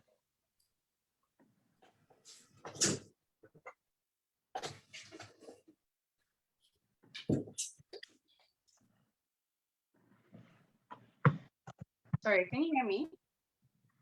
I've just been informed that since you're giving the keynote remark, that you can go ahead with your keynote, and then afterwards we'll jump into the conversation. So you can go ahead with your presentation. Please enable him to share his screen so that he can give us his keynote address. Thank you.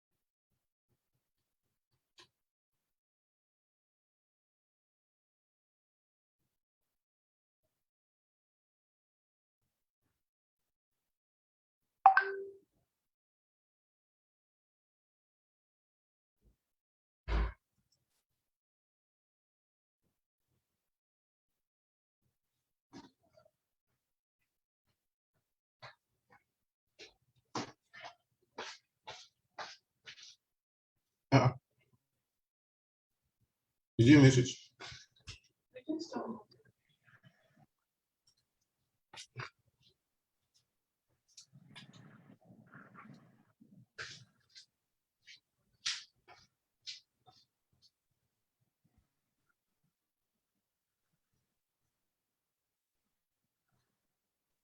His mic is muted.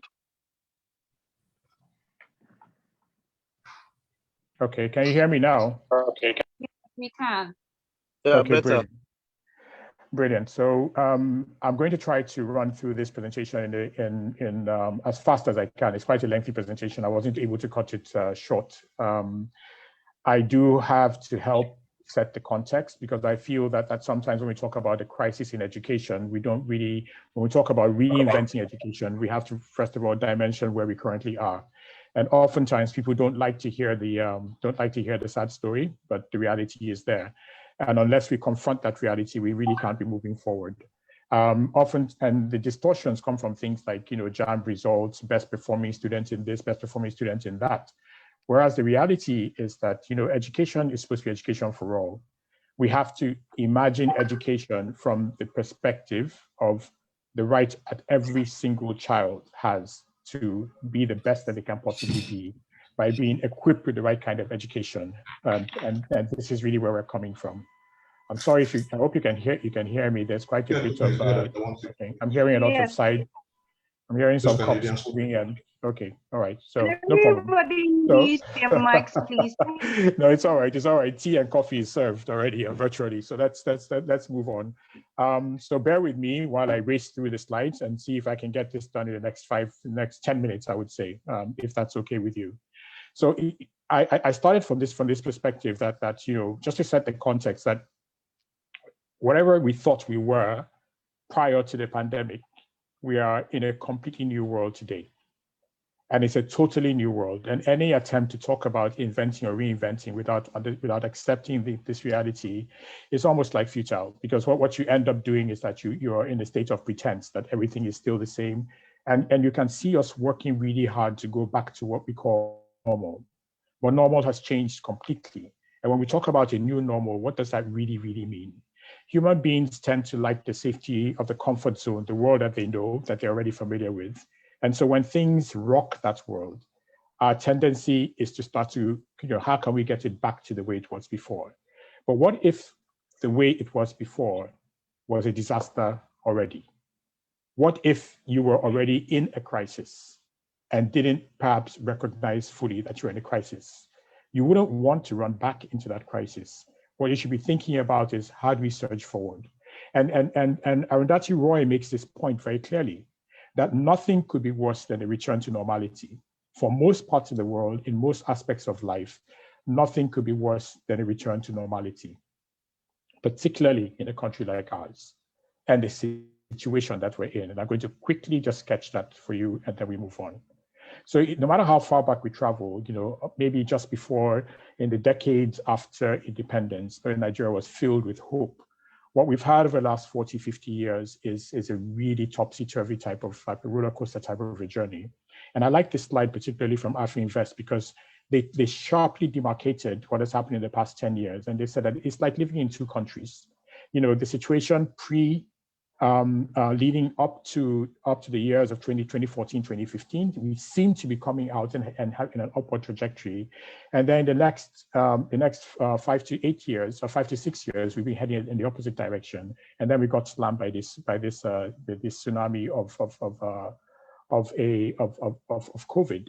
But what's the reality? Even before COVID came, Nigeria had 80 million people, between 80 and 110 million, depending on which number you want to go with, that were poor people. Poor meaning that they were living below the poverty levels of $1 a day. 80 million to 110 million, that's fully 50% of our population. When we think about education, we have to ask ourselves, so what does that really mean? It means that some people will be able to go to school because they can afford to go to school, but the vast majority are going to be dependent on a system providing education to them because they are even too poor to feed themselves, let alone go and pay for education. So what kind of education can you possibly deliver in those circumstances? And where were we before that time? It's in recognition of this that you'll find that the governments have been thinking to themselves, what do we do? How do we change this? What kind of the challenges that we see, how do we reverse it? And I brought this up because it seems like the 2050 Agenda 2050 documentation that we worked on. I was a member of the Manpower and Human Capital Development Committee, and we worked as well as the technology committees. We found that the government was focusing on these metrics and pulling out these numbers. And as great as the numbers appear to be, the reality was what really is the capacity to deliver the fundamentals of what could possibly a poverty reduction and a growth strategy leading us into the year 2030, which is not far. In case you want to think about it, it's a decade from now. When you look at Nigeria's past and you look at its current, here some things come striking. Of course, we know about the poverty. Of course, we talk about all the corruption. But what underlies all of this is even more frightening, which is that Nigeria is consistently underperforming in terms of competitiveness and in terms of innovation because of one of the most critical elements that we continue to not focus on. We talk about it, but we don't focus on it. And you can see where the arrows are showing here. There is human capital and research, knowledge and technology outputs. This, against our peers, this is where we are the least performing and the lowest performing. This is Nigeria in the thin blue line that you see in the center. Without these two, because what this scatter diagram shows, this is where we ought to be amongst our peer group, and this is where we are. So literally the gap for us in terms of our human capital is from here to this point. And the gap for us in terms of our knowledge and technology outputs is from here to this point. If we do not close these gaps, can we actually expect to build a country and an economy and a society that we can be proud of? How do we stop the trend of people moving away if the future itself is not something that we would aspire to and want to be a part of? And the rest of the slides just basically amplify the same story. It's always the same thing. It's always about knowledge, human capital, and technology. Knowledge, human capital, and technology. And unless you fix those elements, there is no way that you can be competitive. And as long as we continue to underperform in those spaces, we haven't really started the journey forward. So where does this take us to? It takes us to a situation where you imagine that policy is saying to themselves, we need to emphasize education, and correctly so. This is coming from the MTF, the Medium-Term Economic Framework for the Vision 2030 to 2050. And this is what you're saying, that we're going to focus on education. But what does focus on education really translate to? In terms of sectors with significant potentials, the governments have recognized, and this planning, although it was done at the federal level, included the states. Here is education. So education is sitting somewhere here in terms of sectors with the most significant potential, and is therefore where we expect to invest and possibly over-invest. But here's our reality. This is our reality. The education sector budget is about 6.48% in terms of sectoral allocation. It's a figure with a total allocation of 686 billion, right? But look at the capital expenditure. 84 billion, which means that the bulk of this money that we're spending is going to be current expenditure, which is essentially made up of salaries. Can we possibly transform from a situation of disaster to promise by spending 84 billion, approximately maybe 11% of your total budget is going to capital expenditure? And yet we have seen the dilapidated nature of our schools at every single level, from primary all the way to tertiary. If the bulk of this money, so whereas Nigeria is actually increasing its percentage of spend in education, where that money is going to is to pay salaries and not into the schools in terms of increasing the capacity of the schools to actually turn out the human capital. This trend is a national trend. It's also a trend at virtually every single level of the subnationals. So do we have an education crisis? The answer is an unequivocal yes. Is it a normal that we want to go back to? I want to believe that the answer is no. And let's dimension that carefully. So what does the data show us? You can see from the trends that are here that we have a working age population, right? These figures were taken from a 2011 survey, so you can extrapolate it forward. Essentially, the bulk of our people are actually working in areas that are unproductive. They're working in low wage areas like agriculture, where there's very little that is happening. And as a consequence, we are not able to feed the right kind of human capital into the growth sectors of the market. We're literally just funding and training people for low wage labor. And it goes even worse when you look into it in terms of other dimensions like gender. And here you can see that these diagrams are showing that women actually exit the school experience at a much earlier age than men, with the consequence that they go into the workforce, into that low wage area at a much earlier age than men. So you can see the transition here to job opportunities for women between the age of 10 to 35. And you can see that at the age of 20, where they peak out in terms of where it says here, they peak here, not in employment, education, or training as early as the age of 20. And you can see the downward trend in terms of schooling and education. So they are dropping out of school. They are not in employment. What do? They're into this space of non-farm household enterprise, which literally is just selling foods, these women that you see. So when you see women across the country with little shops on the streets, this is the reason why. They don't have the education, create better opportunities. And it's important for us to ask ourselves how all this eventually, we are losing from a gender perspective, we are losing 50 to 60% of our workforce, which is coming from women, because the boys are dropping out of school. And as the boys are dropping out of school, you can see the boys dropping out of school here. You can see the women who are still in school, girls are still in school, but they also start dropping out as well. This gap grows as they get older and older. So what does that take us to? We talk about what we have to do to get this right, to turn this situation around. First of all, we have to understand that knowledge is doubling. You can see that it's growing at an exponential rate. What this means is that we have to build capacity for education, far ahead of this exponential growth in terms of knowledge. Because if you're still here, when we talk about curriculum being outdated, it's because the curriculum is growing in a linear manner, whereas knowledge is growing in an exponential manner. So as this continues to go up and we continue at this level, the gap just increases between what we know, what we're teaching in our schools, and what the children need to know in order to make themselves effective.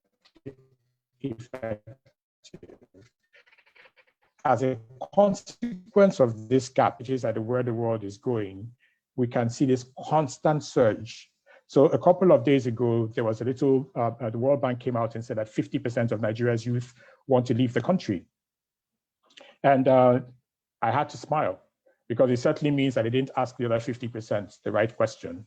Maybe if they should have given them that question in Pidgin English or in local languages, so they would have understood.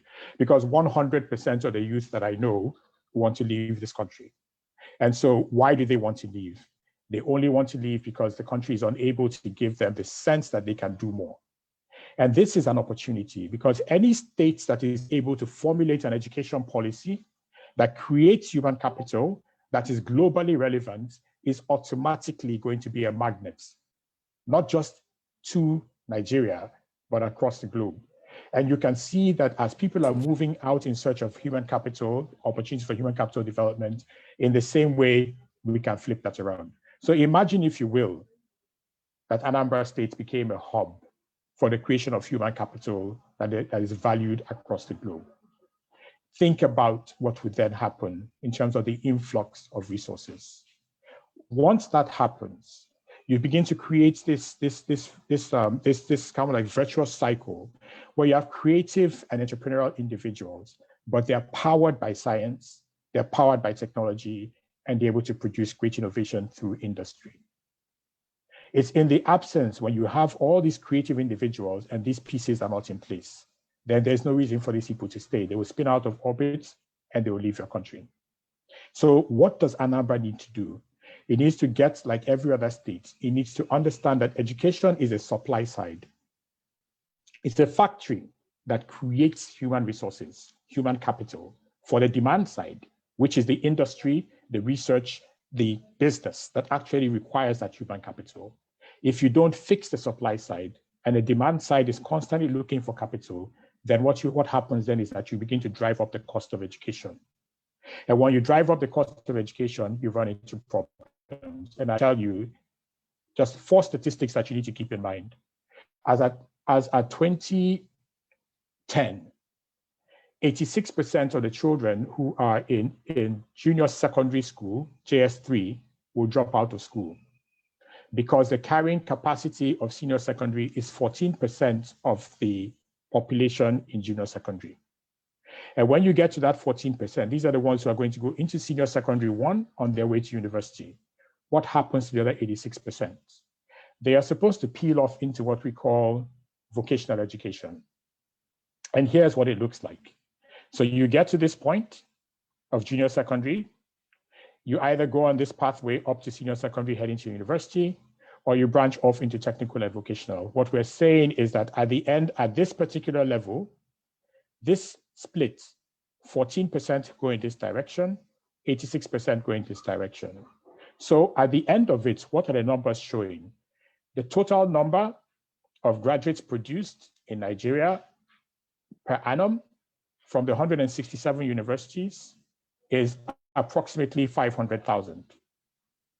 The total enrollment of the 86% that go into TVET across Nigeria is 500,000. In other words, this system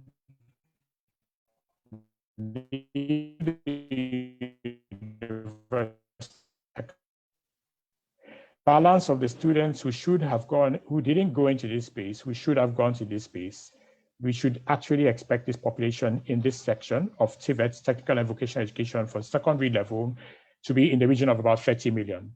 What we have today is 500,000. So where are these people? They're on the streets. And this is the challenge that we face. So when we're talking about what we have to do right, we have to change the conception from going from producing labor to producing human capital. And what is human capital? Human capital, remember, is a supply side. You're producing the kind of capital that becomes an investment into commercial enterprises, an investment into the public sector, an investment into the system itself to lift it up. So we have to ask ourselves, what will these schools be like? What are they supposed to be delivering? And I go back here and I want to make a key point for you to understand here at this place before I close, which is this. If you do not fix this space here for the 86% who drop out of junior secondary school, if this 86% of the children in JS3 are not able to be accommodated by a system that trains them in technical and vocational education, then it means that 86% are going to be on the streets and they're going to be a burden on your society and they'll pull the system down. In this section that we have here, private education accounts for 5% of the total enrollment across all Nigerian universities. 95% is in public education. The implication for us is this. We need to figure out how do we localize and democratize education, create as much capacity to take on the mass that is there, because currently we are unable to train and produce the human capital that we require. And the only way we present 9 different things that can be done, which you can think about. We can just go. Can everyone please mute your mics? Please mute your microphone. Thank you. So in the 21st century, we know that technology is going to be key. So I'm going to just go to the 9 steps that I think that we need to pass through. We need to pass through, they'll take us through the portal and the things that we need to do. So first of all, governments should stop paying lip service to education. And lip service means that they must begin to hold themselves fully accountable for the outcomes that are in our schools. Some states, Anambra included, are doing really well, but they're doing really well relative to Zamfara, to Sokoto. In Kebbi State, the illiteracy rate is 77%. There's no point comparing yourself to Kebbi because your young children, your young people are comparing themselves to their peers everywhere else in the world. We need to stop paying lip service to education. We need to move to a position where we stop focusing on certificates and move more into skills. Our children need to become economic agents really early. They need to have the competencies, the skills and the competencies that they need to work with from a very early age and not have to wait for 8 years to finish an education before they start earning income. In order to do that, we need to break the model for education. People will tell you cannot do e-learning. It's a lie. The e-learning is just about how they are conceptualizing e-learning. And I think some of the panelists today will speak into that issue. But we must create hybrid or blended learning systems. There is no alternative to that. And until we accept and figure out a plan for making this happen, we're going to be heading backwards. Classrooms must exist without walls. We have to create the capability for everyone who wants to go to school to be able to go to school. And going to school doesn't mean going into a room with 4 walls. We should look at the numbers, and we did a little bit of mathematics here. We are never going to build enough classrooms for all the people who need to go to school. And so we must virtualize learning. We must create capacity for children to go to school on devices and for devices to be the primary way in which they access knowledge. And then we can have the face-to-face as a second. We have to change our pivots from teaching and go to school for 7 months in a year. No, we're in the period of lifelong learning. We need to create capacity for everyone to be educated at the same time. Anambra, the smartest state in Nigeria, and possibly and it should be thinking deploying technology, but smart because it is producing the greatest human capital that the country or the continent has to offer. And to do that, we must implement lifelong learning.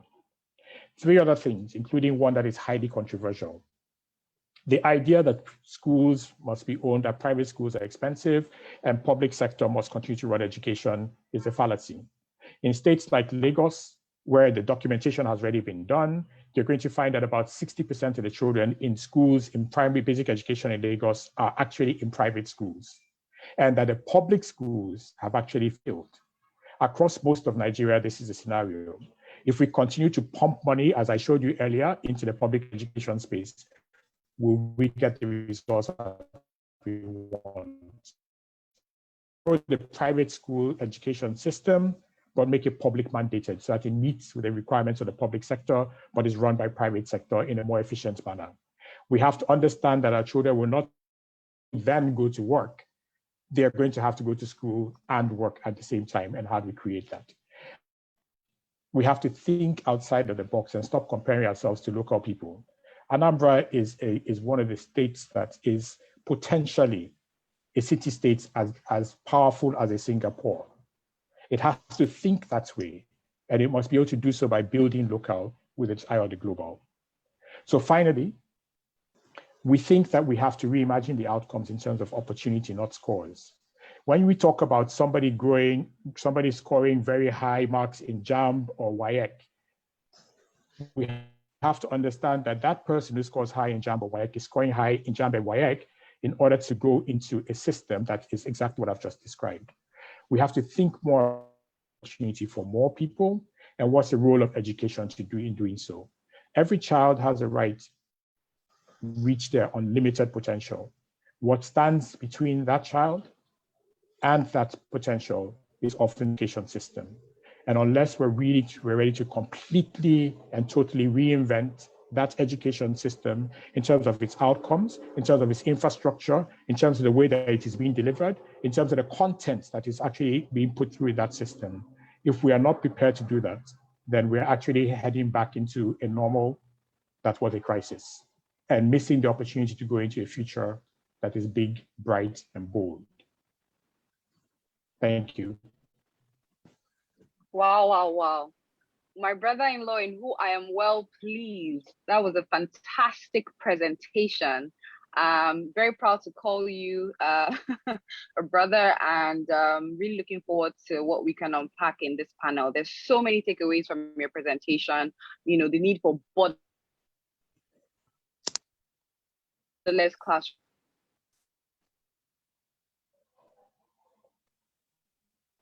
classrooms, the need on this panel to please, so that we can see you and we can know, who we're talking to. So please, if you're a panelist on this segment on education, please turn on your video at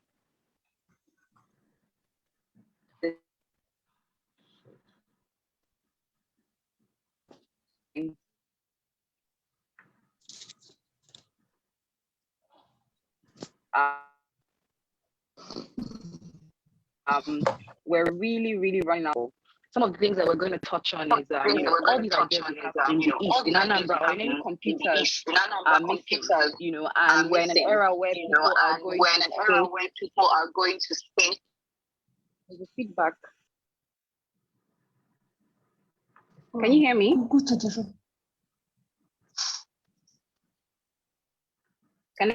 Yes, we can hear you.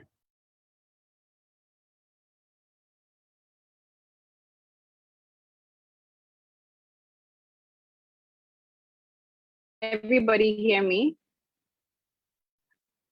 Technology and it's yes, we can hear you.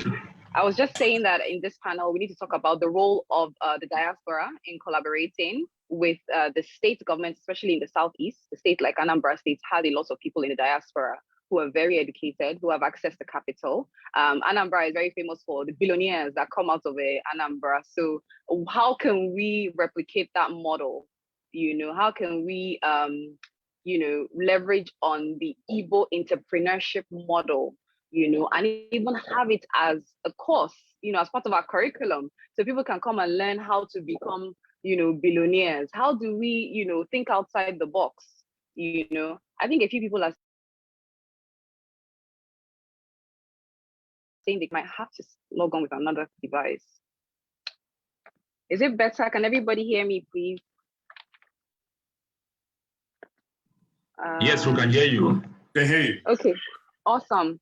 Please, the panelists on this panel video, we have Toyosi Akerele. I don't know if you're on, Toyosi Akerele G. Uchenna Ugu, Michael Ezeadachi, and Chicken Wobi. Chika. Or Chika. Yeah, Chika is here. Awesome. Chika is here. Awesome. Okay. I see everybody now. So please, can we have our introductory remarks? Tell us your name, what you do, and your idea or your introductory remarks. My audio is really bad. I need to switch devices.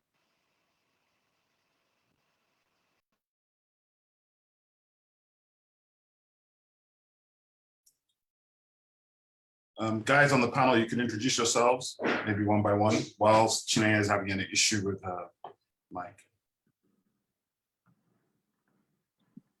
Did anybody hear me? Chika, go ahead. Yeah, Obi, I can hear you. Obi, I was just listening to, my name is Chika Obi. I was listening to the startup panel and just listened to Chineye earlier.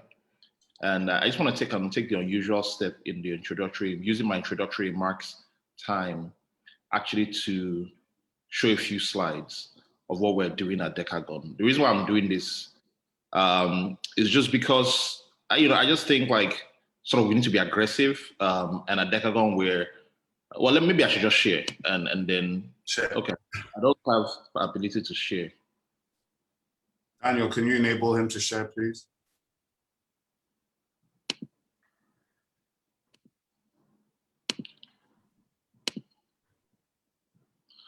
So for context, I've been in the tech space for about 2 decades, founder of multiple startups with multiple exits. And about 4 years ago, I came to the realization that we're investing a lot of capital in startups, but that we didn't really have the human capital, the people to even do the startups. And so I started traveling around to different cities across the world, meeting with Nigerians in diaspora and just ideating on sort of the solution. And in New York, I spent some time with some Nigerians just learning, and I came to the conclusion that I needed to shift my focus from investing in companies to investing directly in producing software engineering talent. This report that I'm sharing now is an update I did about a month ago to the people who I'd met 3 years ago when I was thinking of starting Decagon. So I'll just run through it very quickly, maybe 3 minutes. So Decagon has helped 340 brilliant young people become world-class software engineers.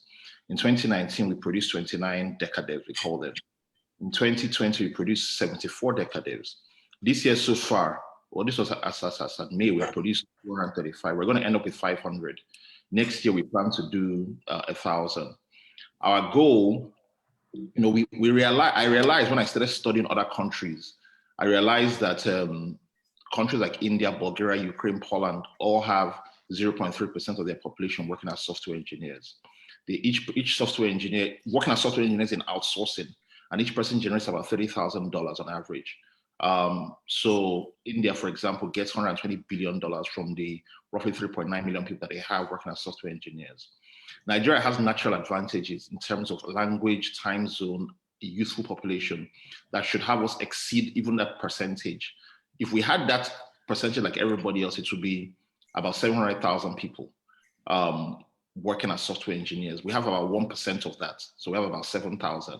If we had that 700,000, it would be between 20 and $24 billion, which is all the money that Nigeria makes from oil. So there's a shortfall, and that shortfall is because of access to infrastructure, what I call hard and soft infrastructure and financing and access to jobs. And so this is what I set out, created a company to solve, the company Decagon. We find like the most brilliant people or the most high potential people, we finance them, we train them, and we connect them to jobs. And so this lady, for example, Lacey, is an example of somebody who she graduated from University of Port Harcourt probably about 6 years ago, left to have children, wanted to become a software engineer. Wanted to become a software engineer, was looking for a job for more than 2 years, came across us in 2019. And today, she has worked for an Austin-based machine learning and IoT startup called Varuna. She helped them build a MVP based on which they got funding from Google here in America.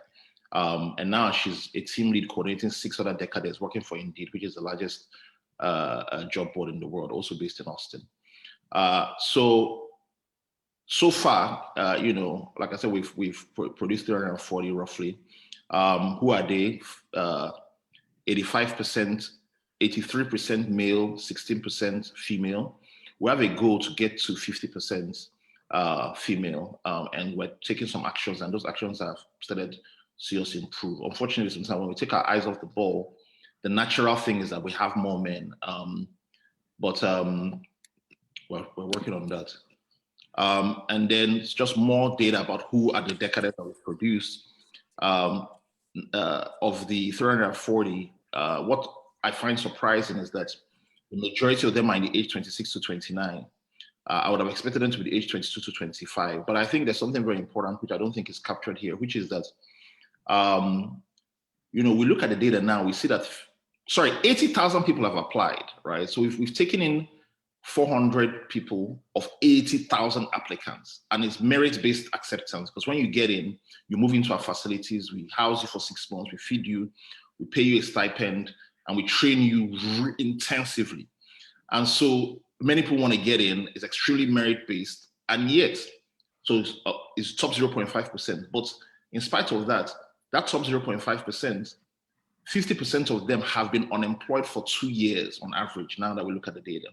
And so that correlates with these 29 is that people who are best graduating students or exceptionally smart people, there was a boy that won an award from African Capital Alliance. African Capital Alliance paid for him. But what had he been doing? He was teaching in Southern Kaduna, earning 3,000 Naira a month for years before he came here. So, we're getting feedback now. So people have been on average unemployed for more than 2 years, and the remaining people who have been employed have been earning 50,000 Naira monthly on average. In terms of states represented, Anambra is, Edo is first, Delta, Ogun, Lagos, and Anambra. Before you have some of the some of the southwestern, a lot more southwestern states. Just to rush through. So in terms of degrees, a lot of the people already have bachelor's degrees in computer science, computer engineering, but we also have people that study philosophy and so on and so forth. So I think this is an important slide that just shows that we are so far have, of everybody that graduates from Decagon, we have 100% placement rate, meaning that every single person who finishes, we get them in a job within 6 months of graduation. The whole thing is funded by a student loan model. So, you know, some of you might know about Andela, and we had the benefit of Andela already being in operation before we started the company, but I wanted a model that would be sustainable. And so we, in summary, worked with the CBN and the CEOs of AXIS and AXIS and GT and Sterling, and created Nigeria's first software engineering student loan. So that means people who get in is a merit-based loan, like how if you get into Harvard, Citibank will give you a loan. If you get into Decagon, you receive a loan that covers, that makes it allow Decagon to make a profit from converting you to a world-class software engineer. One of the things I'm proudest of is that 100% of the people who have gotten into this program and who have started working are supposed to be repaying their loans. Normally, it should be, you know, in banking, there's maybe 5% non-performance, or even Grameen Bank that won Nobel Prize for microfinance. I think they had like 5% or thereabouts non-performing. We have zero non-performing. 100% of these young people who we don't have any collateral on them, we didn't know them before, never met them before they came in, 100% of them are paying their loan. And that's something that I think is a source of great hope. And as a result, the loans are, you know, Sterling Bank has increased the loan pool to 25 million. These are some American companies that our Nigerians are supporting. When you talk about Diaspora, this is Sheifa, but the founder of Varuna, the company that got funded from Google. This is Tribal. Ike Chimabuishi is also a founder of that company. Both local and international companies are hiring a decade. So let me stop. I don't want to. Okay, and I think these are just a few of some of the stories of these young people. Grace, who worked with which now works for a New York-based company. She's in Nigeria, worked for a New York-based company after she finished as a decade. Chibueze, who stayed with us, stayed back as a technical leader. He now works for a Miami-based company called Reloadly. Mary, who worked for Okra, they came back to us, and she's now a team lead on Indeed. Tega, who worked, you know, stayed back with us and is working for a company called Vertex. So thank you. Thank you so much, Chika. It's really, really inspiring to hear about the work that you do and all the success stories that have come out of this initiative.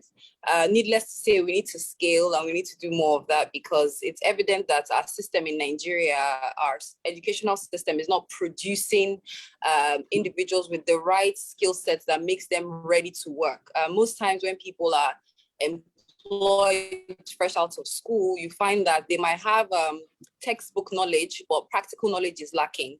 And so skill acquisition is very, very important and should be added to our curriculum. I think as we advance with this conversation, I really, really want us to touch on recommendations and suggestions for implementation. We all know what the challenges are, you know, but we need practical recommendations that can be implemented, so that when we leave this conference, it's not just a talk shop, you know, we actually come out with, you know, recommendations and a path to implementation, because, you know, all the talk without implementation was still at ground zero. So the next person I'd like to talk to would be my sister on the panel. So Uche, I'd like to touch on the role of funding in all this, right? Like I said, there's a huge gap between our educational institution in Nigeria and the likes of, you know, the schools you find like in the US and in Asia, where you have, you know, the right equipment, you have the labs, you have the hubs, you know. How do we access funding for education? Or how do we, you know, take on a private sector, public sector partnership approach, whereby, so for instance, in other parts of the world, intellectual property, you know, when the schools invest in research, you can make money from IP. So registering a patent from a university and, you know, licensing it, you know, things like that. What are some of your suggestions on how institutions in Nigeria can have the funding that is needed for research and development? maybe when you're done answering the question, another panelist can chip in on that, because that's one of the ways that we can actually, have our institutions generate capital that can be used to upgrade their facilities. So, Uche, please, if you would like to answer the question. I don't know if you got the question. Yeah, I got the question. I don't know if I'm still having their hall back, but I think it's clear now. So let me first of all introduce myself before answering the question of funding. My name is Uche Nawami, and I call myself the local champion for global winnings in STEM education. I am a hands-on practical person who think of how do we get this done and how do we start doing it. And I start doing it even before I can think about any policy or anything to stop me from doing it. So I work with the primary and secondary school educational sector to implement STEM hands-on training. Because when I see what everybody is doing, the beautiful things that we are doing, the reason why it is still difficult for us is that a graduate from the university is confused when you tell them that the in thing for you to do now is digital literacy or to acquire skills on coding for things that will better their lives and give them a career boost. So I start from primary school. We develop curriculum to teach younger people about STEM careers, and we help them to find their passion. So I work for this term alone. I and my team, we have been able to reach over 3,800 pupils and students, not just one time, but we have a curriculum where we meet them on a weekly basis. And that is what I do in Anambra State. And I'm not only in Anambra, I've been training on different states, and I want to replicate this in other places. Of course, it is not easy with the working with the state and parents because it's still alien to them. What everybody's rushing to do right now is to go to the university. But when you are trying to tell them that you can combine this with whatever you're trying to do, so that when you apply to Decagon, they can be able to take you knowing that you are doing this because you know what you want to do. So this is what we do. We teach topics like artificial intelligence for primary school, secondary school. Now we are saying this, and it looks as if we mean those that are of age, but believe me, if we want to achieve a lot of things, our curriculum should be changed. This idea of reinventing education, we should be able to treat it as if we are pressed. When you are pressed, when you want to use the bathroom or the restroom, nobody stops you from doing that. You stand up immediately to go and do it. You don't have to consult anybody. This is just the way we have to, treat educational system that is already decaying. And when I was listening to Mr. Chineye, and he talked about democratizing access to education, when he also talked about private schools and public schools. I've said this when last year during the NIDA stakeholders meeting. I told the federal government, see, you cannot get it right with pumping money into the public schools because nothing is happening. The thing they should think about is how do you give the private schools opportunity to adopt public schools because things are not going well in public schools. How do you create policies? How do you create policies that will allow that? There should be, nobody should open another school anymore in Nigeria. Go and adopt a school and do the same thing you want to do in your school with that school. But they can't do that if we don't have a good practical understanding, a good policy between the government and this private sector people. We have enough land in public schools. We have enough thing. But in private school, if I have one plot of land, I will build primary school and secondary school in that plot of land. Whereas there are public schools that are already dying. So when we talk of reinventing, we need to do that. Now, coming down to your question, I need to be very, very honest with you. I don't have any answer with funding because I am not an expert in that. So we should be asking people like Research Anambra, CFA, and T. Davis. But let me tell you something that that you need to understand practically, because I am on the field, I am on the ground in Anambra, so I know what is happening here. There was a time during the COVID I needed 100 laptops, and I went to somewhere in the government and I asked them, I need laptops, just give me laptops, don't give me anything.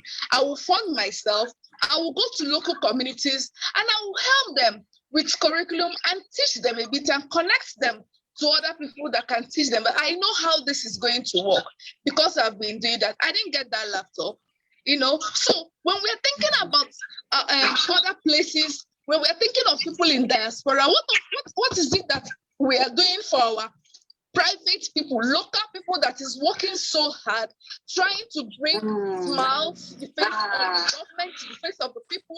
What are we doing to say, take these 10 laptops and go to this community?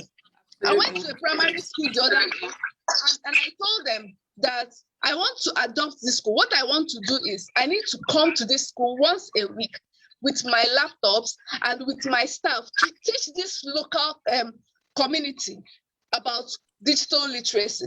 The principal with a very good heart said she can't do that, but she needs permission from the authority. I went to the authority in the local government, she said I should go to Oka. She should be the one to go to work and say somebody from a private center wants to do something in the public school, and we're talking about reinventing education when things are very hard for you to do, when I want to do it for free for the school. So there has to be a lot of training with these local communities and the teachers that are doing things in primary and secondary school to give. I also I need to confess this, I have been working with the Commissioner of Education who gave me permission. With her permission, I've been able to reach out to so many secondary schools. Over the past 1 year, I've reached out to over 5,000 secondary school students on my coding and robotics training. So why am I saying this? I am the local person here. People, we need support, we need advice, we need help. So it's not about me, it's about us, it's about Anambra State. What are we going to do practical things? Because when you say we need practical, so we don't have to call this meeting again and again to talk. What are the practical things we have to do? How do we sit down and say step 1, step 2, step 3? It doesn't matter who is in this meeting if we do not have steps to go to achieve what we want to do. If you know where the funding is, please get laptops for us. If you know who can help, call the person and say, give an advice, follow it this way, and it will work. If you know whatever knowledge you know, bring it on board. Let us make sure it is a practical step so that we don't read and don't do practical things. So thank you so much. I wish, there is more time because I have a lot to say. We're still going to. We're still going to. Yeah, I know you definitely deserve a round of applause for that. I'm so proud of you. When we lead with passion, they lead with empathy, and your passion is so evident, honestly. Thank you that you do. I think some of the points you touched on were very, very important. People that are on ground are already doing the work. How do we support them? Because at some point, if it's something that you're self-funding or if it's something that you're pushing all by yourself, you might burn out. So we need concerted effort. We need synergy among stakeholders. And that leads me to the next question. How are we making sure that we don't keep having these panels, these sessions where we talk about the problems, but then there's zero implementation? How do we get the authorizers, the decision makers?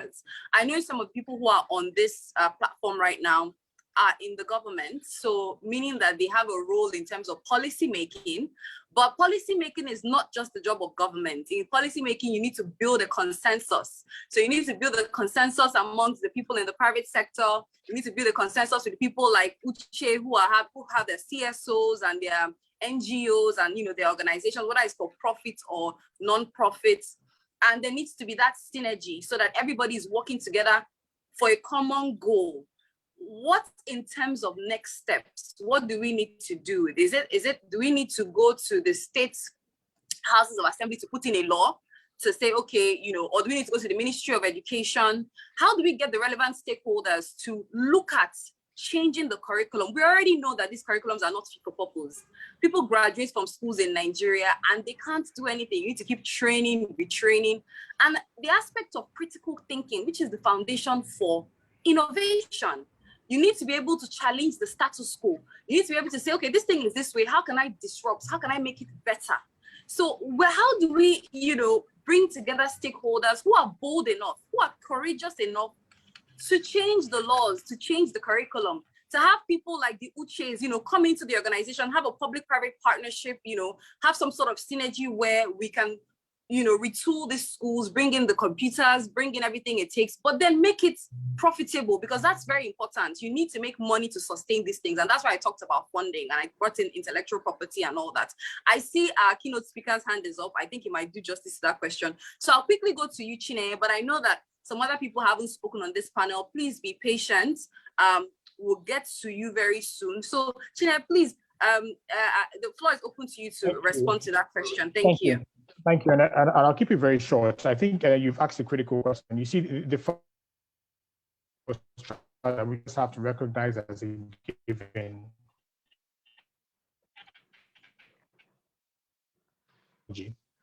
And so it's important for us to understand that I think somebody is trying to hack into this meeting.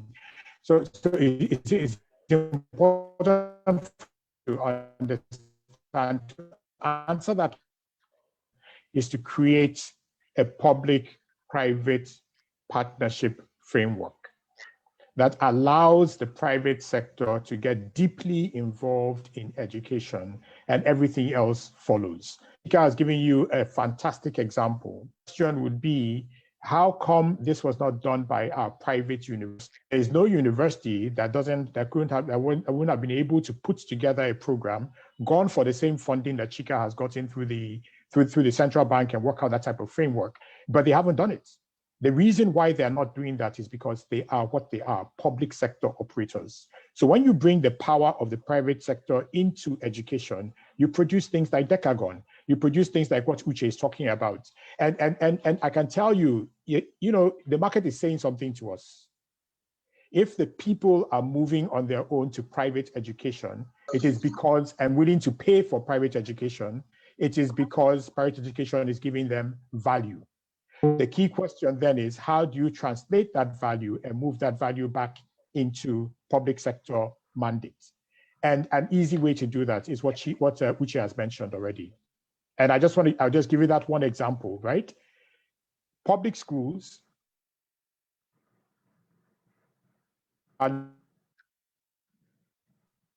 essentially, they are sitting on a very expensive asset. A private school that wants to set up is going to have to pay for that land. It's going to have to pay for infrastructure. It's going to have to pay for all sorts of things to get that going. And it's all that cost that goes into buying that infrastructure is exactly the same capital that could have gone into taking over a public school and operating it. And there are very simple ways to do that. So I'm sure I would recommend, sit down with Chika, sit down with Uche, set up a public-private sector partnership development team and let them figure out how the private sector can come into public education, meet public sector goals, but address it from a private sector perspective. And Anambra will transform literally within a decade.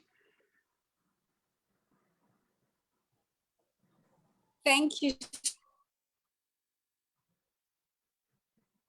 so much to our keynote. I came down so that, like we said, we can move from just talking to also implementation. So I'd like to come to Michael. Michael, I know you haven't introduced yourself, so please just spend like 1 minute or two introducing yourself and then give us your take on this subject, education, reinventing education in Anambra State and in Nigeria as a whole.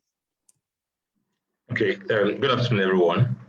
And I'm Michael Ezadiche. I'm the founder of Hillsoft Digital, a professional services company that provides a broad range of solutions in digital technology, operations, strategy, and also consulting.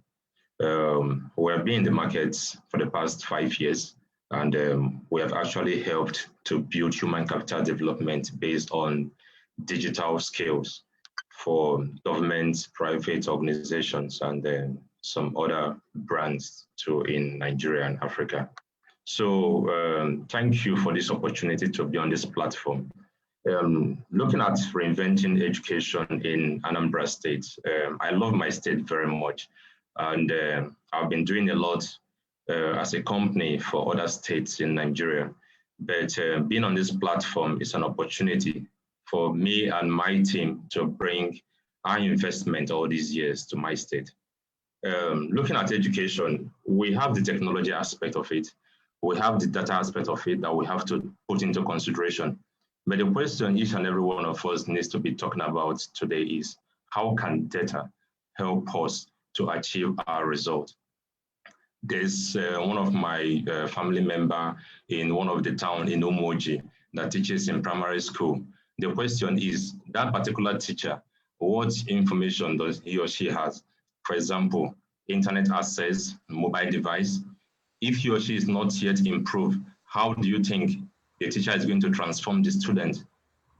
And if the student cannot be transformed, how do you think we're going to achieve what we're talking about in education in Anambra State?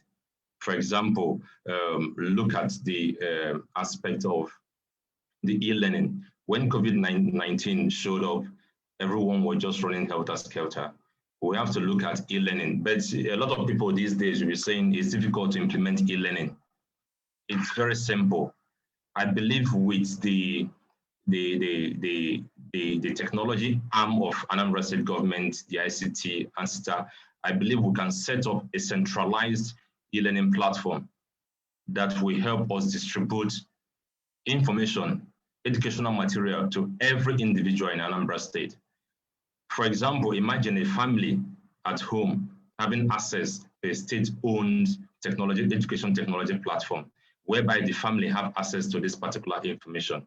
Yes, we might think it's difficult, but I think it's simple to implement. Like what some of the panelists have already said, we can have like a public and private partnership, government coming together with private companies, institutions to build such kind of solution. So having a centralized or decentralized electronic educational platform is very helpful. Anambra State, we have all what it takes. We have the billionaires, we have the millionaires, we have entrepreneurs. When you even look at the ecosystem in Lagos, maybe Port Harcourt, outside Anambra State, you find out that some of the best software engineers, digital marketers, running things for big organizations are from Anambra State, are Igbos. So we need to bring a centralized system whereby we tell them, don't worry, come to our state. We have what it takes to groom you. From primary school to secondary school to university, we get them young. So after school, they don't need to be, let's leave Anambra State to go to Lagos, to go to Port Harcourt, or travel out of the country. No, we have what it takes to keep them at home. We have the technology, we have the resources, we have the human capital development. I'm talking here, we have built teams of digital specialists, marketers that are working for big organizations in Nigeria. And most of them, trust me, they are Igbos, and we give out information. And today, they still come back to us as their mentors. So I believe with the high-powered individual like Mr. Chika and Obi, Uzoku, all the panelists, we can come together to build a framework whereby we, Anambra State citizens, we are distributing technology, we are distributing human capital resources to even other states, to even outside Nigeria. So I believe we have what it takes to be the shining light we are to Nigeria and also to Africa. Thank you. Thank you so much, Michael. I also believe that we all have what it takes. There's so many people who are on this panel who are very knowledgeable, who are very experienced, and who have also given their all for this fight. You know, it's a continuous effort. It must continue, but as we continue to have conversations, we need to talk about implementation. I really hope that we have policymakers and authorizers who are on this call right now listening. And I hope that it won't just end here, like you said. Can there be a group? Can there be a, you know, something? I know there are organizations like SIP, and, you know, but can there be a group where you have like, okay, this week we're going to go and see this minister of education or this commissioner of education or the governor, the incoming governor. This is what our mandate is. This is the agenda. This is the roadmap for reforming our education system. We talked about the billionaires and the industrialists in Anambra. Everybody in Nigeria knows that. How do we incentivize these billionaires now to come in and become stakeholders? Because at the end of the day, if you look at Silicon Valley that everybody talks about, Silicon Valley came about as a result of institutions like Stanford University, where, you know, you had the research, the development, you had the pool of human capital and talents that fed into that ecosystem. So if we don't have the human capital and the talents available, people will keep investing in Lagos or maybe other cities where the human capital is there. So how do we ensure that after this event, and I think that will be the closing remarks from everybody, because I think we're spent for time. I'll let everybody on the panel speak to this. In terms of practical steps, you know, what would be like the next 3 things we need to do post this conversation to ensure that, number one, we're able to galvanize the relevant stakeholders, meaning the policymakers and the authorizers, because they're very important. Because if we talk and just leave this place, nothing will happen until they implement it. And then how do we hold them accountable continuously? Because it's not a one-day thing. How do we ensure that all the steps and the roadmap is being implemented post this event? And then they'll also talk about funding. I know funding is always an issue. Government will say they don't have money. So how do we now come up with creative ways? Because people who are here, people who are going to solve the problem, not necessarily the civil servants. How do we make sure that people like the billionaires we talked about, the industrialists, would put together maybe or put aside a percentage of their revenue or something from their businesses in Lagos and in the diaspora and all that stuff, you know, as part of their CSR or something, to say, okay, we're going to take, you know, all of us are going to pledge a percentage of our income, you know, to these institutions in the East. Because if you look at the Harvards and all these other universities, the Stanfords, they are billionaires who fund it. The money is not, government cannot do it alone, you know, so the billionaires that Anambra has should be an advantage to the development of Anambra State. So what do we do next? Look at people like Uche, you know, using their sweat, their resources and all that. How do we encourage people like this so they don't give up? So in terms of next steps, I need every panelist to just say practical steps of what they themselves will commit to and what they need others to commit to in terms of stakeholder engagement, galvanizing the relevant people who need to make this happen and who need to implement it, and then funding to make it a reality. And then how do you now incentivize the people who are funding? So the venture capitalists and all that. So is there a plan for patenting some of the technology or the innovations that come from the organizations to make sure that when you license it, they can get some revenues from it, or they can be stakeholders or investors in those businesses that come out of it? You know, what is the plan? How, you know, let me hand over to the panelists now to let me know what your points of views are. Thank you. We can start with our keynote speaker, or no, actually, let's start with ladies first. Let's start with Uche, then Michael, then Chika, and then our keynotes can wrap up the thoughts of all the panelists. Thank you. Okay, thank you. Thank you so much, Chinenye. I think number one, like I said, I am a very practical person. Let us just say we are going to have 2 schools, public school. Let us see how we can adopt it. Let's just, before they go to court or a National Assembly to do policy, let them give us permission to adopt 2 schools in Anambra today, tomorrow. And it is simple, changing their curriculum to what the private school used to do, you know, helping government find a way to bring in infrastructure, the things that we need, resources to do this. It is doable. There is no big deal about it. That is what I am asking. Let us do it. You know, policymakers are here. They are listening to me. And this has to be done. Otherwise, this will just be another storytelling event that they will call us every year to do. So let's do this one. It is simple. We can do it. I know how it will work. 2, I am saying, like you said, funding, CSR. Please, whoever that is here listening, I am open to partnership. I am open to anything that we can do to make things work. I am here this year. Let us start thinking. If you know any bank that wants to fund anything, we are open to do that. We are also starting a hub that will accommodate a lot of people called the Hub Scripts very soon, so that we can do a bigger thing. We are going to open up in August, you know, and the land has been donated by some goodwill Nigerians, the Tiger Food. They have donated a building for us to run a hub in Anambra and to make sure that all these things we are doing are practically happening. So finally means the second thing I've said now. We have everything in Igbo land. If you know who wants to do CSR, even if I'm not the one that will do it, please, I can help plan it with you to know how it's happening. It is not easy to bootstrap. I can beat my chest that I have worked with a lot of organizations like the Google, but I know that I've done over 200% things on my own, going to speak with the government and say, allow me to do this for free. If you remember when we went to Silicon Valley, it was me walking and going to the school to beg them to allow me to train their girls. It was through begging, and they allowed me. So can you imagine what will happen if we have a little bit of funding? Things will change. Things will change. So thank you, everyone, and let us make this happen. Thank you so much. Thank you, Uche. Some people are asking for your contact details.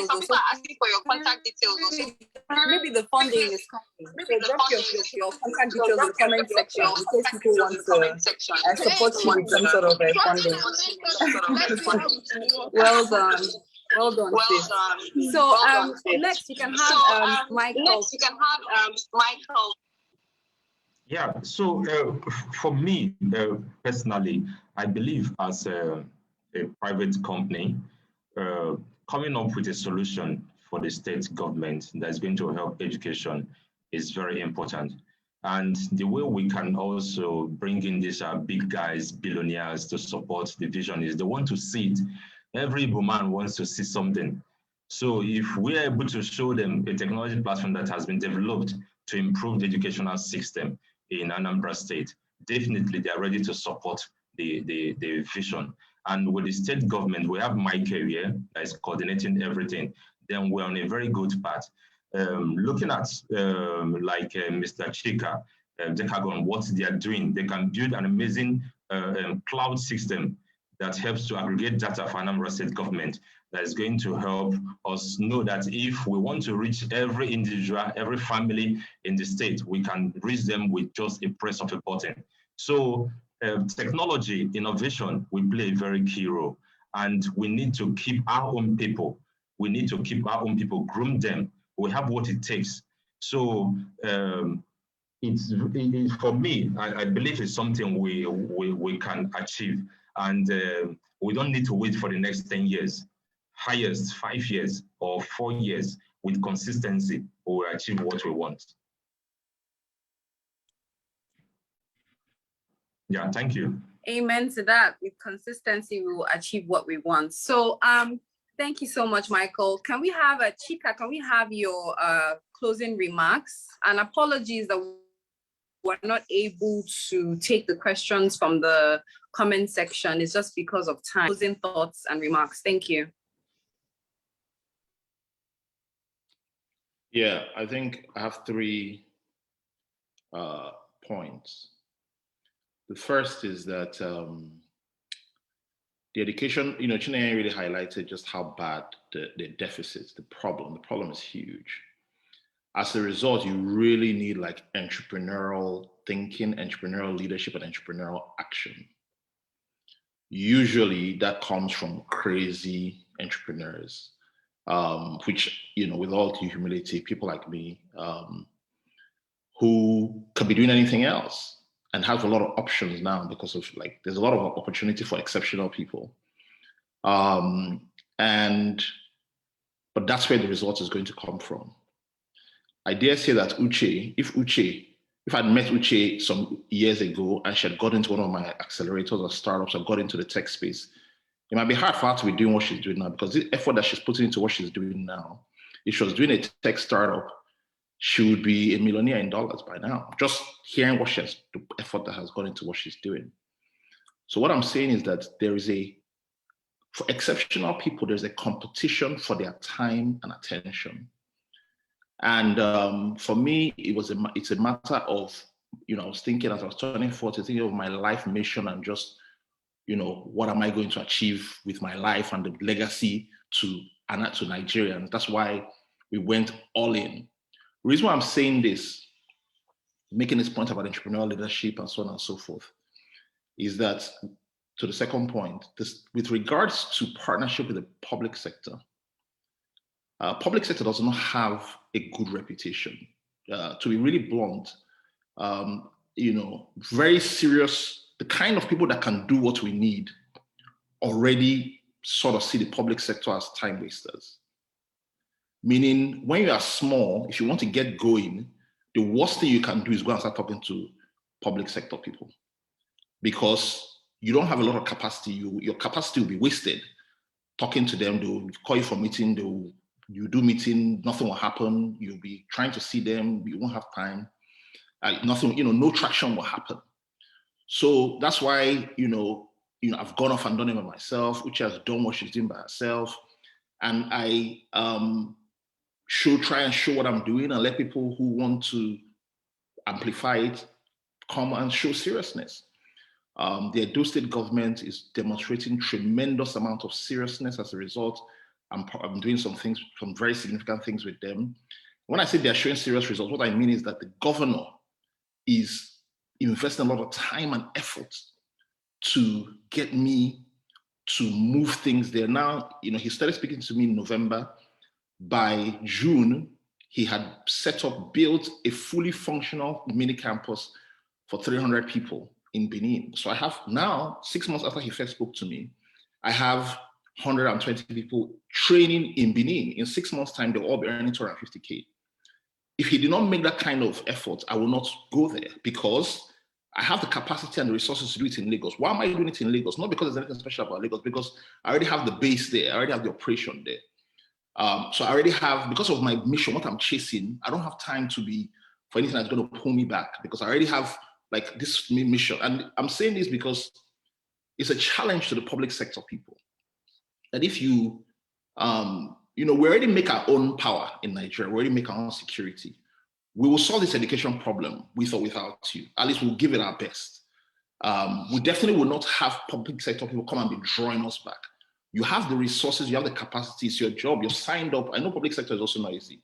You've signed up, however, to control the state's resources to achieve these things. But you have to really understand what it takes. And that means you have to put in the efforts to partner with us. You have to be professional, you have to invest, you have to show your own otherwise we won't work with you, because I don't mean this to be arrogant or anything like that. I just want to be practical, but we don't have time. Like somebody said that is like somebody that's pressed to go to the bathroom. You can't be making shakara, making guy and all those things. You just have to be blunt.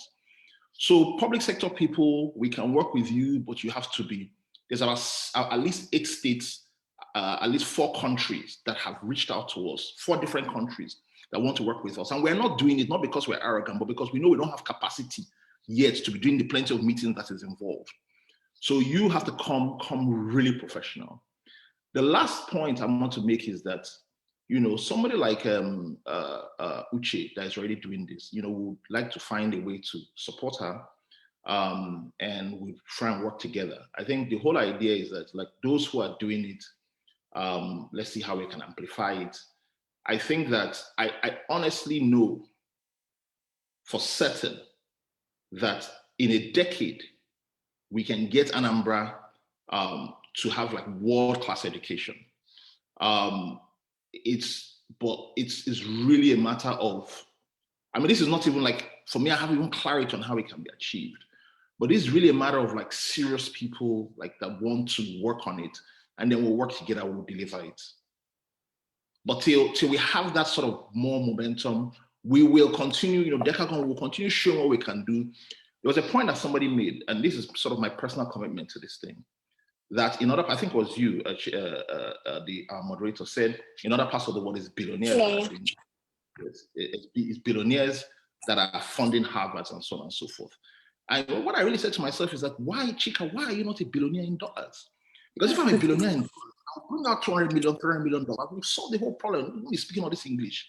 So I'm super committed to becoming a billionaire as quickly as possible. Then we'll bring out money, we'll solve the whole problem. But till I become a billionaire, I can still see what, how I can work with Uche and any other people that are already showing some traction. Thank you.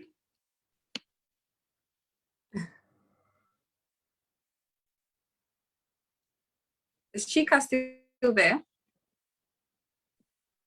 Yeah, I'm done.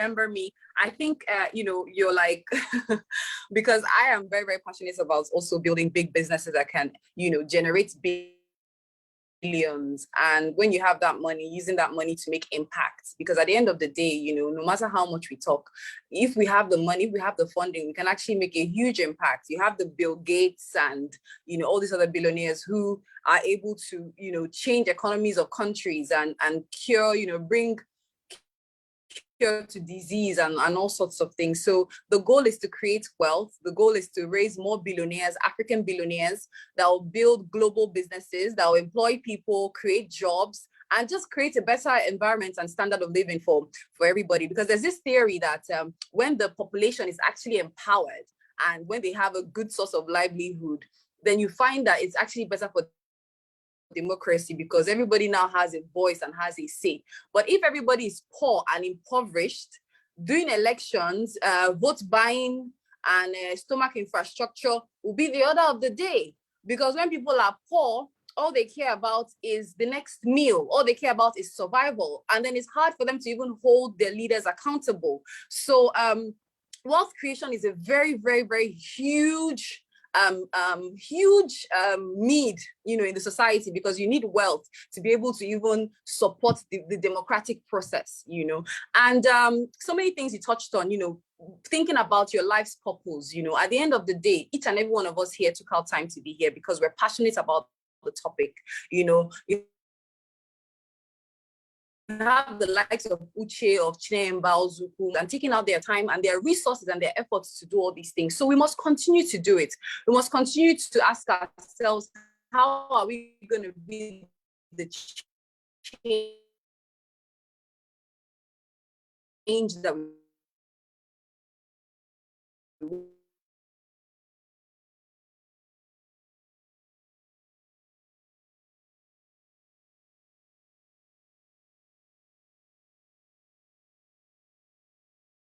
because at this time it's like swimming against the tide. So collaboration is very, very critical.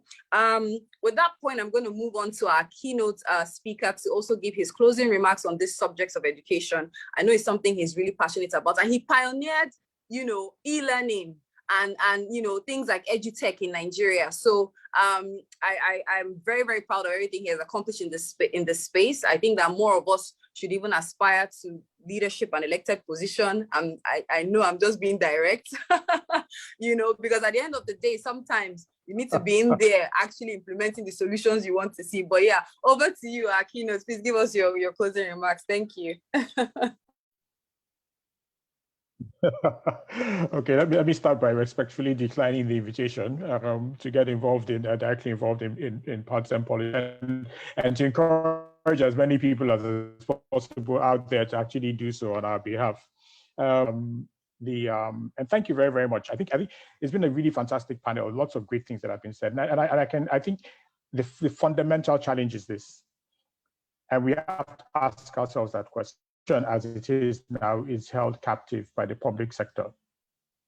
We just have to accept it. That's the reality of it. In fact, if you think back to the East, historically, the East itself didn't start off with education. Education was private.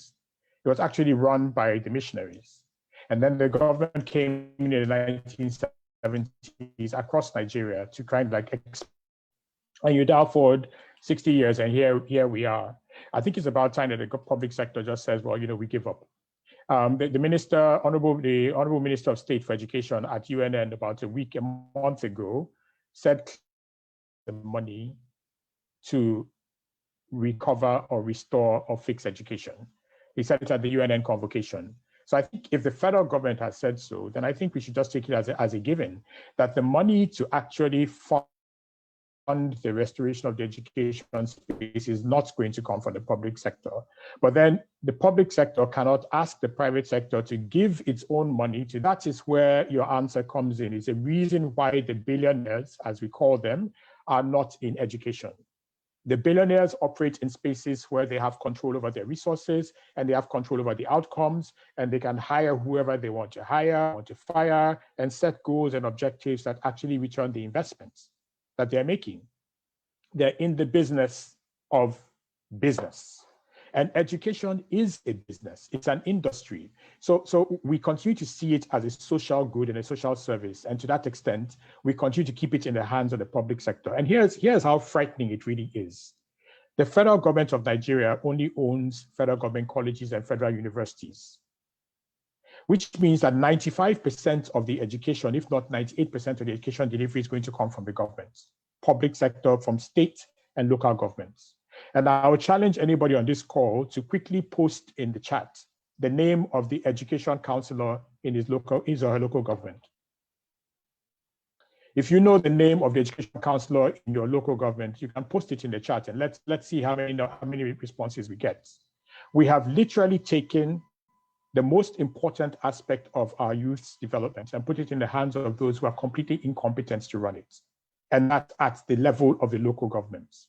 So if you don't know your local government councillor, but the person who decides on what happens in your primary schools, right? What happens in the secondary schools and in the community schools, and then that's exactly where we are.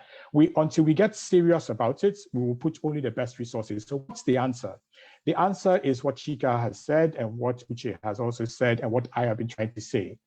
First of all, we need a fundamental rethink of all the people who are involved in education, to understand that this social good can only be delivered in partnership with the private sector.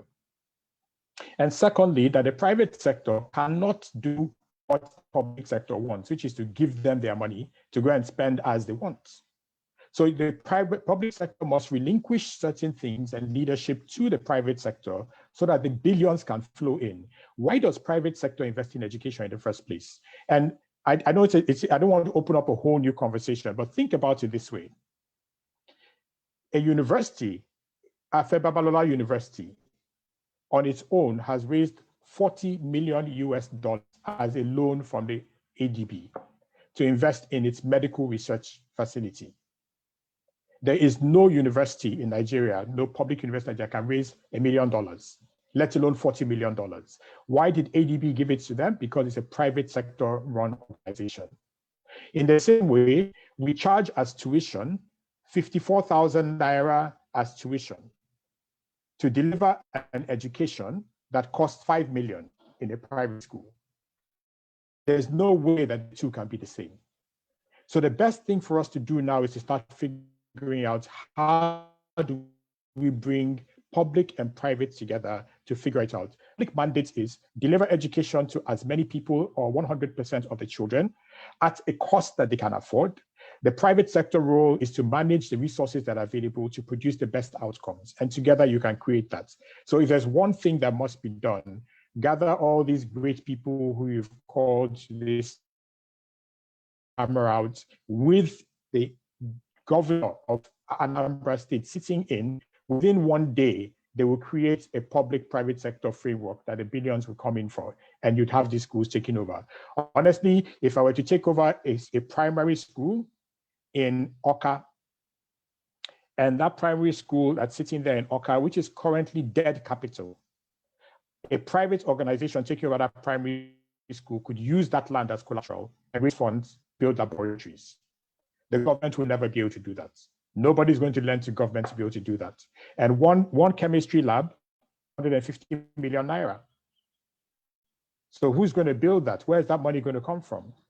I'm going to post in the chat the 9 steps, but fundamentally it begins with this. And we've already started doing that. I mean, in Lagos, I'm working on a pilot of 10 schools. Lagos State is already experimenting with that. And they've given 10 schools, they've moved from the Adopt a School program to looking for that partnership. And there are 2 big things that are happening. One is private sector is coming in on a trial PPP framework. And the second is that they're moving to comprehensive or general education type of schools to comprehensive schools where there's curriculum that deals with vocational and technical. So every child graduates from junior secondary 3 with a technical or vocational skill that can actually earn income for that, alongside the track that leads you on into university. So I think at the end of the day, and this is only happening because the private sector is directly involved in the education space.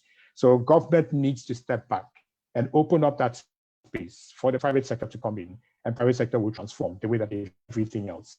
Education cannot be different. And this is absolutely important that we get it done as fast as possible. And I'm sure that Anambra, which always leads, will lead, because it has these amazing women like Uche in the forefront, willing to sacrifice their time, put in their very best with passion and energy to produce great results. So we look forward to 10 years from now, Anambra being the hub for human capital in West Africa. Awesome. Amen to that. Thank you so much for those. For me, this has been a very, very fruitful conversation. I've learned a lot from all the panelists, and the 2 points I want to leave everybody with, and it's one, mentorship, and the other, skill acquisition. When we're looking at reforming our educational system or reinventing our educational system, there must be a focus on mentorship. The Igbo entrepreneurship model has been studied in institutions around the world. It's a tried and tested model, and Anambra State is a state that has pioneered that.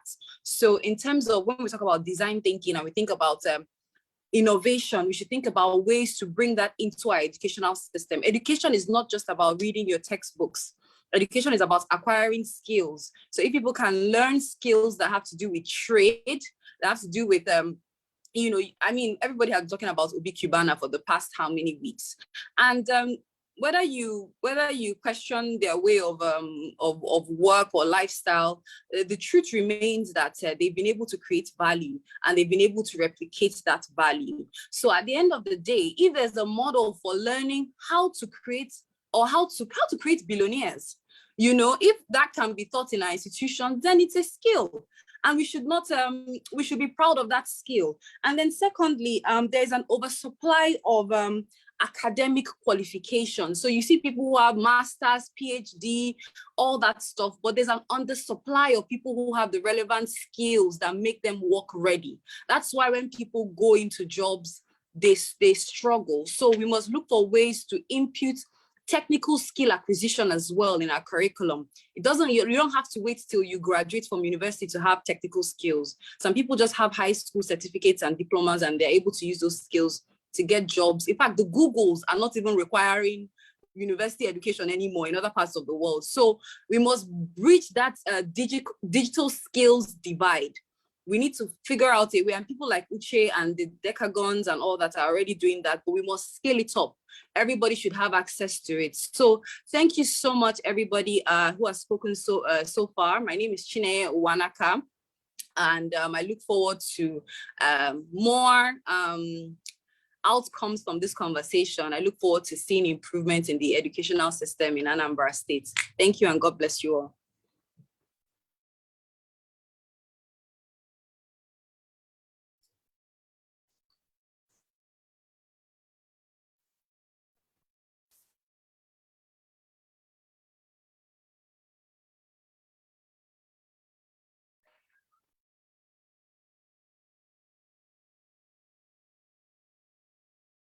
Yeah, hi. Hello. Yeah, we can hear you. Okay, wonderful session. I know I was expecting a lot from Chiene, but we got a whole lot more than I was expecting from him, as usual. We've had a very long talk about education, and we're now going into the final session of the day. A lot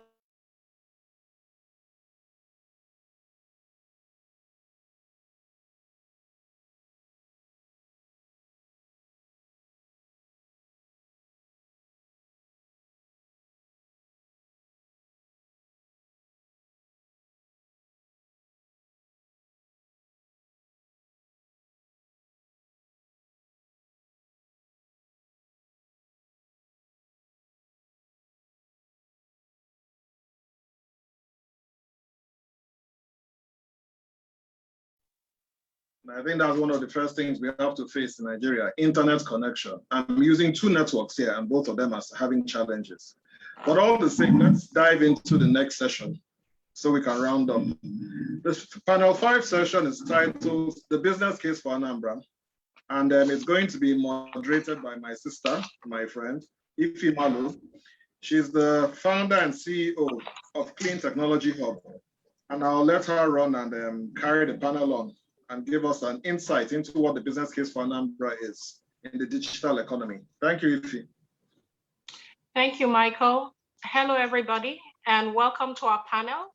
We know that time is fast spent, so we will make our panel snappy. We know that we're what's standing between you and your lunchtime.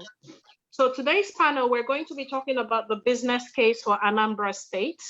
We have a keynote address by Jide Ikako, who's the MD ANISPA. And then we also have Cheta Nwanze, who's the lead partner with SBM Intelligence, Ijoma Taylor, who's the ED for Alpha African Advisory, and Don Ebuwogu, who is the former president of Onitsha Chamber of Commerce and the CEO for Tiger Foods. And so today's panel is really going to set the context, try to bring together all of the things that we've heard today from all of the other panels and begin to craft our narrative and our storyline around what our key selling points are around Anambra State as a brand and Anambra State as an opportunity.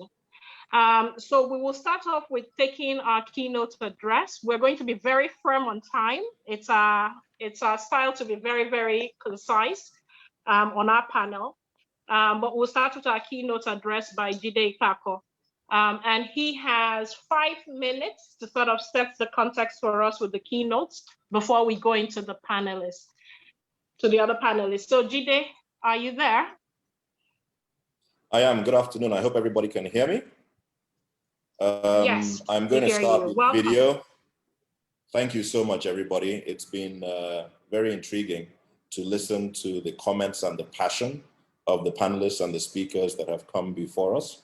I have quite a few slides, but I'm going to skim through them for purposes of brevity. I'll start by a quick intro. My name is Jide Ikako, has been said. I'm the managing director of ANSICTA. ANSICTA is the Anambra State Investment Promotion and Protection Agency. Our mandate is twofold. On the one hand, we are the one-stop shop that manages the investors that come into Anambra State. And unlike other investment promotion agencies, we have a second mandate in that we actually supervise the mandate of the investments of Anambra State government. So across sectors, IT, agriculture, trade and industry, etc., we supervise those investments made by the state. Also, personally, it's also a forum like this is very interesting to me because I kind of wear two hats. I come from an IT innovation background. My BSc is in computer science, though I since crossed over to the dark side, so to speak, and went into finance. So I also wear the finance hat. And having seen firsthand, coming from a private equity background, and seeing what happens when there's a confluence of good ideas, execution, and finance, how exponentially this can drive development. It's very important that we bring this to bear. So without further ado, I will run through a very quick intro of Anambra, our business case, and our business policy. Thank you.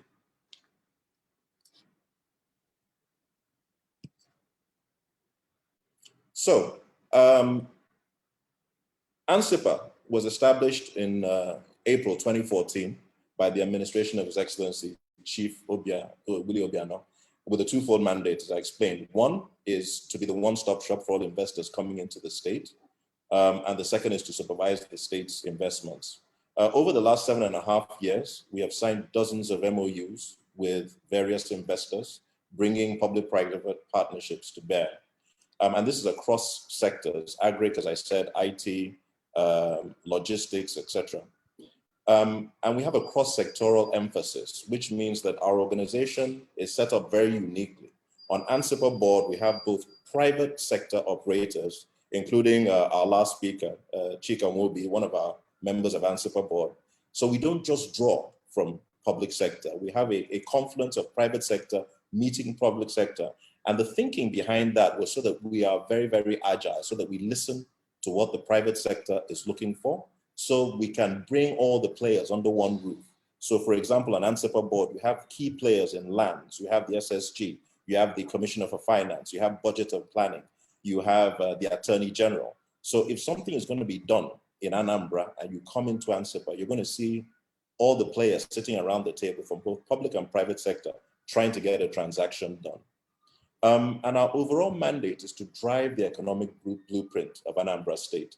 And that includes developing both our hard infrastructure, which is, as we know it, the roads, the fiber optic cables, the bridges, etc., and our soft infrastructure, which is education, which we just touched on, skills acquisition, law enforcement, security, etc. Now, when we sat down at the beginning of this administration, we looked at the different, what we call the economic pillars, the things that we believe will drive the economy of the state forward. And you can see them, sort of 6 of them: agriculture, industrialization, trade and commerce, oil and gas, logistics, and the creative economy. But below that, we can see that IT and innovation is key to binding all these together. We simply have to find different ways and more creative and innovative ways of getting our businesses done. Okay, so what we have is our pillars, but the key enabler is the infrastructure, the IT, the innovation, etc. Okay, and what that's supposed to do is to drive both foreign direct investment and domestic direct investment into the state and the wider economy. I'm going to skim through the next few slides because it's just, the understanding of what actually drives the investment process. And, that's for different investors, there'll be different emphasis that they place on the factors that attract them to a particular location. Having said that, it's very, very key to understand, because we've heard repeatedly from the previous speakers, government, government, government, and government has a key role to play. But it's important to understand that the entire expenditure of government, for Anambra State as an example, is less than 4% of the GDP, the gross domestic product of the state. So, just to put it in practical sense, 95% of the economy or more is out there in the private sector. All the resources, all the money you see spent by government is less than 3-4%. So in reality, we're not going to achieve the results that we really seek unless the private sector partners with the public sector. But we understand that this must be private sector led. Now, one of my key sort of mantras is that government is not in the business of business. We may not be able to build a campus for you. We may not be able to invest financially in your business. What we can do is to bring some other forms of equity to the table. It may be in terms of land. It may be in terms of, granting you a license that has value. It may be in terms of, giving you some sort of incentive to move forward. But ultimately, where you're going to see the most success is where the government does its role of supervising, regulating, and the private sector is allowed to run and do its own thing. And, I'd like to take the example of how we spoke, just the previous speakers, when we talk about education. And it is true. Education, we use the US as a case study. If you actually look at it, you'll find out that most of the institutions we reference, the Harvards of the world, the Stanfords of the world, the Princetons of the world, these aren't government institutions. Government has a role, government has its, its place, but ultimately these are private sector led. So we must understand what the essence of that is. The next few slides talk very briefly about Anambra State, but I can, and they give you a pictorial, but let me give it to you sort of where we stand as a state federation-wise. We're the second smallest state in Nigeria, so about 4,844 square kilometers of space, which makes us second smallest after Lagos. Population, as of our last census, of about 5.3 million. But you see, when we talk about the population of Anambra, it kind of has to capture the wider population of the adjoining states. So you have across the river, you have Asaba, you have Imo, you have Abia, you have Enugu, and you have this as the fulcrum. Anambra controls about 35% of all the trade services across, the federation, and we're number 1 in the Southeast. So when you talk about just having proximity to market in terms of from an income per capita basis and just the size of the market, then we stand very, very favorably amongst other states. Okay. We have very large dynamic markets. Arguably, the Onitsha market remains, if not the largest in West Africa, one of the largest in Africa. Anambra has been known for logistics and bulk breaking. When we talk about trade, it's essentially breaking bulk, getting it from point A to point B.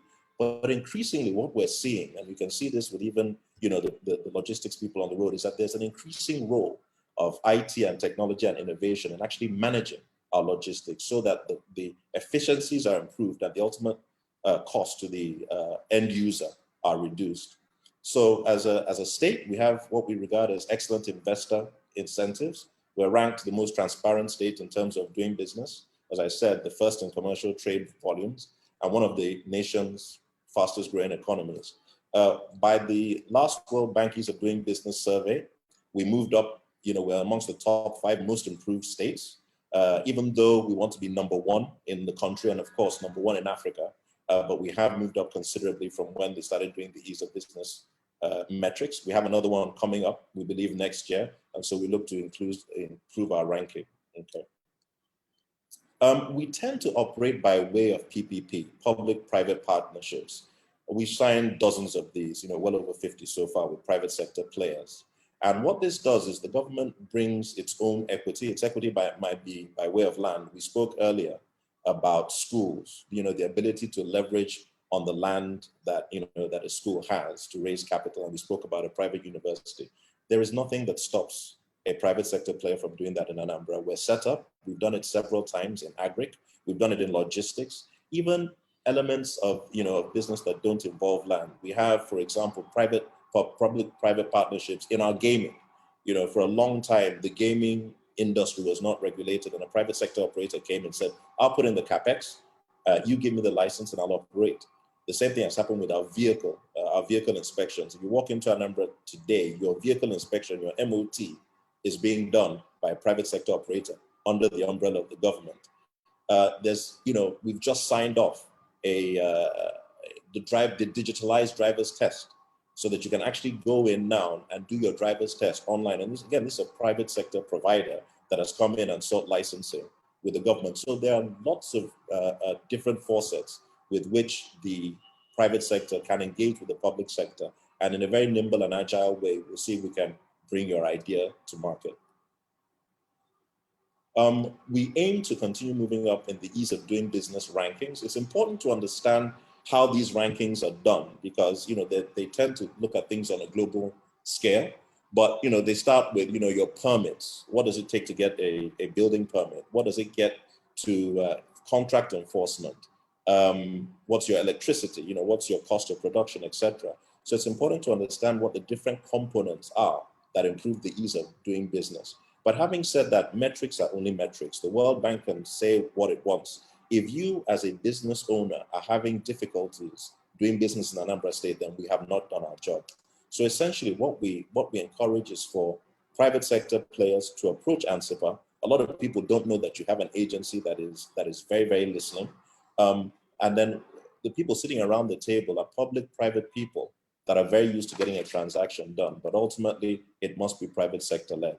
So the next few slides, and I'm very, very worried that I'm running out of my 5 minutes, are just the kind of things we do in terms of what we've harmonized so far, some of our milestones over the last few years, in terms of getting our harmonization of taxes, so you get a single demand notice, getting our lands to be IT driven, our lands allocation, our contract enforcement, etc., to be IT driven.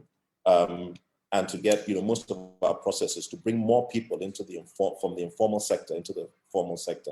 Anambra is known to have a huge informal sector. So when you look at the figures that these markets generate and this trade generates, you don't necessarily see it going into taxation. So one of the key things that we need to do, and another way that we can drive IT and innovation, is on a transactional basis, bring more people into the tax net, so that the tax base does grow up, but then those taxes can be used to administer more and more in terms of giving goods and services to the overall economy. So I think I'll stop there by way of my keynote. I hope I've been within my 5-minute timeline, and I look forward to further speakers and questions. Thank you. Thank you so much, Jide. You did a great job in terms of being concise and keeping track of the time. And I also thank you for that presentation. We hope that everybody that's on the forum today will be able to get a look at your slides so that those who are interested in investing in Anambra State can look at those data that you're providing and make an informed decision. So we're going to go into our panel discussion. And we have Cheta Wenze, Ijoma Taylor, and Don Ebubogu. Can I have all of you please take a minute to introduce yourself and your work before I start off with the questions and the discussions that we're going to have today? Cheta, can we start with you if you're on the call? Okay, good afternoon, everyone. My name is Cheta Wanze. I'm the lead partner at SBM Intelligence. We do research into geopolitics and socioeconomics. Also, we recently completed a project for the African Development Bank on the innovation sector, where we visited Anambra, spent a lot of time with Michael. We also spent some time with Daniel Chinadozie. Thank you, Cheta. Can we go to Ijoma Taylor, please? Good afternoon, everyone. Thank you for having me. My name is Ijoma Taylor. I'm an executive director at Alpha African Advisory. Alpha African Advisory is an investment boutique firm. We offer financial advisory services as well as fundraising services. So really just covering the entire gamut of mergers and acquisition, capital restructuring, etc. I'm really pleased to be on this panel. I had a long list of things I thought I was going to talk about, but Mr. Jide Ikeako has effectively just presented my business case for me. So I think my work here is done. But I'm really pleased about everything I've heard so far today. Thank you. Thank you, Ijoma, for being with us. And then we'll go to Don Ebubogu. Don, can we hear from you? Thank you. My name is Don. I work in Tiger Foods Limited. We can barely hear you, Don. Can you project a bit? Okay. My name is Don Ebubogu. Are you hearing me now? Yes, we hear you. Okay. I worked in Tiger Foods Limited. Then the past president of Onitsha Chamber of Commerce. I believe I'm representing the interests of the traders in Anambra State here. And I also hope that our concern about using IT to drive our business will be addressed. Especially listening to Jide talking about ANSICTA, and I liked his comment about domestic investors or domestic investment. I think that's where we come to play, and that's why I think I'm also here to add to what the discussion that is going on. Thank you. Thank you, Don, and thank you for being with us. I'll go ahead and start off with asking questions, and I want to bring the big elephant into the room. And this is speaking about the most famous funeral that we have in sub-Saharan Africa right now, and that has trended on social media, where digital technology was used to portray that culture and that tradition and the opulence that surrounds it. My question to the panelists is, what does that do for the brand in Anambra State? Because that's a question people who don't know Anambra State want to know. Maybe we'll start from you, Don, as somebody with boots on the ground. Well, I may be among the very few that failed to criticize that kind of a wedding coming from that kind of a person, because I'm looking at it from the brand perspective.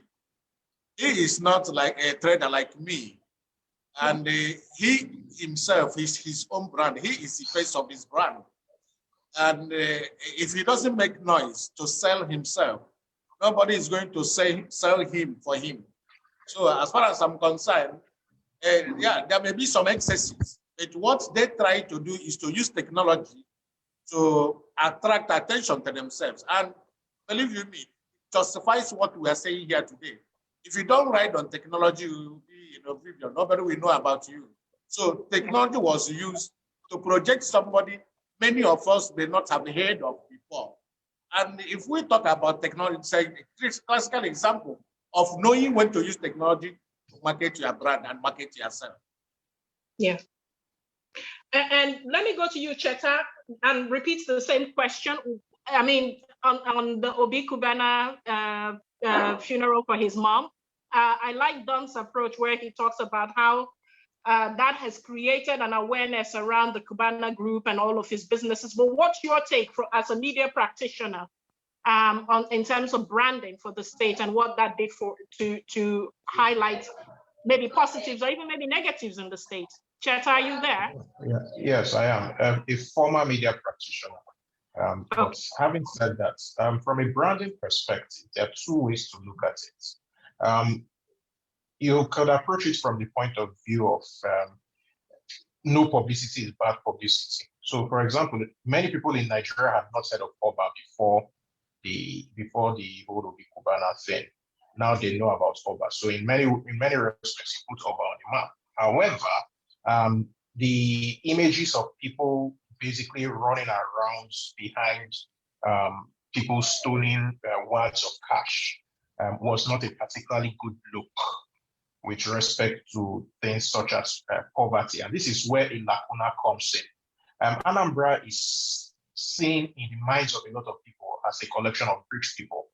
That's imagery of deep poverty did not do the state very good. It shows that there's a lot of work to be done. Now, the ironic thing is that Anambra is number 3 in Nigeria after Lagos and Ogun in terms of HDI, Human Development Index. So it tells us, it goes back to Chineye's point in the earlier panel about us not looking about as whether we're number 3 in the country, but looking at how well are we doing with respect to the wider world. And in that respect, we're not doing very well. So the imagery, again, not very good, but no publicity is bad publicity. And before I stop now, I just want to send a message to Dawn. There was a lot of feedback when I announced that I was going to be on this panel, and people asked that you should sachetize your spices. A lot of people said that they want to see uziza in sachets and uda and cinnamon. Okay, well, that's good feedback for Don, Cheta. I mean, you're already helping him market his business because you have a large social media following. I always try to market my people's business. So. Yeah, I know that one. I know.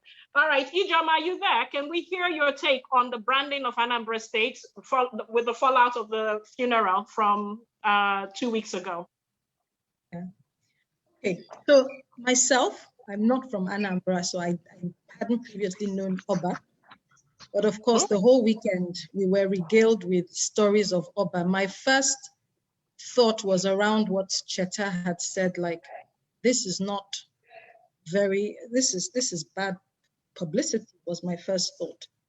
But then on thinking about it now in the context of everything we've talked about, and even before this session, I started to think, as part of the process of that whole funeral activities, I understand from social media that he actually gave, I think, 1 million naira each to 300. I think it was 300, so 300 entrepreneurs. Now, if we bring that home and look at all of the different statistics we've talked about Anambra, as Chineye said, we can't be complacent in Anambra, but the truth is that Anambra has Onitsha, Anambra has Nnewi, Anambra has Oka, Anambra has these urban cities, if you like, traders, entrepreneurs that other states, even along that whole economic corridor, don't have. And then when you preface that with the new bridge that they're building, it even supports the whole thing about Anambra being a gateway between the East and the West. So that brings us home to funding, right? There's been a lot of talk about the public sector. To start with, the IGR in Anambra, I think last year, 26 billion or something like this. There's still a long way to go when you compare Anambra to, for example, the amount of IGRs that Lagos and something like Ogun State can generate, right? So when you look at all that needs to be done, you compare it to what they're generating, there is a deficit. So which clearly means that for the things that we're talking about, that we've talked about since 9 a.m. this morning, that has to be done, what Jide has said is right. The public sector can't do it alone. And so in comes the private sector. But there are different types of funding available for investors. you could have crowdfunding, whether equity or debt, you could have angel investors, etc. And for these startup schemes, you could have venture capitalists, but VCs might not be the best type of fit, for example, for some of the startup schemes that we see with these entrepreneurs. So the entrepreneurs need upskilling. We've talked a lot about education, but they need funding. And angel investors are, I think, for many of these type of entrepreneurs, just sort of a prime, it's a good marriage, if you like. So if we find a way to harness these, we have these billionaires, we have these industrialists in Anambra. If there's a formal process of harnessing this relationship where these people are actually seeing the benefits of, the benefits of their investments are being made very clear to them. Even if we've talked about innovation and tech, if there's a platform where there's repository of information on these entrepreneurs, where the matchmaking can actually happen, you will find that it wouldn't be an abstract one Obi Cubana providing 300 million to 300 people, but it could be something that can be harnessed in a more formal in a more structured manner. In a more structured way. And when these industrialists are seeing the outcome of when they're put, because you see, look, Indigo, we have a passion for our home. We haven't forgotten what happened to us in the past.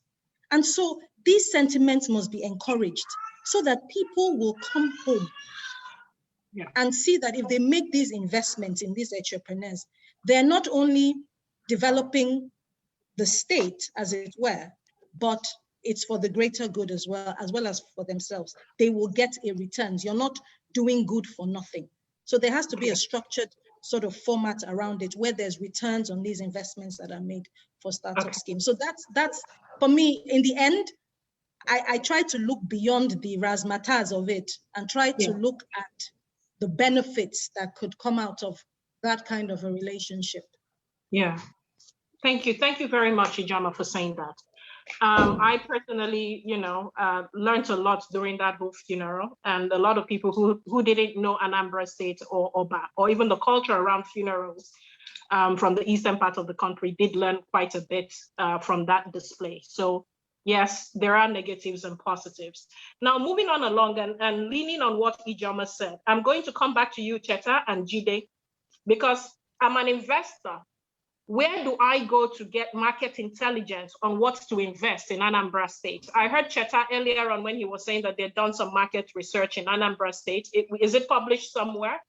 And a lot of the data that Jide was presenting during his presentation, if we're not going to knock down government doors, where do we get this data from? Because I'm assuming that there are investors that are looking at the state and its potential, but there isn't a lot available. Even in terms of me trying to do some research for this panel, there was not enough for me to it's just based on talking to people that I was able to gather the information I needed for the panel. So where would people go for market intelligence if they needed to come and do an investment in Anambra State? Cheta, let's start from you, and then we'll go back to Jide.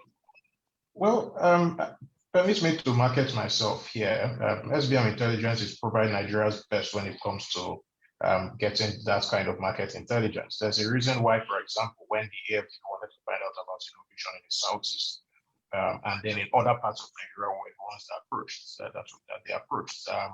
We went around 15 states in the country in January and February of this year to get them that market intelligence. And there are people in the audience here and on the various panels who can attest to the kind of work we do. Having said that, data, the availability of reliable data is a problem in the country. We have a habit of hoarding information, and information is power. It helps people make informed decisions. So I'll give an example. It's very difficult to get a comparative table of the GDPs of all of Nigeria's states at the moment. And the reason is that it's only 11 states that have been regularly updating their data with the National Bureau of Statistics. The last data that you can get for all states, all 36 states in terms of GDP, is from 2010.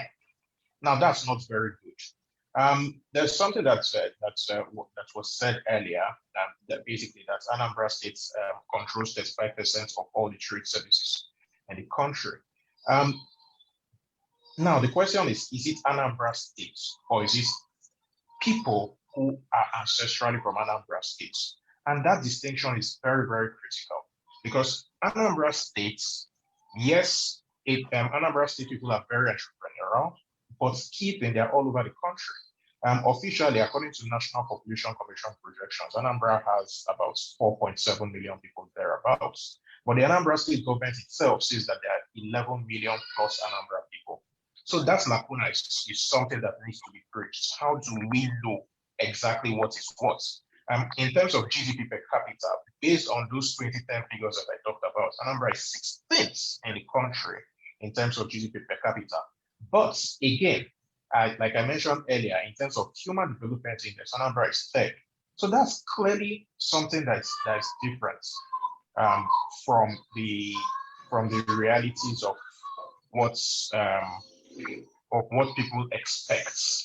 And you can't have such disparities in data and expect to make proper decisions that will guide investment choices. This is why, for example, last year, Anambra State recorded just $10.2 million in foreign direct investment. That's even though it was number 6 in the country, and this is based on Bureau of Statistics data. Even though it was number 6 in the country, that's a rather poor return for a state with the profile of Anambra. $10.2 million is pretty poor. Okay. What about you, Jide? Where do we go for data? If we're not going to SBM Intelligence and to the government, where else do we go? So let me talk about the different silos, as Cheta has said, the different silos where people get data from.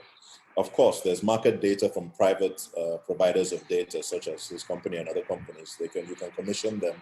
And especially if your business is very, if what you require data-wise is very specific, they can start collating that. Of course, the National Bureau of Statistics can do that. Then within state, we have the Ministry of Economic Budget and Economic Planning. We have ANSICTA. So if we're approached in terms of data, for that which we have, we can easily provide. For that is not yet being commissioned, then we could encourage them to seek other avenues, including private providers of that data. I think it's important to note, sort of on the whole data issue, that as has been said, Nigeria has an opacity of data. However, there are certain things, that you have to look at in terms of absolute volume. So when you talk about, for example, Anambra State, and by this definition, I've used this to include not just people that live within the state boundaries, because if you go to Lagos, you go to Idumota, you go to Aspam, that's dominated by people of Anambra extraction, you go to Kano, the same thing. So even if you reported Anambra's figures as a state, you can have a lot of players that have Anambra extraction that are operating in Lagos's GDP or in Kano's GDP. So, unless, as has been said, we have a comprehensive way of looking at national data, it then becomes a challenge. But, for those gaps, we are bridging them. And for those gaps that are not yet bridged, that's another place where innovation and technology can jump in. And I'll give you an example of some of the things we're doing. There used to be a paucity of health records. Anambra has a health insurance scheme. Over 100,000 people are counting being added. What's happening is that we are partnering with private healthcare providers. People are being paid, they're paying their health insurance premium. We're picking up data, not just, location, but also in terms of what they're going in to be treated for, how much they're spending on health insurance, how much they're spending on healthcare. And what that does is it drives the big data pool so that ultimately you can take more and more informed decisions based on that data. But if it doesn't exist, innovation is there to create avenues whereby it can be harnessed. Thank you.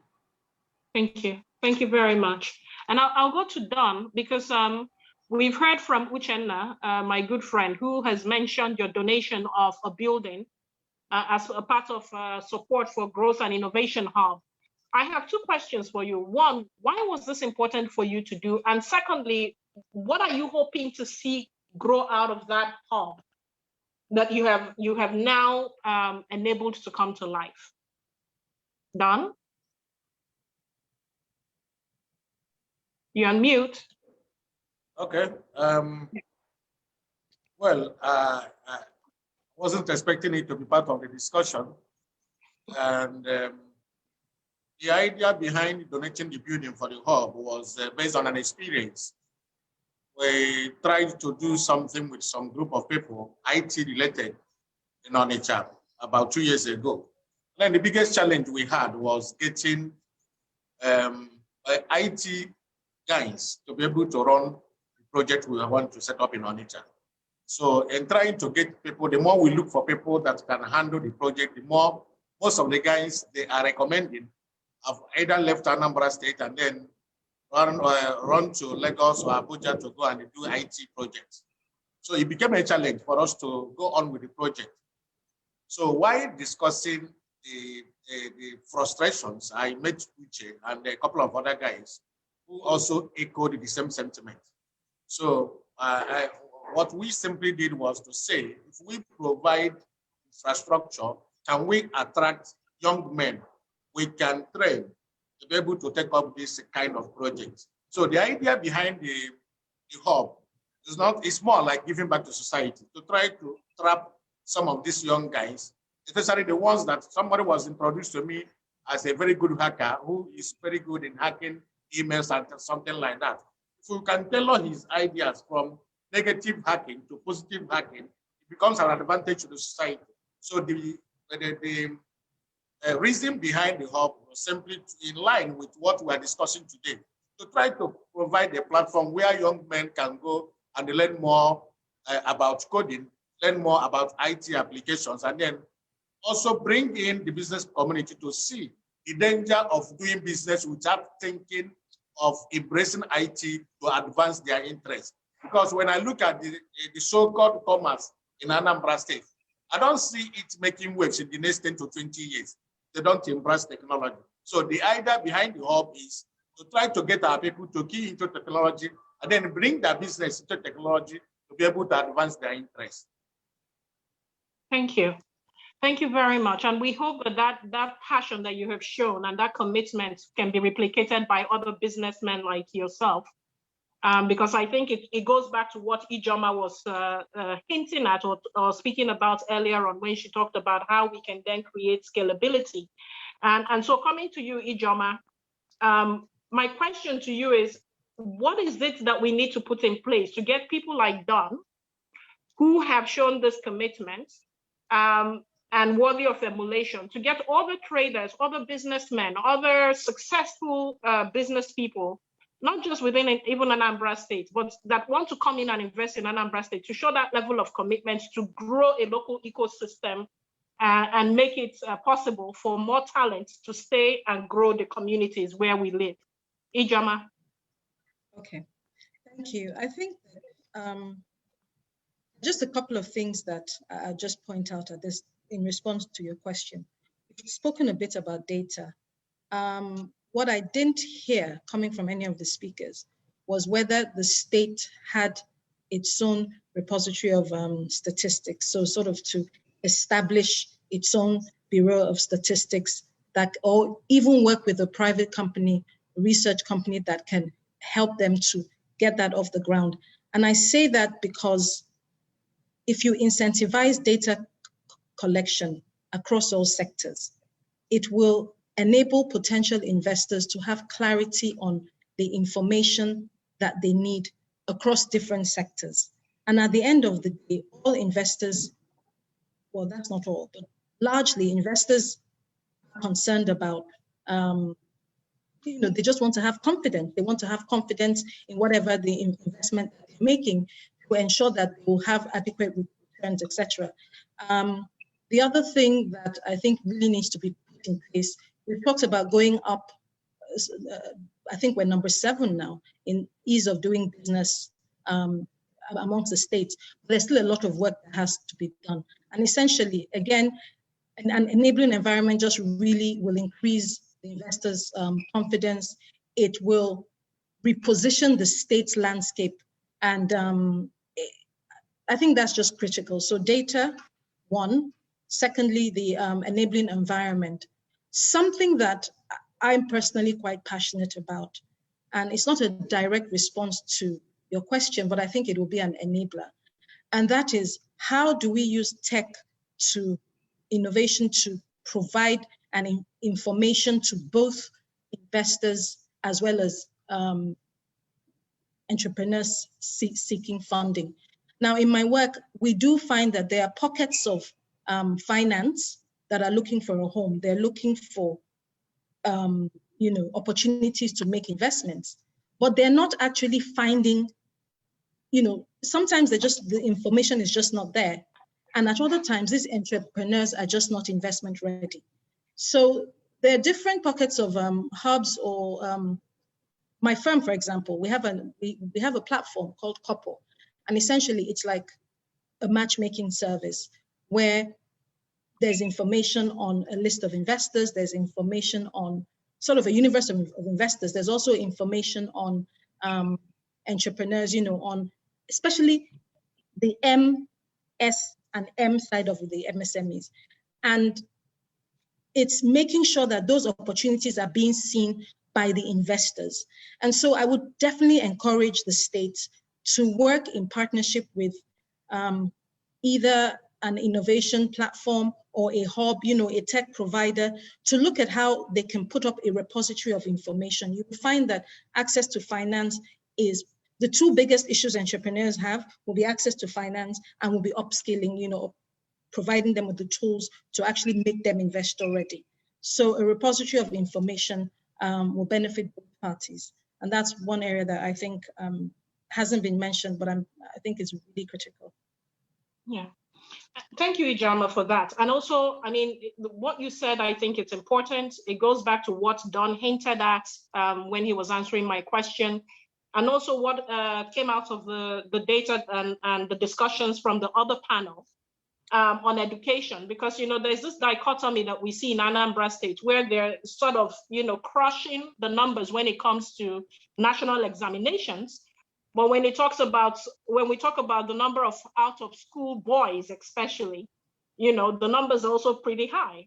And so when Don is saying they couldn't find the talents, homegrown talents to help run things in Anambra State, I'm wondering, can we really brand the state and help it grow to its optimal if we're not addressing that as a very core, because human capital is very core in terms of how we project a state to attract investors. They want to know that they are going to find the talent there to hire. How are we going to begin to address these issues? And I'm going to go to Jide to begin to tell us maybe what the government is doing. And before he answers, please, if you have any questions, put them on the platform so that we can begin to answer them, because in another 10 minutes, we'll be rounding up this session. So if you have questions for the panelists, go ahead and begin to put them on the Q&A platform and we'll answer. So Jide, please, over to you. Thank you. There was a slide I think I breezed through very quickly, which dealt with a synopsis of the different kinds of things that attract investors to come in. And that can be anything from the security, the overriding security of the area, to the size of the economy. How big is the market you're playing into? One of the reasons why people tend to gravitate towards Lagos is because of the size of the market, and also a clustering effect. When you look at clustering effects, you find out that you can get ancillary businesses in a relatively small geographic location. You also have logistics. How do you get your stuff in and out? On the plus side for Anambra, we have long since been a strategic logistic hub. We move things around, let me put it that simply. There's also some clustering effect in terms of Onisha, in terms of Nnewi and now Oka. So as a government, what we're doing is we're seeding industrial and innovation parks. We will give land to people who are looking to build industrial parks. And what we find is companies just come to us and say, look, we want to relocate to Anambra. Where do you want to put us? We have the nation's oldest manufacturer, traditionally domiciled in Lagos. They've now picked up in Anambra. They're setting up shop. We have Chinese companies setting up shop in Anambra. So there is an ongoing engagement with the private sector to do that. I will, however, point out that a lot of the investments, and I'm going to talk not about FDI, but about DDI, domestic direct investment. A lot of DDI tends to be unitary instead of manifold. So what you have is you have one individual and he wants to be his entire owner and the entire equity owner. And so what you find out is that that business does not take in outside management or outside capital unless it's debt. And we're relative, I wouldn't say it's optimal, but you have a lot of banks providing debt. What you have scarce little of is the equity side. How does a company raise equity in an equity market? If you look at the entire list of companies on the Nigerian Stock Exchange, less than 300 in a country of hundreds of over 100 million. So in terms of share, quantum of, there has to be a way where we channel the investment, the private sector investment. We talked about what you see in what we saw a couple of weeks ago in Oba.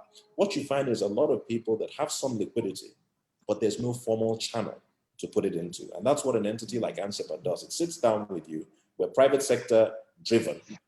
And we say, look, what do we need to do structurally, be it from a policy basis, be it from a land basis, be it from a strategic basis, be it from a licensing basis? What can we do to get you up and running in this business? But again, I will also dimension that there's a huge difference between venture capital, and it was mentioned earlier, and follow-on capital, which is what you see private equity do.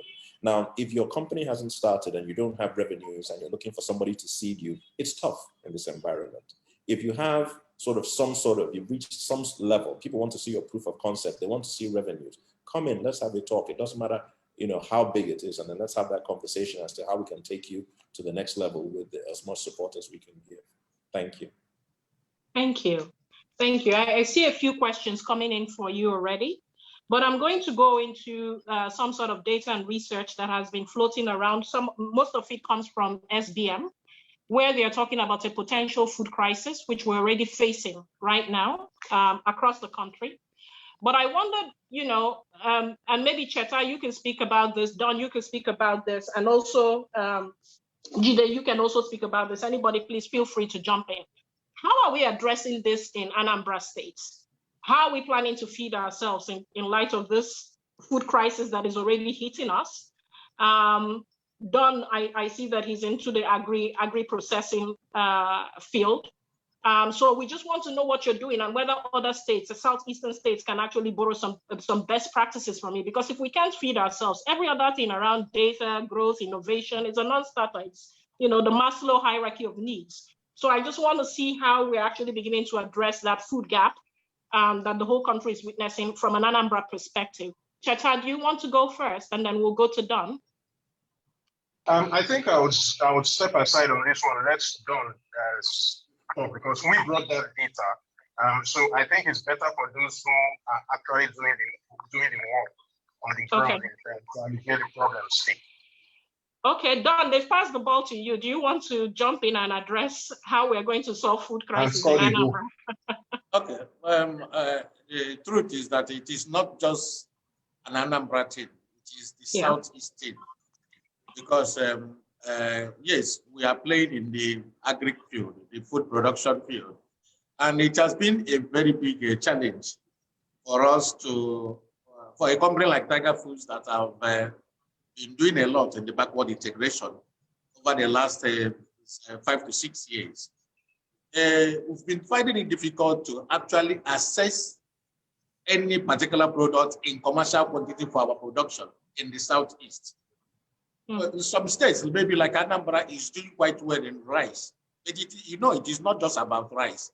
There are so many other industrial products that we need to get from the Southeast for us to run our industrial productions.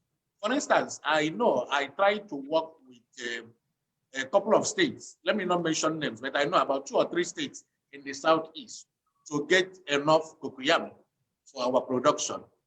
And when you talk about getting products from the Southeast, we have this mindset that we think that we are actually into agriculture. But when you look deep down, what we are simply doing is to produce what we are eating. We don't produce to sell to outsiders, outside the states where we are operating. We don't produce for industrial production. And when you talk about industrial production, it's not about going to a corker to go and buy a truckload of pepper or tomato. When you talk about industrial production, you talk about feeding an industry that requires about 100 tons of your product every day. So those things are not possible in Southeast, apart from maybe rice, which Anambra is getting right. But other items like cocoyam, which we try to do, incidentally we are getting from Delta instead of any state in the Southeast. We are trying to get a lot of, like the sugar pepper, for instance. The sugar pepper, we try to work with them to get enough to run our production, but we are not getting up to 10% of our requirements. So it is a huge problem in the Southeast that whatever we are producing for consumption. We are not producing to sustain our economy. That's the biggest problem we are having. Wow, that's a scary scenario that you're painting, Don. I mean, so I guess maybe the question is not, the ball is not going to be passed to Jide. Jide, how do we solve this problem? Because we want to be producing not just the ones we're eating, we want to produce to sell. And Don is saying that he has capacity to do that, but he can't find the sort of structural levers to help him do that. Once you answer, I'll come back to you, Joma. Thank you. I think I hear what you're saying about export, but let's even start by domestic demand. And when I say domestic, I mean in-state. As was mentioned, we've done quite well in rice. Let me give some metrics to that. Prior to 2014, our total annual production of rice was just under 80,000 metric tons per annum. It's now hovering close to 400,000 metric tons per annum of rice. So you have, the farmers you have some of the farmers that are already in public-private partnerships with the government. So Coscharis, for example, Josan, the big rice mill, they're already producing rice. And then of course you have the private players. So we've done pretty well in rice, but that, so I think for now we've outstripped the domestic. We're still bringing in rice, but in terms of from an absolute domestic demand, we're kind of getting there in terms of satisfying that. And then you can now start talking about, sort of your export markets, both within Africa and outside Anambra. But, as has been said, rice is just one of many products. We've engaged in PPPs in poultry because we need to have a source of livestock protein. We are dealing with a lot of people that we've given land to do various parts of the agricultural food chain. We've also just signed off a biofertilizer company, one of the biggest in the nation, so they can come in and do biofertilizers. So there's a myriad of things going on in the agri space, but it has to be looked at in totality. And I'll give you an example. The agri ecosystem can very easily be disrupted by a supply issue on one corner. One of our PPP poultry farms had a challenge tail end of last year and this year because we could not get feed. Maize, the primary product that we put into our feed, wasn't coming down from the north. So you have to ask your question, as a small state, second smallest after Lagos, can we afford to dedicate land to every single product? Or do we focus on those products that we have competitive advantage? Do we focus on rice if we can do that? Do we focus on cassava? You need to be very, very disciplined with how you do that. Having said that, agriculture is the _1 pillar for us in terms of economic development. And so I'm yet to see an agricultural proposal that will not be welcomed via answer from my agency by the Anambra State government. Thank you. Thank you so much, Jide. Ijoma, do you want to jump in on this? Yeah, and then we'll start taking questions from the audience. Go ahead. Thank you, Foma. Just from a separate angle, and it might be that I'm throwing the cat amongst the pigeons, but if I think about, and some stuff that Jide said is actually what's got me thinking. So if we think about the fact that most of the issues have always been the fact that things have been driven from the top. So from a federal perspective, FAC allocations, etc., right? And hence the whole argument for the subnational involvement and states sort of trying to drive their IGRs. But then, as Jide pointed out, Anambra is second smallest after Lagos, they know what they're competitive at, what the resources they have competitive advantage is. And one question I have always had, and I'll ask it again today, I suspect Jide might be in the best position to respond, is that Anambra shares boundaries with, Delta, Enugu, Imo, Abia Rivers, Edo, etc. How can the state work with private sector to create economic corridors along some of these sort of national, along some of these transport corridors that already exist? If we say that some states have competitive advantage in some resources, and I don't know if, given our complexities in this country, if that's something that is difficult, if the framework to operate that would be difficult, but that is something that has been on my mind in the last few years. Like, if we keep talking about subnational competitiveness, why can we not, as states in a region, look at our economic corridors, look at our competitive advantage, work with the private sector to actually develop these corridors for our own competitive advantage as the Southeast. So like I said, I might be throwing the cat amongst the pigeons, but it was just a few things that Jide said. And I'm saying, you know, why focus on those resources that we have competitive advantage in if our neighbor, for example, has the solution to some of our issues? And like you said, agribusinesses, but can we actually accommodate all of them in a state that has only so much land space, as it were? Yeah, so that would Ijoma, be you're comment. asking very important questions. I like those questions. And maybe Cheta, because I'm going to put you on the spot, can throw some insights into some of Ijoma's questions. Why is it that we can't get Southeast states trading or building, collaborating to build those corridors that Ijoma hinted at? What are you seeing from a research perspective outside of the politics, the fact that some states are in different parties, that's going to be a barrier to us actually doing intertrade? Maybe you and Don can tell us. So from even a government perspective, and Don, maybe you can answer for us from a private sector, a trading perspective. Cheta? Okay, there are 4 challenges that stand out. And the first one has to do with trust. Too often we see that government entities and private entities are saying the same thing. This has repeated itself all over the Southeast in projects that we have gone for in different parts of the Southeast. You speak with government people and they say one thing. You speak with private businesses and they say another thing. And a subset of that problem is that the private sector spends too much time hiding from the government.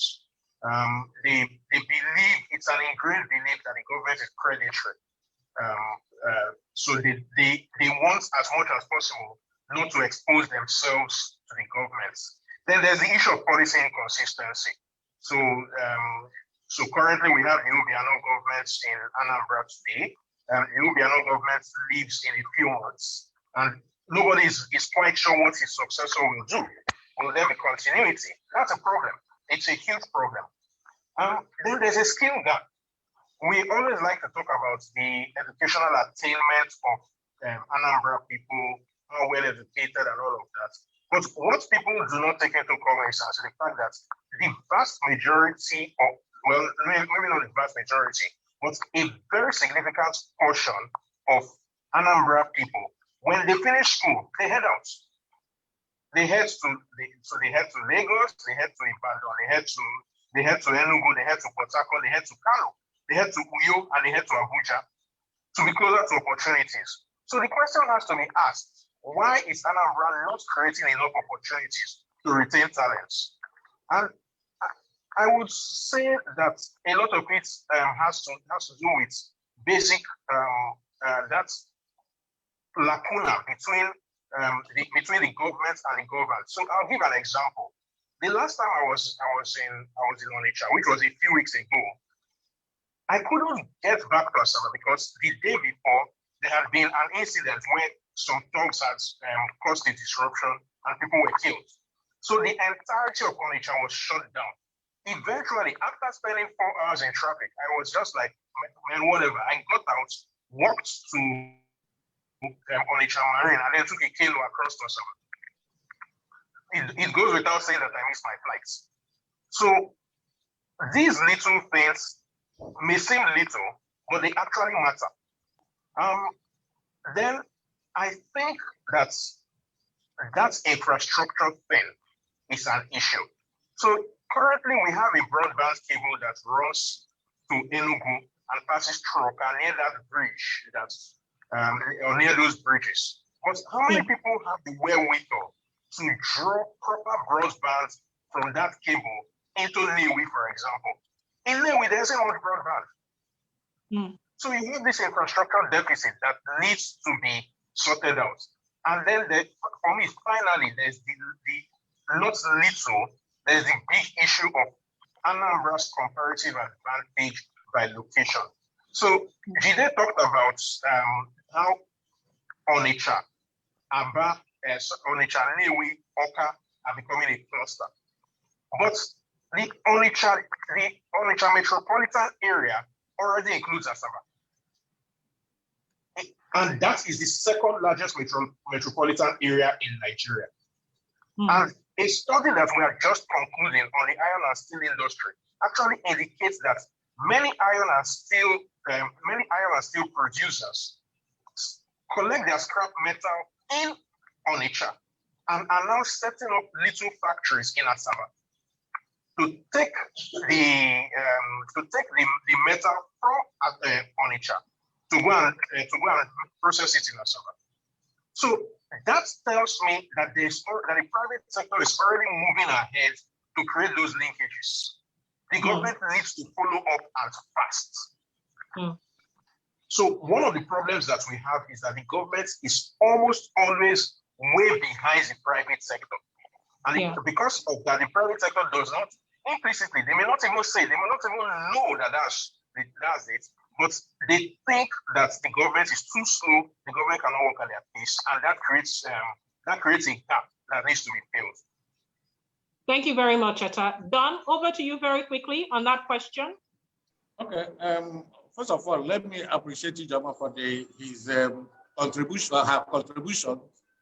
She made mention about, I think we cannot really talk about this without also going back to talk about data, because data would have helped an investor to know which industry will be beneficial to him in a particular state where you want to invest. Like I said before, in Anambra State, it's not just about rice. If I have to come into Anambra as an investor, I should be looking at a byproduct of rice, because that is what they have gotten right. I cannot come into Anambra to start looking for a product I can produce with ginger when I know there is no ginger farmer in Anambra State. So data plays a very good role there. And when I talk about not having products for industrial production, it's not about export. For you to actually assess your raw materials, you must have a cluster whereby you can assess your raw material effortlessly. Somebody is opening up a poultry in Anambra State, and then he is going to rely on somebody supplying him corn from maybe Kaduna or Kano to sustain his operations. It really doesn't make sense, because as far as I'm concerned, he should also try to work with people who can also guarantee corn for him, for his poultry. Just like somebody wrote in the chat today about Lagos partnering with Kebbi State to get enough rice for their leg rice partnership. That is something I also think that government can also try to do for investors in Anambra State, to guarantee raw materials for people who are already operating. It also calls for data. I cannot come in and start investing if data is not provided to guarantee that there is a raw material readily available for me in a state where I want to invest. Yeah. Thank you so much, Don. Thank you. We're almost out of time, and we have quite a number of questions on the forum. CMU, Chinenye Mbazoku, has been asking quite a number of questions, some of them to Jide, where he asks about what are the lessons learned from the ramp up of rice? Why can't it be ported to other product categories? I think you hinted at that, but you might want to throw more light on that. And then the second question he asked is, what are the barriers that are preventing people like Chika, who spoke earlier on, from coming to launch in Anambra State? Why would he go and launch in Edo rather than Anambra State, if there were no barriers? So if you can address that in a minute, I'll ask my final question to all the panelists, and then we'll close this out by 3:45. Thank you. Interesting, as I mentioned, Chika's on our board, so we had a discussion at the board level as to why Edo versus Anambra.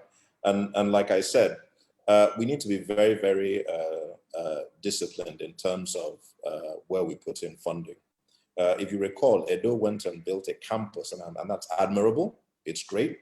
There are a lot of competing demands. If you look at the GDPs of different states, they have competing demands. Again, as I'd mentioned, we may not be able to build a campus for every private sector player that wants to go in. We'll try our best to do that, but some states are just going to be ahead of the curve in terms of building your campus. What we propose is that we like things to be private sector driven. And so what we're getting is a lot of people that are doing their own investments from scratch. They said, we will build our own campus. We will do our own thing. Cheta mentioned, how Asaba has been for a long time a suburb of Onitsha. And when you look at it, you have to look at, yes, they're living in Asaba, but there is no space in Onitsha. There's absolutely no space. Even we as government, when we look to allocate things in the Onitsha metropolis, it is hard. And that is almost as a testimony. You see, you can look at Onitsha in two ways. You can look at it as a very planned, environmentally unsound place, or you can look at it as a victim of its own success. The population density in Onitsha is second only to some parts in Lagos. It is incredible. And if you want to do a comparison, just drive over the bridge. Drive over the bridge, the head bridge, straight over the bridge into Asaba. You see the multiple highways you've got, stops at Onitsha. It's almost like Asaba is a total, at least that part of Asaba, leading into the main metropolis is almost forgotten by the state government. You can just drive and you physically see the differences. So I think that, you know, for a long time, we've only had one bridge leading into the east through that axis. That is the first Niger bridge. It is no longer fit for purpose. That cannot be the only artery we have coming in to, you know, along the Onitsha-Enugu Expressway. Thankfully, the second Niger bridge will be completed sometime next year if Julius Berger sticks to their timelines of the federal government. Logistics-wise, we've just commissioned and in the process of commercializing the new Anambra airport. That was an incredible investment on the part of the state to put in our money and actually try and create that additional logistic hub, as well as on the federal side to lobby for the Onitsha-Enugu Express to be done. If anybody can recall, you know, back in the 80s, early 90s, you could drive the distance Enugu to Onitsha in 1 hour flat. We need to understand that the Southeast is relatively small. You could take Oka to Onitsha in 20 minutes, max. So you find a scenario whereby you can become a city-state on your own. You have a general sprawl, but it is a very, very small area. You can get from most parts of Anambra to the other in 2 hours maximum. And the roads are good, the networks are good, you know. So I think in terms of providing that infrastructure, we're doing that. We can always do more, that we're doing that. We spoke about broadband cable, because that's very key. Anambra is one of the first states that said, look, we're going to waive our entire rights of way. A lot of the, you know, it was initially 145 naira per linear meter. Now it's free. You come into Anambra, we will not charge you for rights of way. So you have the big telcos laying fiber cable and saying, look, you know, we're happy to get this because they're the people that have the capex to do it. Okay. Jide, I have to stop you there. Because we're way out of time. But the final question to all of you, and you take 10 seconds to answer.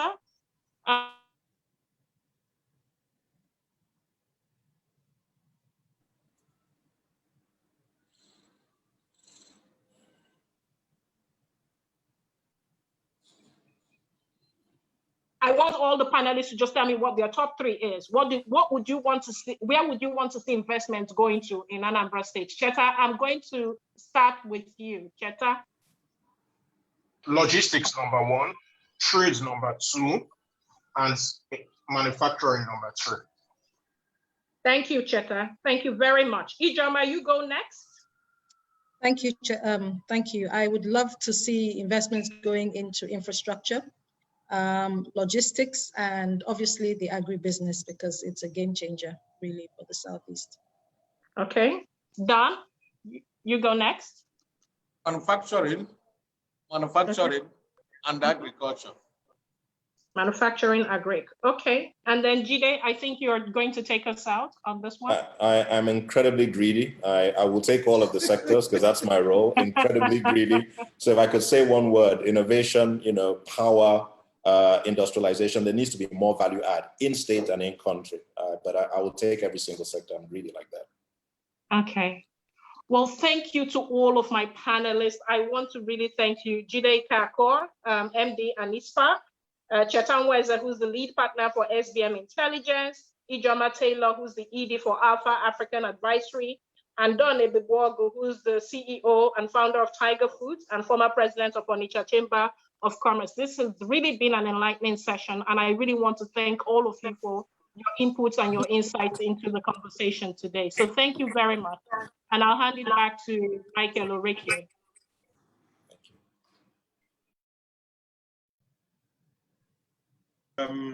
Wonderful session. Thank you so much, Ife. Superb work. And it's like you picked their brains in ways they were not expecting, as usual. And you brought out a whole new set of insights and perspectives. Thank you so much, Ife. And thank you so much to our panelists. Thank you, Jide. Thank you, Don. Thank you, Cheta. Thank you, Ijoma. Wonderful session. Day is fast spent. We just have one more thing to do. Closing dialogue, very, very quickly. We're going to have 3 people on. We have Obi Asika, we have Gerald Ilukwe, and we have Titi Akinsanmi.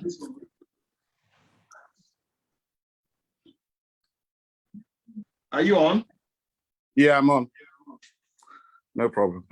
Hello, Gerald. Gerald, are you on?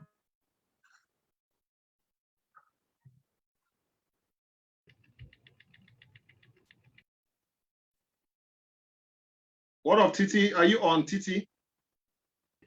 Yes, I have been on and I am on. Yeah. Obi, are you on? I'm right here. Can you Titi, hear me? can you hear me? Can you guys hear me? Okay, Obi, I can hear you. It's just a wrap-up conversation, just tying everything together and trying to put it into the digital space. That's just it. So I think Obi, just take it off from there. No problem at all. In case, wait, let me just, having internet challenges, the Nigerian thing. First of all, just an incredible day. Just want to thank everybody who's been on today. And then thank Titi for waiting so long to join to have this conversation. Very excited to have her here. I'm not sure whether Gerald is going to make it because he also had to leave, but he was on before 12 as well. Titi Akinsanmi is Google's lead for West Africa in terms of public policy and government relations. And if I can see her, I'm gonna just start having a conversation. Titi, where are you? I am right here on my screen right next to you. Perfect. Thank you so much for doing this with us. No problem. I know you've been here for a while, all day in and out. And I just wanted you to share your perspective from your work that you do with governments across West Africa and with Nigeria in terms of what Anambra can do, how they can push forward, and what you think about what you've heard today. Thank you, Obi. I'm really, really glad that I was able to make the time to sit in on this. It has been very enlightening for me. I have been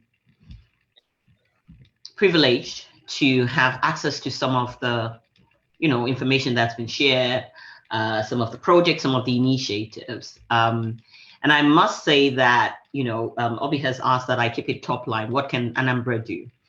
One thing is for sure, Anambra in its entirety, both the government side of it, civil society to some extent, but also the business part of it particularly, needs to increase the ability to be able to share the information, the knowledge, communicate it. I'm tempted to say that the branding, the PR and the branding, you need to 10x it. Because the more I listened, the more I thought we need to do a whole lot more than what we're currently doing in Anambra. And we're doing quite a bit.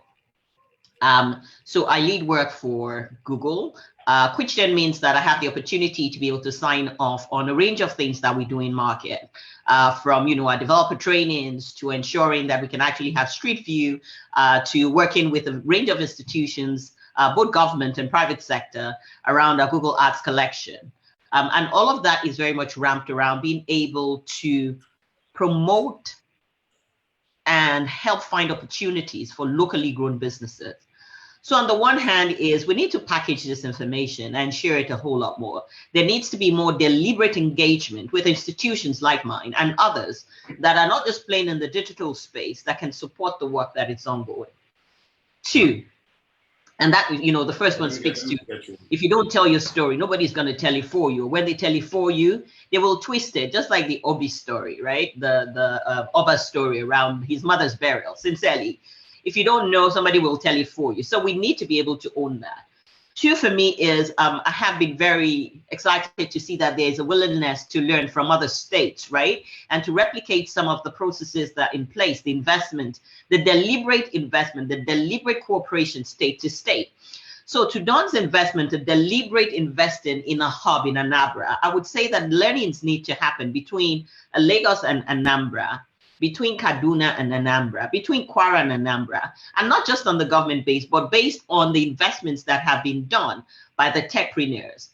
So what conversations are happening between the developer space, the technology space, the ecosystem players there, and the ones that are sitting in Lagos, Abuja, Jos, Kwara, Kaduna? I'm mentioning those because those are the known, well-established spaces where we have tech hubs. I was also excited, and I shared this with Obi, to see that Chika also had a conversation with you today about the work that he's doing with Decagon. A lot of people are not aware of this, but Chika was my first official tech boss that paid me salary, right? At MTech. I was a content development manager and then a product manager.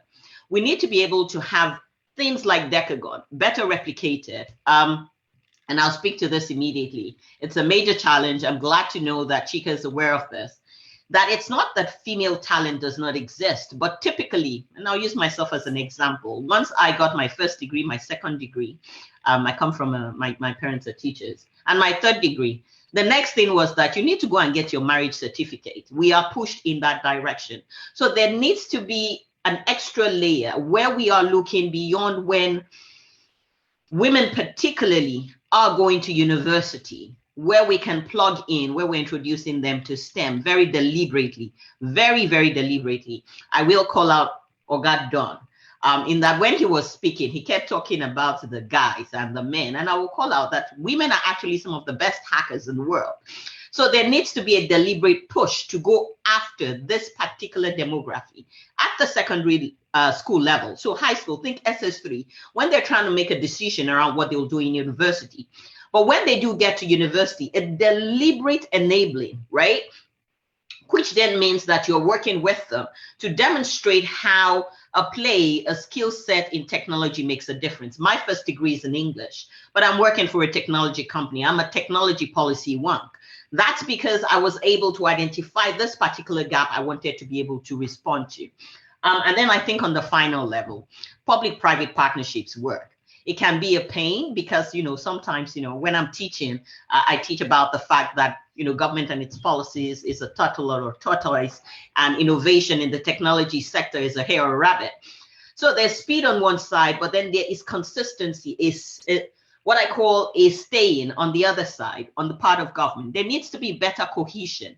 And I'll use this opportunity to push forward on the startup ecosystem bill. If you haven't heard of it as yet, please take a look, startupbill.ng, that Anambra needs to already key into. Part of the strategy is to ensure that we actually have it layered at the state level. So a federal bill, yes, but how can Anambra position itself with its policies and regulations as an attractive space for us potentially to come situate ourselves, or for other, innovating organizations to situate themselves?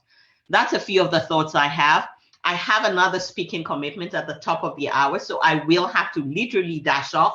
But if there are any questions, they can be directed to me. I have no issues with being able to respond. Obi, back to you.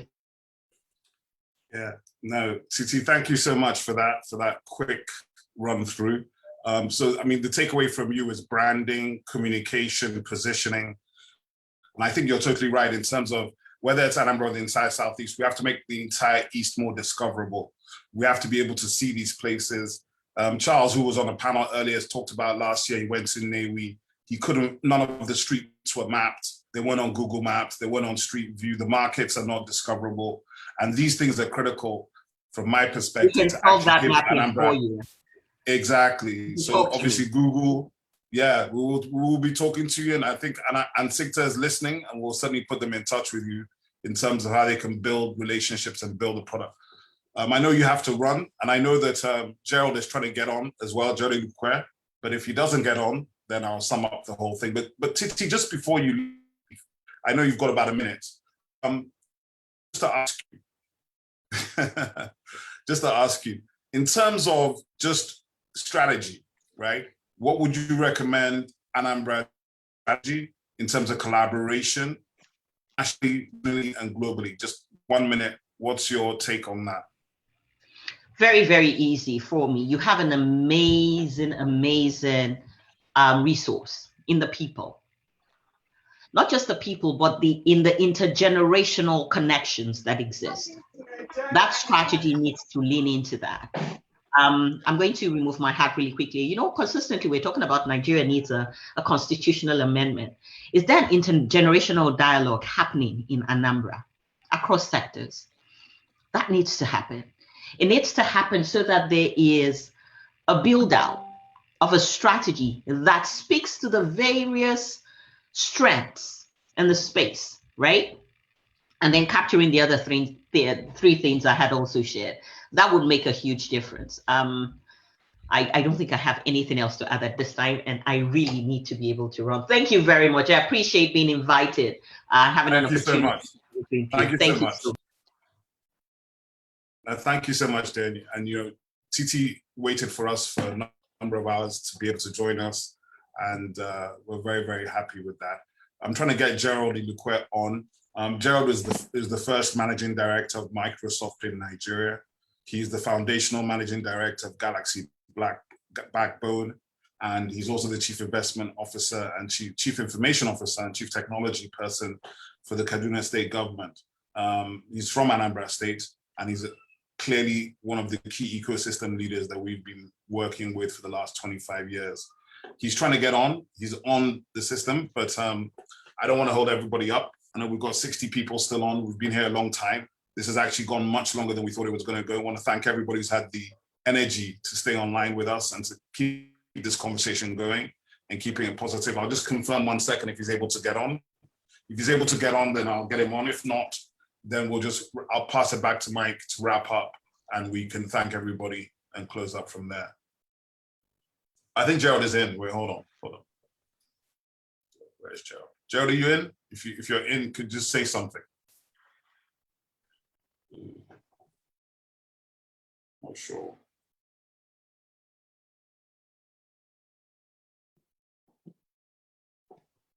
Okay, he was trying to log on from. We were chatting. He was trying to log on. I think he's having challenges as well.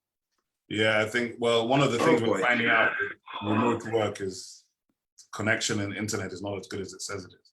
Internet in Nigeria is a problem. It's a big problem.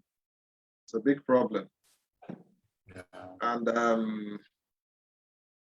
well, anyway, something we need to work on. Yeah. Anyway, if he doesn't get on, I just wanted to thank everybody. My summation of the day, first of all, was that it was just a wonderful day to experience and see people sharing so much knowledge and so much passion and so much positive energy around the possibilities and opportunities that Anambra State has and the entire East. I really hope that we can continue the energy and build on public-private partnership. I was excited to hear about Tiger Foods and the hub. Obviously, I have a hub in Onitsha, Ibaji. I'd like to actually, everybody who has an empty building or an empty property anywhere in the East or in their own places, wherever they are from in Nigeria, I think all of us can make efforts to push things forward, to motivate our people, to push education. I think education is the key to absolutely everything. If we sort out education, we can do everything else. With that said and done, I really don't have much more to say. I don't want to keep anybody. I'm not sure I can find Gerald, but Michael, do you see him anywhere? Message I think technology might have cheated us of him. Okay, but by God's grace, there'll be other times. Most definitely. He can key up the next. Yeah, maybe. I just want to say a very big thank you to everybody. We know we had to make a whole lot of calls, a whole lot of follow-ups, a whole lot of favors were called in just to get this, going. But you can see that it's been a very beneficial conversation. It's been a very beneficial event. It's brought up a whole lot of new issues, new ways of thinking, and new perspectives. I just want to say thank you from ANSICTA. Thank you from Anambra State. And we're going to be still talking to you. The conversation is definitely not going to end here, because like all the other people have been passionate, we are also passionate at making things work. Forget the fact that we're in government. We also believe that things have profitability now. It's also a game of survival. We have a burgeoning population of youths. They're not doing anything. we have to just engage them. We must engage them one way or the other. Otherwise, we're all asking for trouble. We're sitting on a time bomb. So I want to call on my MD, Mr. Theo Manafa. He has some things to say, and he also wants to give his own closing remarks for this event. ANSICTA has really pushed, and we are open for business to collaborate with people. That is what this is really all about. We want to bring people in. We don't want to work from afar. We don't want to dominate or lord over anybody. We want to work with people. So just take that home, that ANSICTA is ready to work with willing collaborators. Thank you very much. MD. Yes, hi. MD.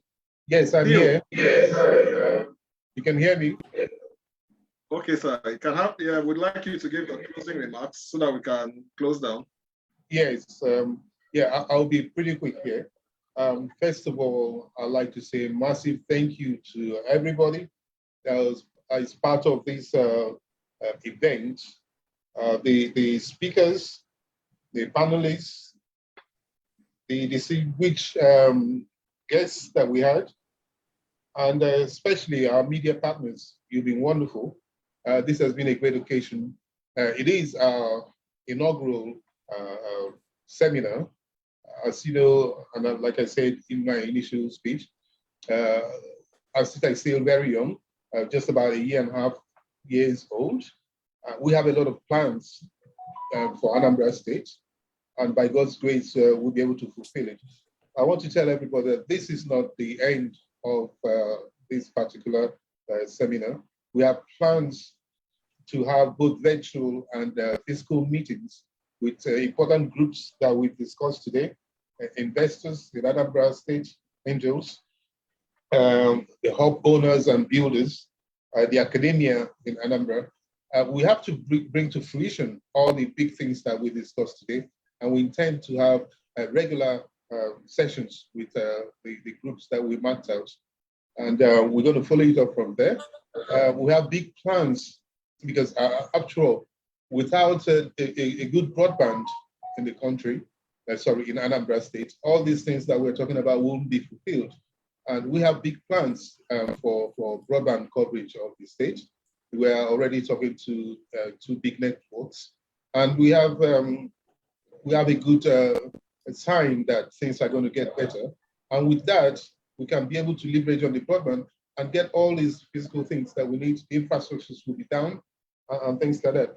We also, of course, we rely heavily on the government of the state, and we know that by God's grace, they're going to come to our aid, and we make sure that we get things done.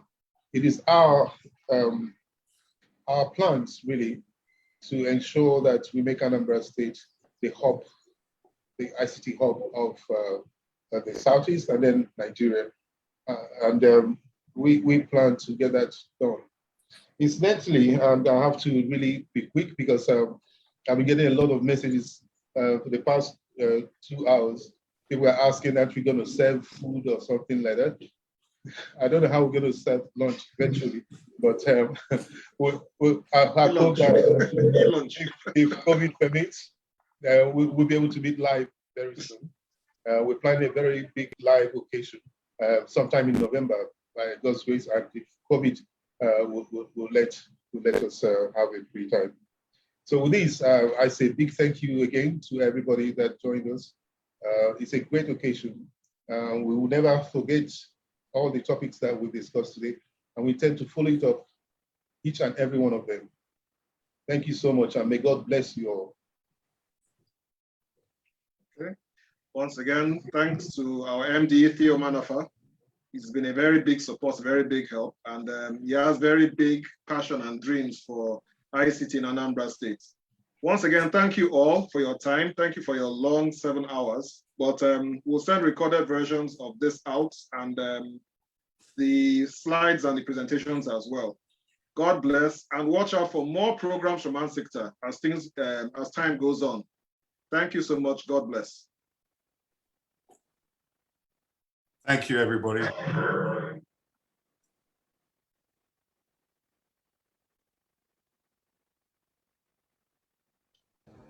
Thank you, everyone.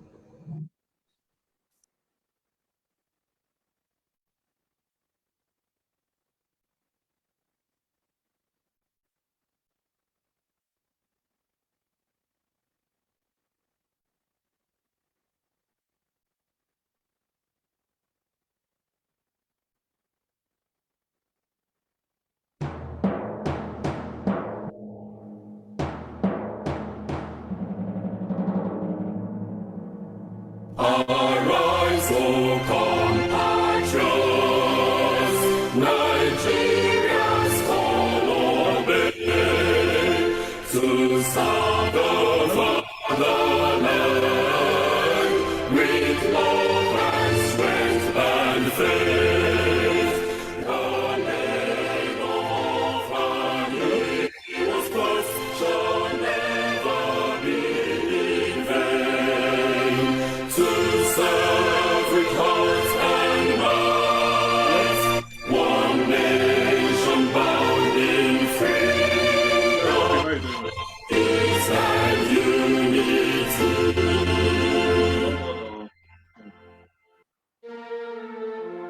With all our hearts, we pray and ask, God bless Anambra, God bless the shining light that we get. We're the only ones to make her brighter, the only ones to make her better, the only ones to make Anambra shine. With our sweat and blood, every breath of our lives, with trust in God, we will lift our homeland high. We believe in togetherness, we'll build a land of progress.